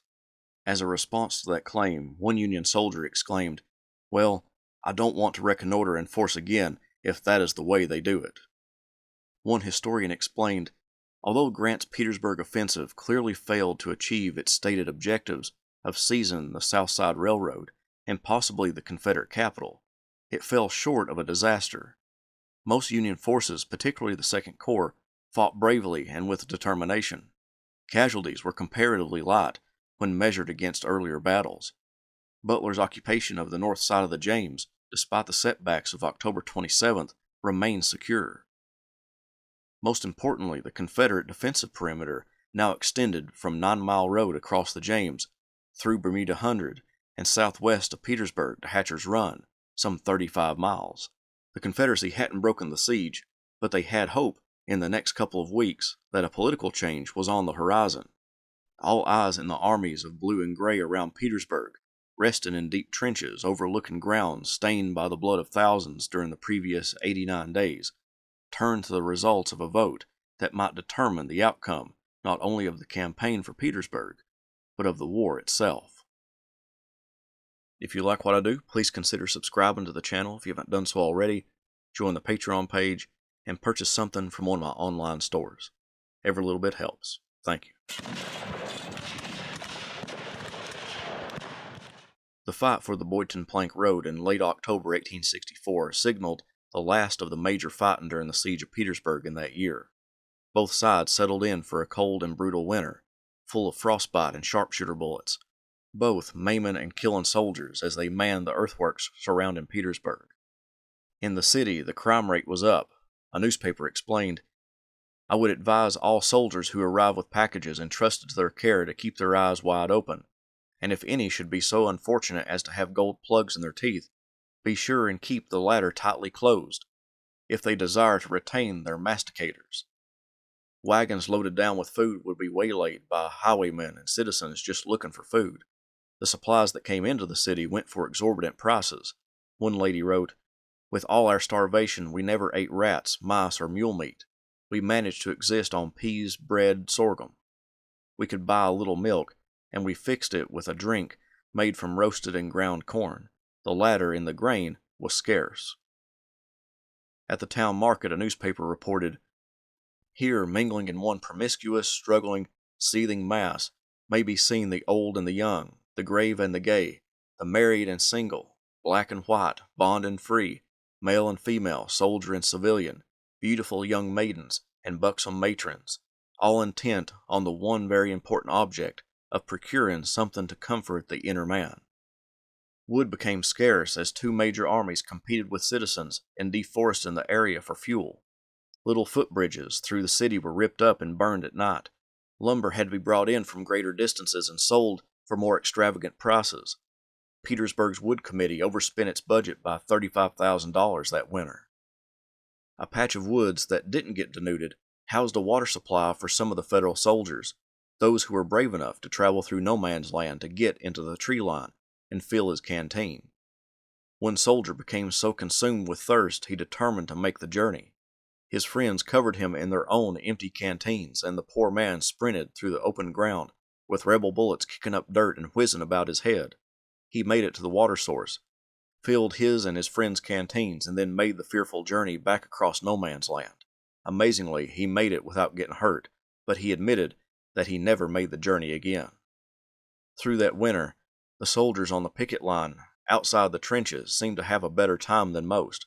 The two sides often came together and became cordial.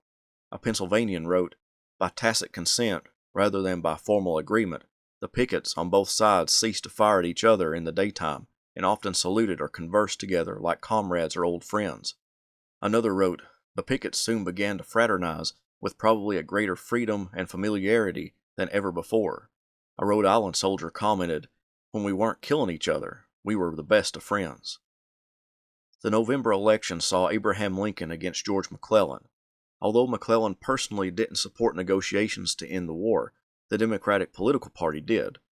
Despite Grant's inability to capture Petersburg or Richmond, Lincoln's victory indicated that the country, and especially the soldiers, agreed with Lincoln's prosecution of the war, aided by the victories at Atlanta and in the Shenandoah Valley.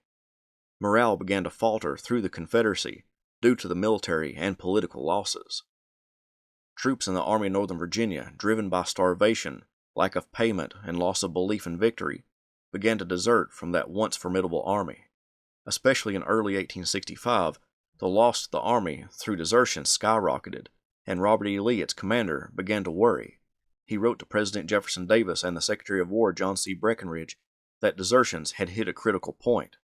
Lee proposed that there be a 30-day grace period that anyone who had deserted could come back into the ranks without suffering punishment. The proposal was accepted, but it didn't help. Over the course of about 2 weeks in February, the divisions of Henry Heath and Cadmus Wilcox lost 500 men. Between February and March, 3,000 rebels ventured across no man's land and surrendered. By this point in the war, the Confederacy suffered incredible defeats, with Atlanta being captured, the near destruction of the Army of Tennessee during Hood's Tennessee Campaign, and William T. Sherman's march to the sea. Many Southerners lost hope in an independent South, but the North, despite their successes in the West, despaired at the stalemate outside of Petersburg. Calls for peace negotiations echoed through the halls of government. President Abraham Lincoln, to at the very least show that he was open to negotiations, allowed Francis P. Blair Sr. to go through Confederate lines to meet with President Davis. Blair's discussion included a plan that bordered on fantasy by insisting that the way to bring the countries together was through a common threat, and he listed the French control over Mexico. This didn't impress Davis, who agreed to send peace commissioners to meet with Union emissaries. The Confederate commissioners included Vice President Alexander Stephens, John A. Campbell, the Assistant Secretary of War, and Robert Hunter, President pro tem of the Confederate Senate. The commissioners moved through the lines on January 31st, going to City Point, Virginia, where General-in-Chief Ulysses S. Grant welcomed them and provided them with food and staterooms to be comfortable. The next day, Robert E. Lee, commander of the Army of Northern Virginia, was promoted to command all Confederate forces. Lee accepted it, but admitted that he didn't have the ability or power to exert control over all the troops, plus he wouldn't leave the Army of Northern Virginia. The same day that Lee received his promotion, one of Lincoln's most trusted subordinates, Thomas T. Eckert, the superintendent of the U.S. military telegraph, met with the 3 Confederate commissioners, carrying a message from the president. The message insisted that any discussion had to begin with the following non-negotiable items. 1. Restoration of the Union. 2. Acceptance of all laws against slavery passed by the U.S. Congress. And 3. The goal of the talks to be a total, not partial, end of hostilities. The commissioners said that they were willing to meet without any agreement to those items. Eckert took that as meaning that the meeting would not take place, and wired Lincoln to that effect. About 30 minutes later, Ulysses S. Grant wired the Secretary of War, Edwin Stanton, telling him that he believed the commissioners were sincere about restoring peace and union. That message reached Lincoln as well, and the president decided to meet personally with the commissioners. On February 3, 1865, Abraham Lincoln and his Secretary of State, William Seward, sat down with the Confederate peace commissioners on board the River Queen near Fort Monroe, Virginia. After some small talk, particularly about the Capitol Dome, brought up by Hunter, who, being a former U.S. Senator, remembered that when he left in 1861 that it hadn't been finished, Seward told him it was finished and described the new dome. Finally, Stephens asked, "Well, Mr. President, is there no way of putting an end to the present trouble?" Lincoln replied, "There is but one way. Those who are resisting the law of the Union must cease their resistance." He went on to insist that the only way he would accept peace is with a restoration of the Union and an acceptance of the anti-slavery laws passed by Congress and through his executive order in the form of the Emancipation Proclamation. The two sides were at an impasse. In Lincoln's report to Congress, Lincoln wrote, "The conference ended without success." As the two sides met and failed to establish peace, Grant planned for another offensive. If you like what I do, please consider subscribing to the channel if you haven't done so already, join the Patreon page, and purchase something from one of my online stores. Every little bit helps. Thank you. Aside from Ulysses S. Grant's attempts during the early stages of the Petersburg campaign to capture the city, Grant had been trying to cut the city off from its supplies. Those attempts resulted in the battles of Jerusalem Plank Road, Globe Tavern, Weldon Railroad, and Boydton Plank Road, to name a few. Grant's 7th offensive took place in early December 1864, where he attempted to destroy more of the Weldon Railroad. Although the Union blocked supplies from going directly into the city using the Weldon Railroad, Confederates would bring supplies as far north as they could, then unload food and ammunition from the train cars, load it onto wagons, and take off in a circuitous route to the city. The 7th offensive was launched to hopefully deter that from happening, but the Confederates just unloaded the train cars further south and took a longer route by wagon. Grant hoped to cut off that longer route in another offensive, his 8th offensive of the campaign. During the winter, both sides grew in number. The campaign in the Shenandoah Valley came to an end, resulting in the Union 6th Corps and the Confederate 2nd Corps returning to the Army of the Potomac and the Army of Northern Virginia, respectively. The Confederate 2nd Corps, once led by the famed Stonewall Jackson, was now commanded by John Brown Gordon. Gordon was a Georgian with no prior military experience. He practiced law before the war and invested in ventures with his father. He saw action in most of the war's Eastern Theater battles, most notably being wounded 5 times at the Battle of Antietam. The resilient Georgian got the attention of his superiors, including Robert E. Lee, leading to his promotion all the way to Corps Commander by the end of 1864. Some of Gordon's troops held the right flank of the Confederate Army outside of Petersburg and would run up against Grant's troops in this 8th offensive by the Union Army. This attack planned by Grant and Army of the Potomac Commander George Meade was designed to simply disrupt the supplies coming into Petersburg, unlike the earlier offensive, which was to take control of those supply routes. Grant envisioned a cavalry raid with infantry support to be the main force in the operation. 1 cavalry division, the 5th Corps, and troops from the Union 2nd Corps. At 3 a.m. on February 5, 1865, the Union troops began leaving their camps destined for the Boydton Plank Road and the Confederate flank.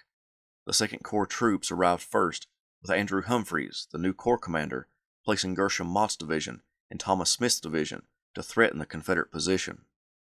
The West Point trained Humphreys was an accomplished engineer and was close with Jefferson Davis before the war, when Davis was the Secretary of War.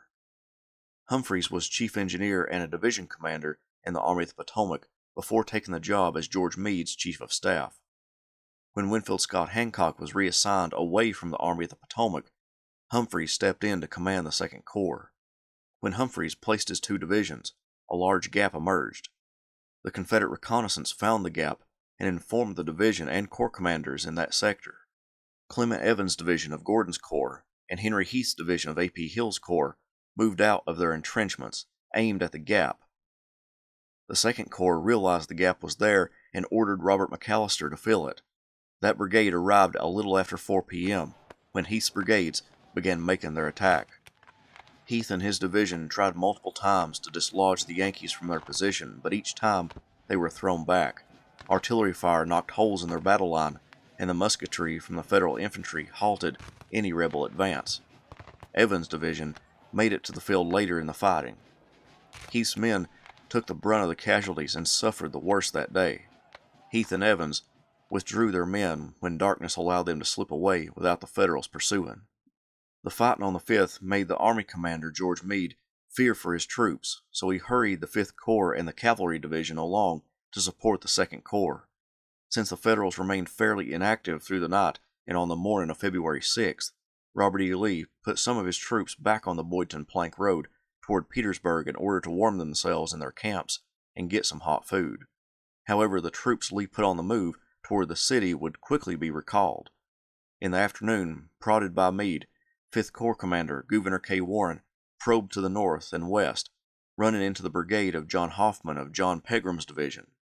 Hoffman caught the Federals off guard and began to drive them back, but once Warren's men got their bearings, the Union brigades pushed Hoffman back to Dabney's Mill. As the 5th Corps dealt with one of Pegram's brigades, Pegram's 2 other brigades attacked the Union rear. By this point, Evans' division was now on the field to help Pegram in his battle around Dabney Mill. A back-and-forth battle raged around the mill. One rebel commented, "I have been in more severe engagements. I am sure I never, in all the battles I was in during the war, had so many shots fired directly at me." A Pennsylvanian wrote, "These woods were so dense that it was impossible to see far, and remembering their rough experiences in a similar position on the Weldon Railroad in August, the men were very reluctant about advancing in such a thicket, unless assured of prompt support."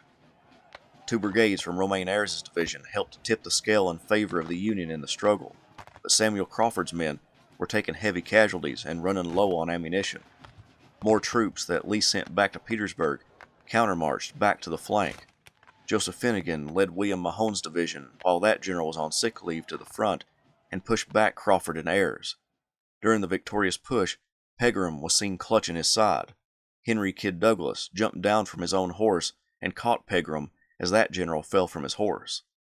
Pegram died in Douglas's arms. Just over 2 weeks before, Pegram had married a Baltimore socialite named Hetty Carey. The wedding had taken place at St. Paul's Church in Richmond on January 19th, with President Jefferson Davis, his wife Verena, and numerous other generals in attendance. After only a few short weeks of marriage, Hetty was now a widow. Night brought the fighting to an end. A Virginian remembered the horrible night.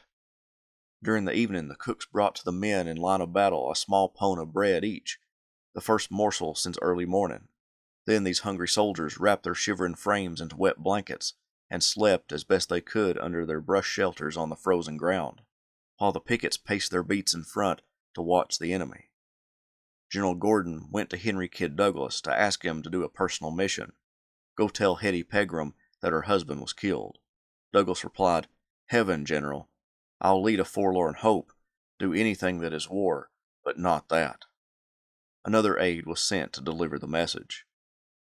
On February 7th, Warren launched some lackluster attacks against the Confederates around Dabney Mill, gained some ground, and recovered some dead and wounded soldiers. The Battle of Hatcher's Run ended, with the Union suffering 171 killed, 1,181 wounded, and 187 captured or missing, for a total of 1,539. The Confederacy is estimated to have lost around 1,000 men. The failure of the peace commissioners to get independence for the Confederacy left many Confederates weary of war. To help boost morale, President Davis held a rally on February 9th. He wanted Vice President Alexander Stephens to preside over it, but Stephens declined, later saying, "I declined because I could not undertake to impress upon the minds of the people the idea that they could do what I believed to be impossible." Davis used the rally to accomplish 2 goals. One, to try and reinvigorate the Southern populace's energy toward the war effort, and 2, to get support for the enlistment of slaves into the Confederate Army in exchange for their freedom. The controversial move by the Davis administration was finally approved by Congress the next month, but it would have no significant impact. The rally may have reinvigorated the spirits of some in attendance and around the Confederacy, but in the trenches, soldiers began to think the war itself a forlorn hope. A North Carolinian wrote, "We saw nothing before us then but starvation, battles, wounds, and death, as our government would accept nothing but the recognition of the independence of the Southern states, and the Northern government would not do that." A New Yorker, when he heard about the failed peace talks between the Confederate Peace Commission and Abraham Lincoln, wrote, "What hopeless envy, what wounded pride, what deep despair is necessary to hear, tolerate, indulge, or prompt such sentiments? Poor deluded wretches, those Confederates. They will never unite with us again until every hope of success is lost." If you like what I do, please consider subscribing to the channel if you haven't done so already, join the Patreon page, and purchase something from one of my online stores. Every little bit helps. Thank you.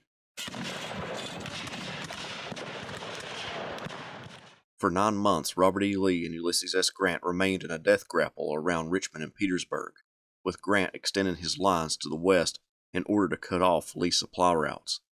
With every available man that Lee could muster, The Army of Northern Virginia could barely field 57,000 men, but the effective count was much less. The situation was dire for the Confederacy. Something had to be done. On March 6, 1865, the London Times reported, President Davis once said that if Richmond were taken, the war could still be maintained for 20 years in Virginia alone, and the truth of the saying may be soon tested. It is ever now reported that the evacuation of Richmond is in contemplation, and that General Lee will transfer his command to Lynchburg. In the end, it is thought that Sherman may join Grant, and that the two armies may be joined into one, but if Lee is also joined by Beauregard, it is possible that his military genius may still give him the ascendancy. General Sherman was moving through the Carolinas, and time was running out. With A.P. Hill on sick furlough the last couple of days in March, General Lee turned to one of his youngest generals and his youngest corps commander, John B. Gordon, just 33 years old, but someone who had fought tenaciously during the entire war, including being wounded 5 times at the Battle of Antietam. Lee wanted to know what his options were and asked Gordon.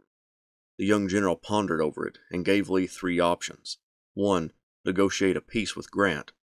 2. Abandon Richmond and unite the Army of Northern Virginia with Joseph E. Johnston's army in North Carolina.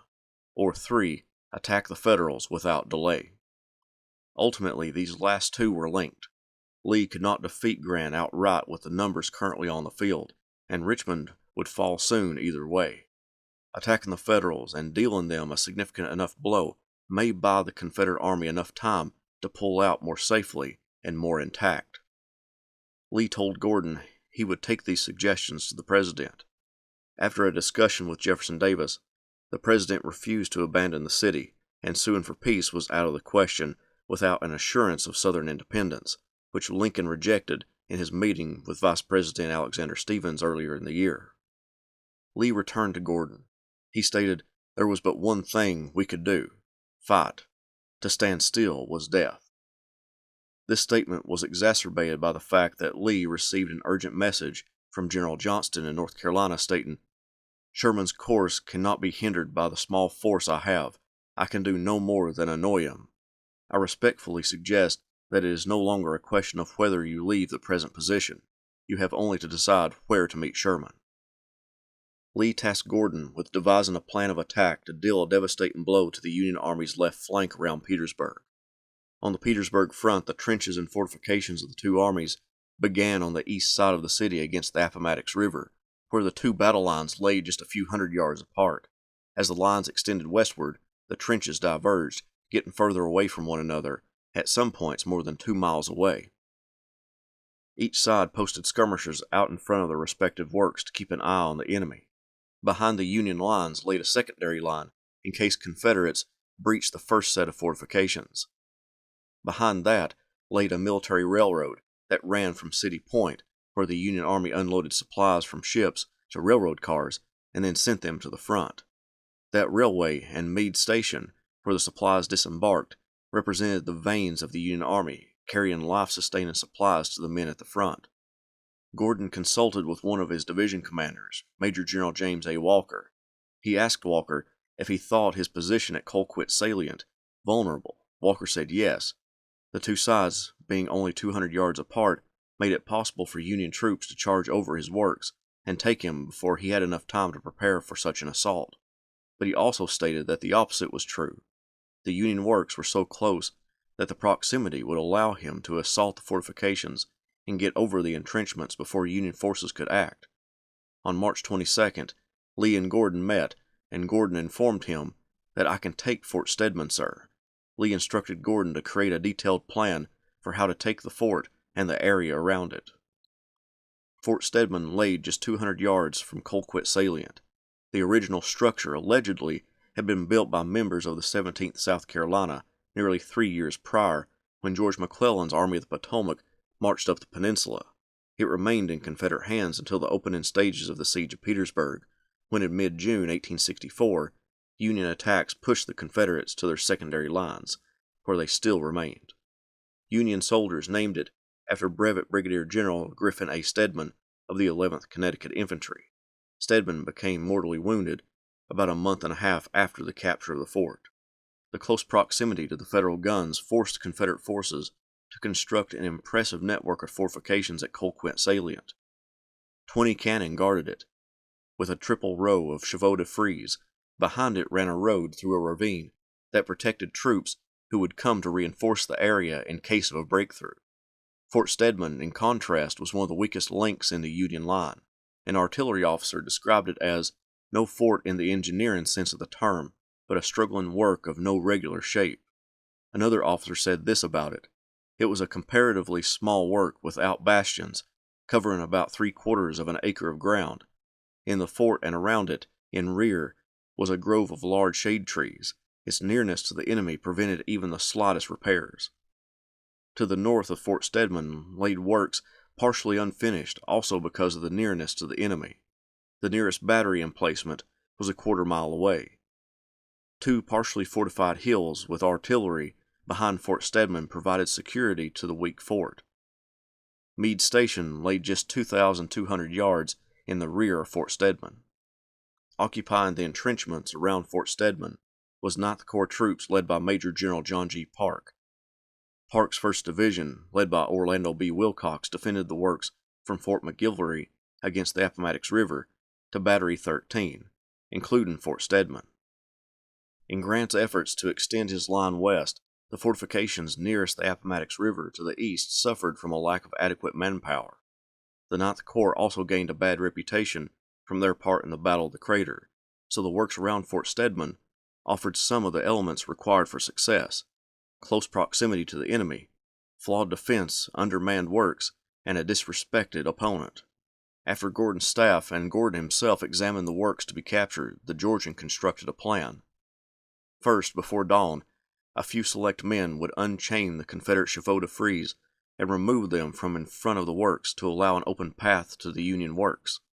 Then the pickets would move out and subdue the Union pickets by taking advantage of Grant's initiative to whittle away at Lee's forces by helping the men desert.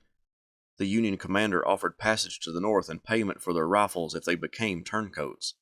In this way, the Confederate pickets could easily capture their Union counterparts by posing as Confederate deserters.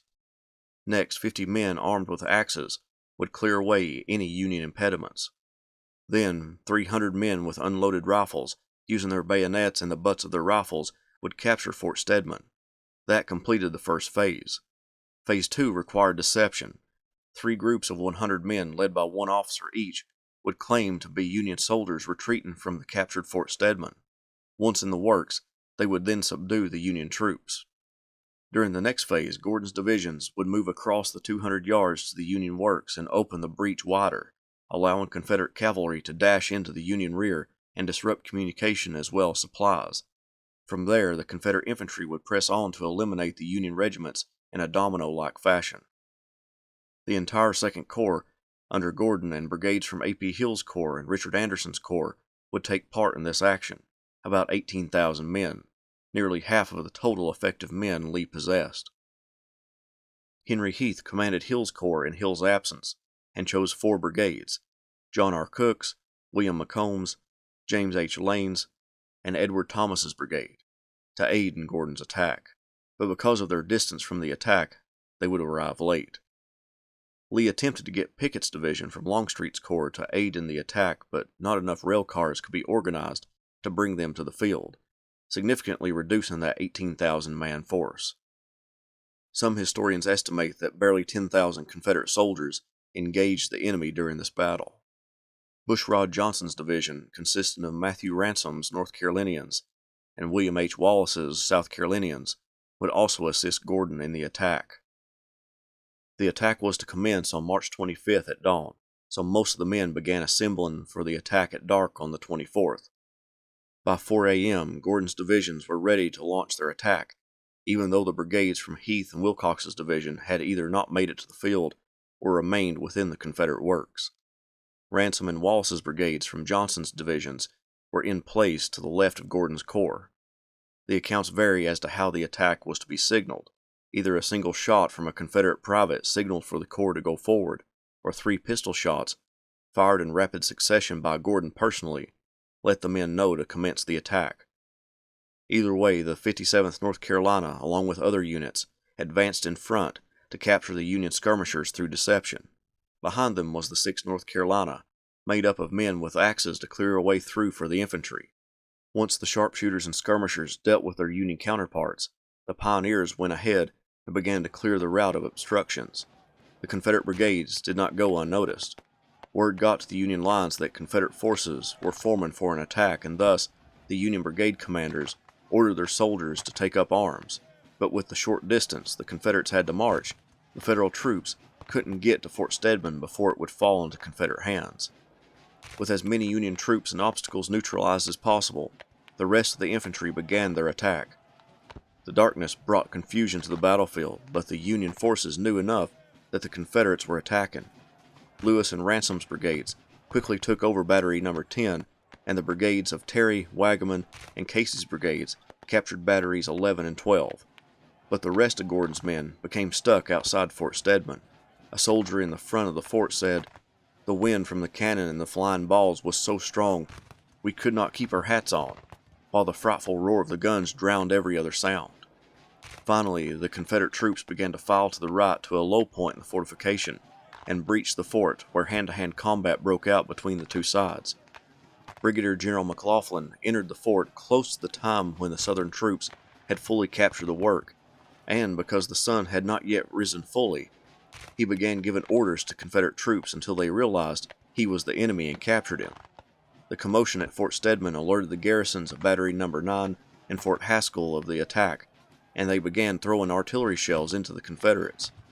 Once the Confederates captured Fort Stedman, they fanned out to open a wide breach in the Union works.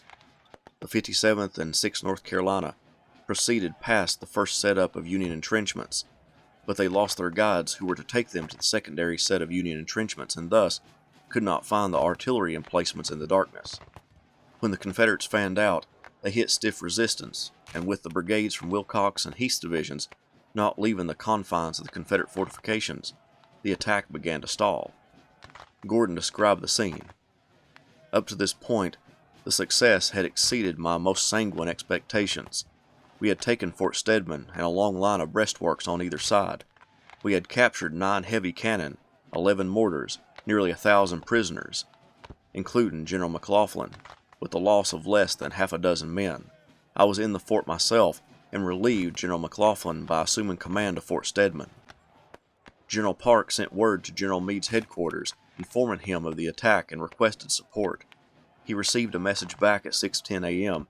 stating that General Meade was not there and that Parke would need to basically get his own reinforcements. Meade and his wife accepted the invitation of Grant to spend some time at City Point with him and the President, who came to visit the scene of the siege. That morning, Meade was still on a steamboat docked in the James River. The word went out to all available commanders to converge on Fort Stedman. Parke attempted to send a telegraph to City Point informing Grant and Meade of the attack, but some of Gordon's men made it into the rear of the Union lines and cut the telegraph line linking Parke to City Point. To the north, Ransom's brigade pushed back the 57th Massachusetts. Most of the men from the old Bay State were in their tents when the attack began. Officers rushed their troops to counter the Confederate brigade, but the momentum was in the Southerners' favor. Before Ransom's men could push on to Battery 9, the 2nd Michigan mounted a counterattack that Ransom's men could not withstand and fell back toward Fort Stedman. The 20th Michigan, 1st Michigan sharpshooters, and 50th Pennsylvania came to the aid of the Michiganders. When the 6th and 57th North Carolina approached Fort Friend, a blast of artillery roared and a shell burst in their midst, killing 2 members of the color guard. Wilcox got word to the commanders of the 200th and 209th Pennsylvania regiments to come to his aid, which they promptly did, helping to contain the Confederate breakthrough. The 200th Pennsylvania and a reformed 57th Massachusetts began pushing back against the Confederate skirmishers. Ransom launched an aggressive counterattack of his own, driving back the Federals in the process. However, the situation was becoming desperate, with no support coming to Gordon's beleaguered troops. Ransom pulled back his brigade, and they started to dig in to protect themselves from shot and shell. South at Fort Haskell, the troops there, placed in readiness by their officer when he received a premonition of an impending battle, were in the entrenchments and ready for an attack before the attack took place. Thus they were prepared for Gordon's large assault. Terry's brigade of Evans' division, pressed south, rolling up the Union entrenchments, but encountered stiff resistance at Haskell. Although the Union troops there were prepared, it became a scene of great chaos and bravery as rebel sharpshooters showered the fort with bullets, and the Union troops inside valiantly fired back. The wounded and sick Federal troops loaded muskets and handed them to able-bodied soldiers to fire on the enemy. The situation became more dire for the Federals when Union artillery pieces began discharging rounds into Haskell, thinking it captured by Confederates. The commander of the 14th New York Heavy Artillery, Major George M. Randall, captured by Confederates in the initial attack, escaped from his captors with the battery's colors wrapped around him. It was daylight, and Randall grabbed 8 men to form a color guard and marched to the rear of the fort and waved the flag to signal that the batteries to the rear were firing on their own men. 4 men were wounded, 1 mortally in that makeshift color guard, before the friendly fire stopped. Although the Federals stopped the Confederates from capturing Haskell, the battle still raged in that sector. One Union soldier wrote, "With this, the aggressive spirit of that famous movement melted away forever. The sortie was a failure, and daylight found the invaders stalled in the breach. The Confederate problem of the day was reduced to the silencing of Haskell, and it was the target of more guns than had been concentrated upon one point during the siege. Here for once, after all the months of stupid carnage, was the realization of the grand and the terrible in the war." The situation became pure chaos for Gordon's Confederates. The small Fort Stedman, only capable of housing around 300 men, now contained thousands of Confederates. Gordon attempted to organize them to push them on to the east in order to capture the forts in the secondary Union line, but many refused to go, too scared to venture out of the entrenchments they worked so hard to capture. When Gordon realized that Haskell couldn't be taken, he knew the assault needed to be called off and requested such from Lee. Lee gave his consent to withdraw from the Federal works. By this point, Federal officers coordinated their regiments to basically form an arc around Fort Stedman, and 30 pieces of artillery delivered devastating volleys into the fort. Gordon watched around him as soldiers tried in vain to fight back against the Federal infantry and artillery. Bullets and shells picked off soldiers exposed on the outside of the works, and those behind the walls grew too afraid to expose themselves to enemy fire in an attack. It was about 7:30 a.m. when the Union soldiers began to reclaim their works.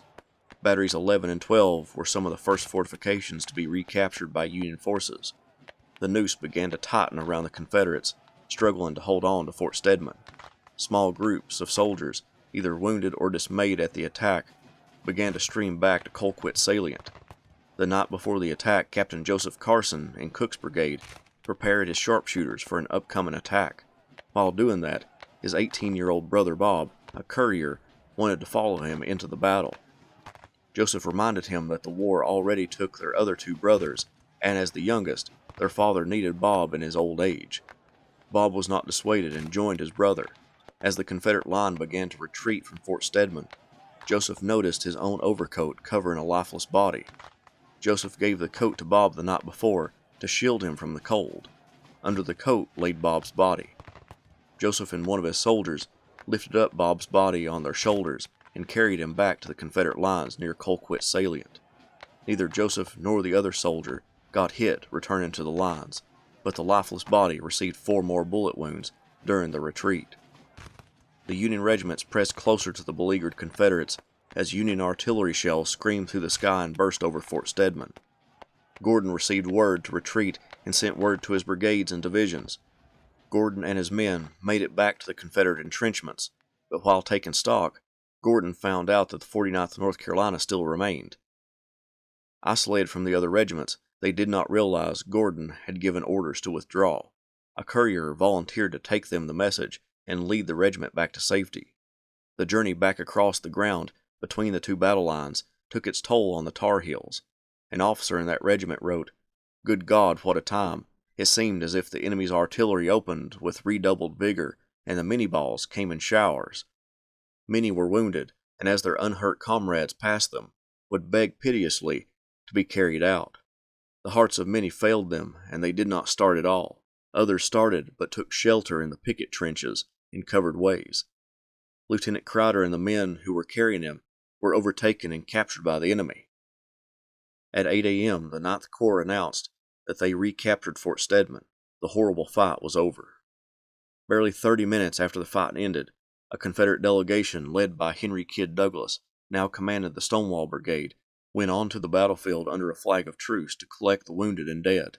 It took 30 more minutes before General Parke agreed to send his own delegation, still thinking an attack could be made, but decided against it. His delegation was led by General Hartranft. Hartranft and Douglas found out in their conversation that they attended the same college, and that began their lifelong friendship. Both sides, but mostly Confederates, crossed the works and retrieved their dead. Union and Confederate soldiers also met during the truce to trade goods and talk. Many Southerners did not return to their lines when the truce ended. When all the bodies were counted, the Union lost 70 killed, 424 wounded, and 523 missing, for a total of 1,017. The Confederacy's numbers are estimated to vary from 1,900 to 2,600 total casualties. The failed attack on Fort Stedman signaled to Ulysses S. Grant that if Lee marshaled that many troops for an assault, other portions of the Confederate line grew weaker, that now was the time to attack.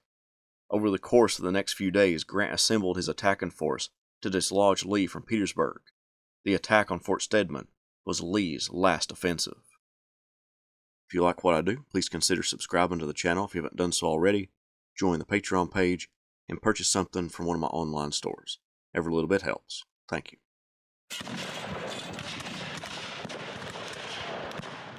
Following the defeat at the Battle of Fort Stedman, Robert E. Lee knew that the Confederate failure would prompt Ulysses S. Grant to launch an attack on his right flank to cut off the only available roads and railroad running into Petersburg. Lee sent 2 commands to his western flank. The first was an amalgamation of various commands, with the nucleus being George Pickett's division. The other command consisted of mostly Bushrod Johnson's division, and it was ordered to occupy the area of White Oak Road and the Boydton Plank Road, to throw back any attempt by Grant to turn the flank. Grant planned this offensive for days. Philip Sheridan and his cavalry corps was to proceed to the Confederate western flank and attempt to destroy as much of the last railroad running to Petersburg as they could. Grant thought he may even draw Lee into open battle, but knew that was unlikely. The Union 2nd Corps under Andrew Humphreys occupied the far left flank of the Union siege lines, allowing Gouverneur K. Warren's 5th Corps to move to the west along with Sheridan's cavalry, which aimed for Dinwiddie Courthouse. In Warren's front lay Johnson's division, and on March 29, 1865, a battle erupted between the two forces on the Lewis farm. The engagement saw Warren's force defeat Johnson, and the Confederates move back to a position along White Oak Road, where earthworks could protect them from the Union bullets.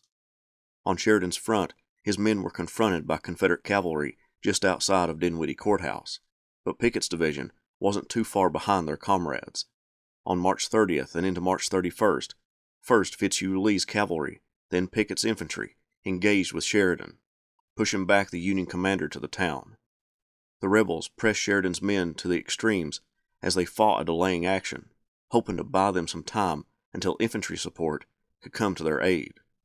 When darkness began to cover the battlefield, Pickett halted his attack and began to withdraw back to Five Forks, where he took a position to guard the road junction. Also on the 31st, Lee ordered a counterattack against the 5th Corps to hopefully drive them away from the flank. Johnson, reinforced with more infantry brigades, lunged at Warren's exposed left flank, driving them back. In this attack, 3 Confederate brigades drove back 2 Union divisions. The rebels wouldn't see success for long, though. Warren regrouped and again pushed Johnson back to White Oak Road. Sheridan was confident that with a sizable infantry force supporting him, that he could eliminate Pickett's hold on Five Forks, opening up the way to the South Side Railroad. He informed Grant of the plan and requested that the 6th Corps be allowed to come west to join him for the attack. Grant told him that the 6th Corps was too far away, being in the middle of the siege lines, but that he would send the 5th Corps. Sheridan preferred the 6th Corps because they had performed admirably for him during the campaign in the Shenandoah Valley the previous fall. It was after 9 p.m. when Warren's corps began moving towards Sheridan's front. Warren hadn't performed well during the Overland Campaign or the Siege of Petersburg. Grant didn't care for him, thinking him too timid. Sheridan didn't have a good opinion of the general either. After notifying Sheridan that Warren would be joining the attack on Pickett, Grant sent a message by way of one of his staff members, Orville Babcock, which stated, "General Grant directs me to say to you that if in your judgment the Fifth Corps would do better under one of the division commanders, you are authorized to relieve General Warren and order him to report to General Grant at headquarters." Sheridan planned for his cavalry to hold the Confederates in place while Warren turned their flank and broke their line. The Federal horsemen engaged with Pickett's infantry, putting pressure on them, but it was after 4 p.m. before Warren's corps began their attack. As Romaine Ayres's division advanced, his reserve brigade joined the front line to help strengthen the battle line, especially since the divisions of Charles Griffin and Samuel Crawford got lost, swinging too wide to the north and west and missed the Confederate flank. With his 2 divisions lost in the tangled Virginia forest, Warren went to look for them and get them back on the right path.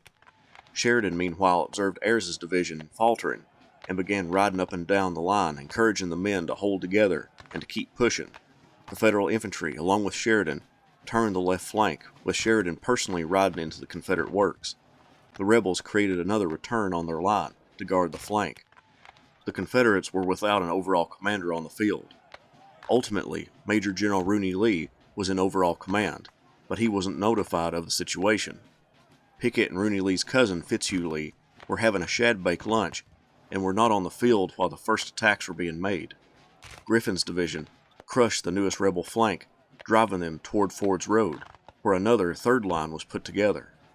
It was around this time that Pickett arrived on the scene, having barely avoided capture by the Union forces who now occupied Ford's Road. With Crawford's division getting behind the Confederate left flank, the line melted away.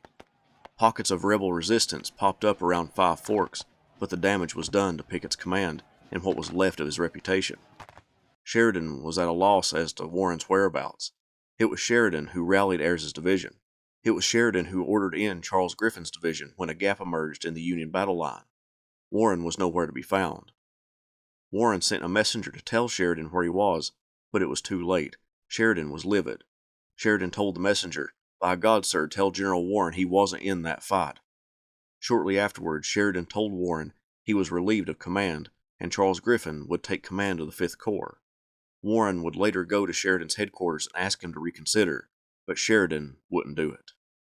The battle had been a complete disaster for the Confederacy, opening up the way for the Union to cut the South Side Railroad.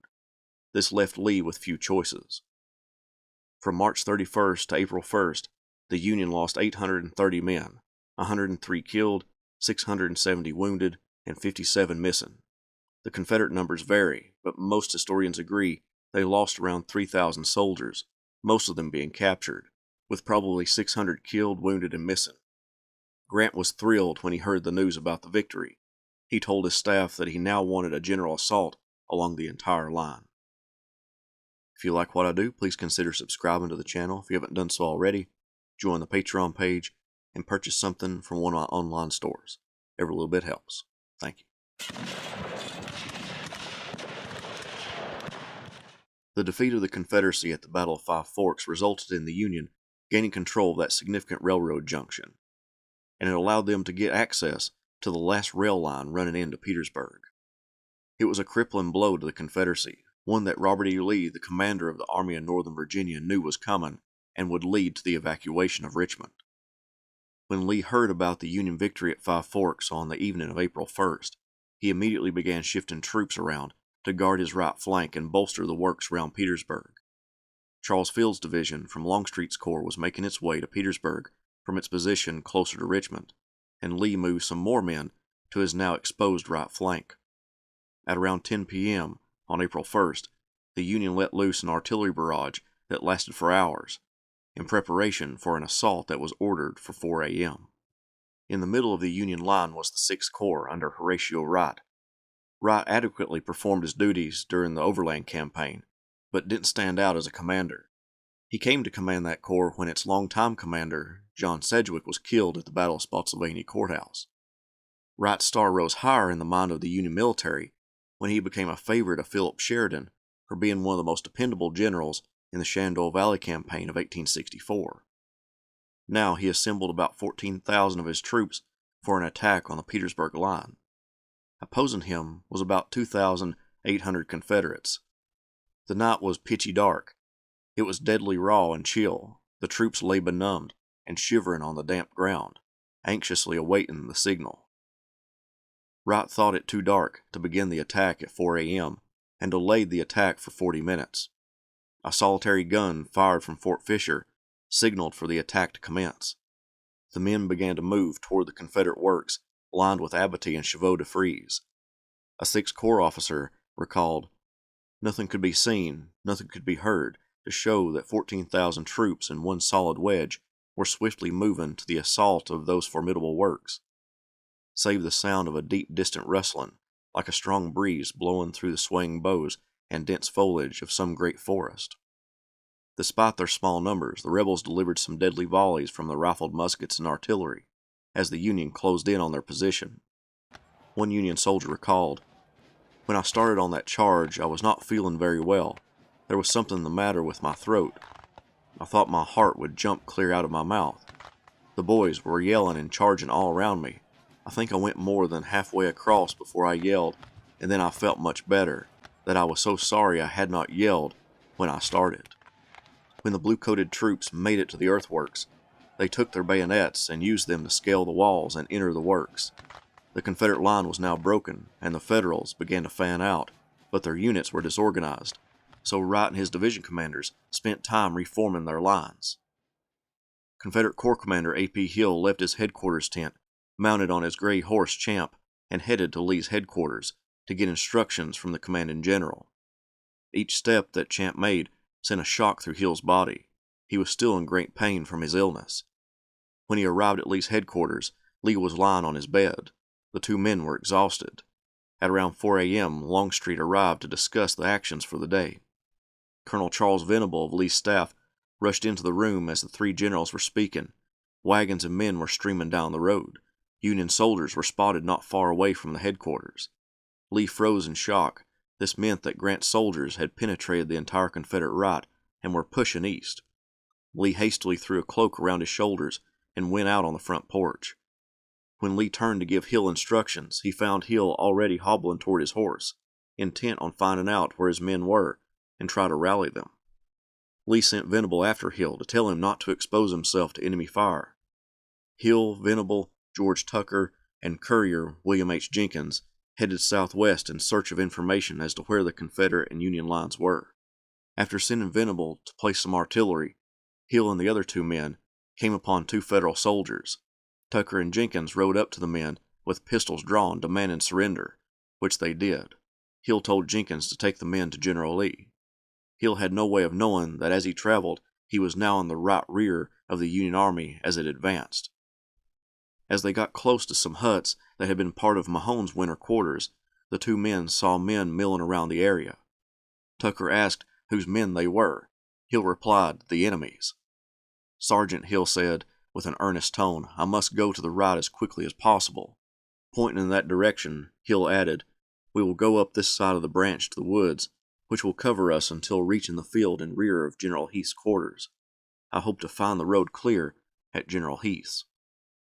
Tucker made no response, but he rode with his Colt revolver in his hand. He touched his horse and got a little ahead of Hill. The two men crossed the Boydton Plank Road, came to a small woodland, and followed its edge southwestward for about a mile. Not a soldier, Union or Confederate, was in sight. Hill suddenly spoke up. "Sergeant, should anything happen to me, you must go back to General Lee and report it." As they came out of the woods into an open field, they saw Federal troops massed in the road. Both men halted. When Tucker asked what they should do, Hill pointed to a clump of woods about 150 yards away. "They must keep on the right," he said. As they neared the woods, Tucker saw Union soldiers in the woods. Two of them took aim with their rifled muskets. In a low tone, Hill said, "We must take them." Hill drew his revolver and placed Champ's reins in his left hand. Tucker went forward, just 20 yards from the Union soldiers, and demanded their surrender, bluffing that their men lay just a short distance away. Hill also called for them to surrender. The men they were shouting at behind the tree were two members of the 138th Pennsylvania. Corporal John W. Malk, a 29-year-old carpenter from Bedford County, Pennsylvania, looked down at his compatriot, Private Daniel Walford. "I cannot see it," Malk whispered. "Let us shoot them." Both men fired. Wolford's shot missed Tucker, but the bullet from Mount cut off Hill's left thumb in the gauntlet, passed directly through his heart, and ripped out his back. Hill died instantly. The impact of the projectile spun his body around, and he fell face down to the ground. Instinctively, Tucker grasped for and closed around Champ's bridle. Tucker turned to check on Hill, but his motionless body let him know that the general was gone. He took hold of Champ, a superior horse to his own, and mounted the general's horse and retraced his steps. He first encountered Longstreet and told him the news, then met with the rest of Hill's staff to inform them of the general's death. The staff then rode to Lee's headquarters. When Lee heard the news, tears welled up in his eyes, and in a choking voice he said, "He is now at rest, and we who are left are the ones to suffer." The huge gap in the Confederate lines grew wider as Wright's men began to press the flanks on either side of the breakthrough.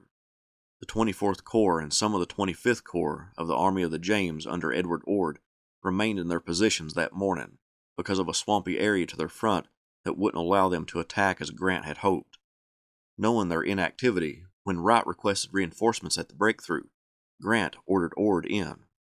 The Army of the James commander sent nearly his entire command northeast toward the breakthrough and knocked another hole in the Confederate line. However, most of the Confederates had left the sector that Ord attacked. Nevertheless, it opened up an even more significant breach. Cadmus Wilcox, one of Hill's division commanders, came out of his headquarters to find his division being scattered. Despite the men who were pushed back telling him that there was no hope in stopping the blue tide, Wilcox wanted to try. He and two other generals gathered up about 600 survivors of the breakthrough and hit Wright's troops from the northeast, driving them back a little and establishing a line to protect Petersburg. But Wilcox knew he couldn't withstand a major attack. Lee, about 10 a.m., sent a message to the Confederate War Department stating, "I see no prospect of doing more than holding our position here till night. I am not certain I can do that. The brigades on Hatcher's Run are cut off from us. Enemy have broken through our lines and intercepted between us and them. I advise that all preparation be made for leaving Richmond tonight." On the far Union left flank, Sheridan, the 5th Corps, and part of the 2nd Corps overran their Confederate counterparts, with a division of Andrew Humphrey's 2nd Corps under Nelson Miles catching up to Heath's beleaguered division at Sutherland Station. Multiple Union attacks were thrown back, but eventually Heath's men escaped toward the Appomattox River. Heath himself had to leave the front, ordered by Lee to come east and take command of what was left of Hill's command. Near Petersburg, Wilcox worked to hold off Wright's corps until more troops could come from north of the Appomattox River to the city's defenses. Some reinforcements did arrive. Around 400 men from Nathaniel Harris's Mississippi Brigade made it to the field, and Wilcox placed them at Fort Whitworth and Fort Gregg, with instructions to not surrender the fort, that the survival of Lee's army depended on their obstinate stand. Other survivors of the breakthrough brought the defenders' numbers to about 1,000. Opposing them was around 7,000 Union troops from John Gibbon's 24th Corps from the Army of the James, which came to support Wright. Before the Yankees made their attack, Harris distributed extra rifles and cartridge boxes to his men. With preloaded rifles at arm's reach, he knew they could increase their rate of fire and delay the Yankees more. He told them, "Stand like iron, my brave boys, stand like iron." The first wave of Federals moved across the open terrain and attacked the twin forts, coming to a halt at and in the moat surrounding each. Thomas Osborne's troops were halted by the rate of fire and the obstacles. Next, Harrison Fairchild's brigade went in, succumbing to the same fate as Osborne. The rebels began to run out of ammunition and started throwing rocks at the enemy. Finally, Gibbon ordered in the rest of his brigades.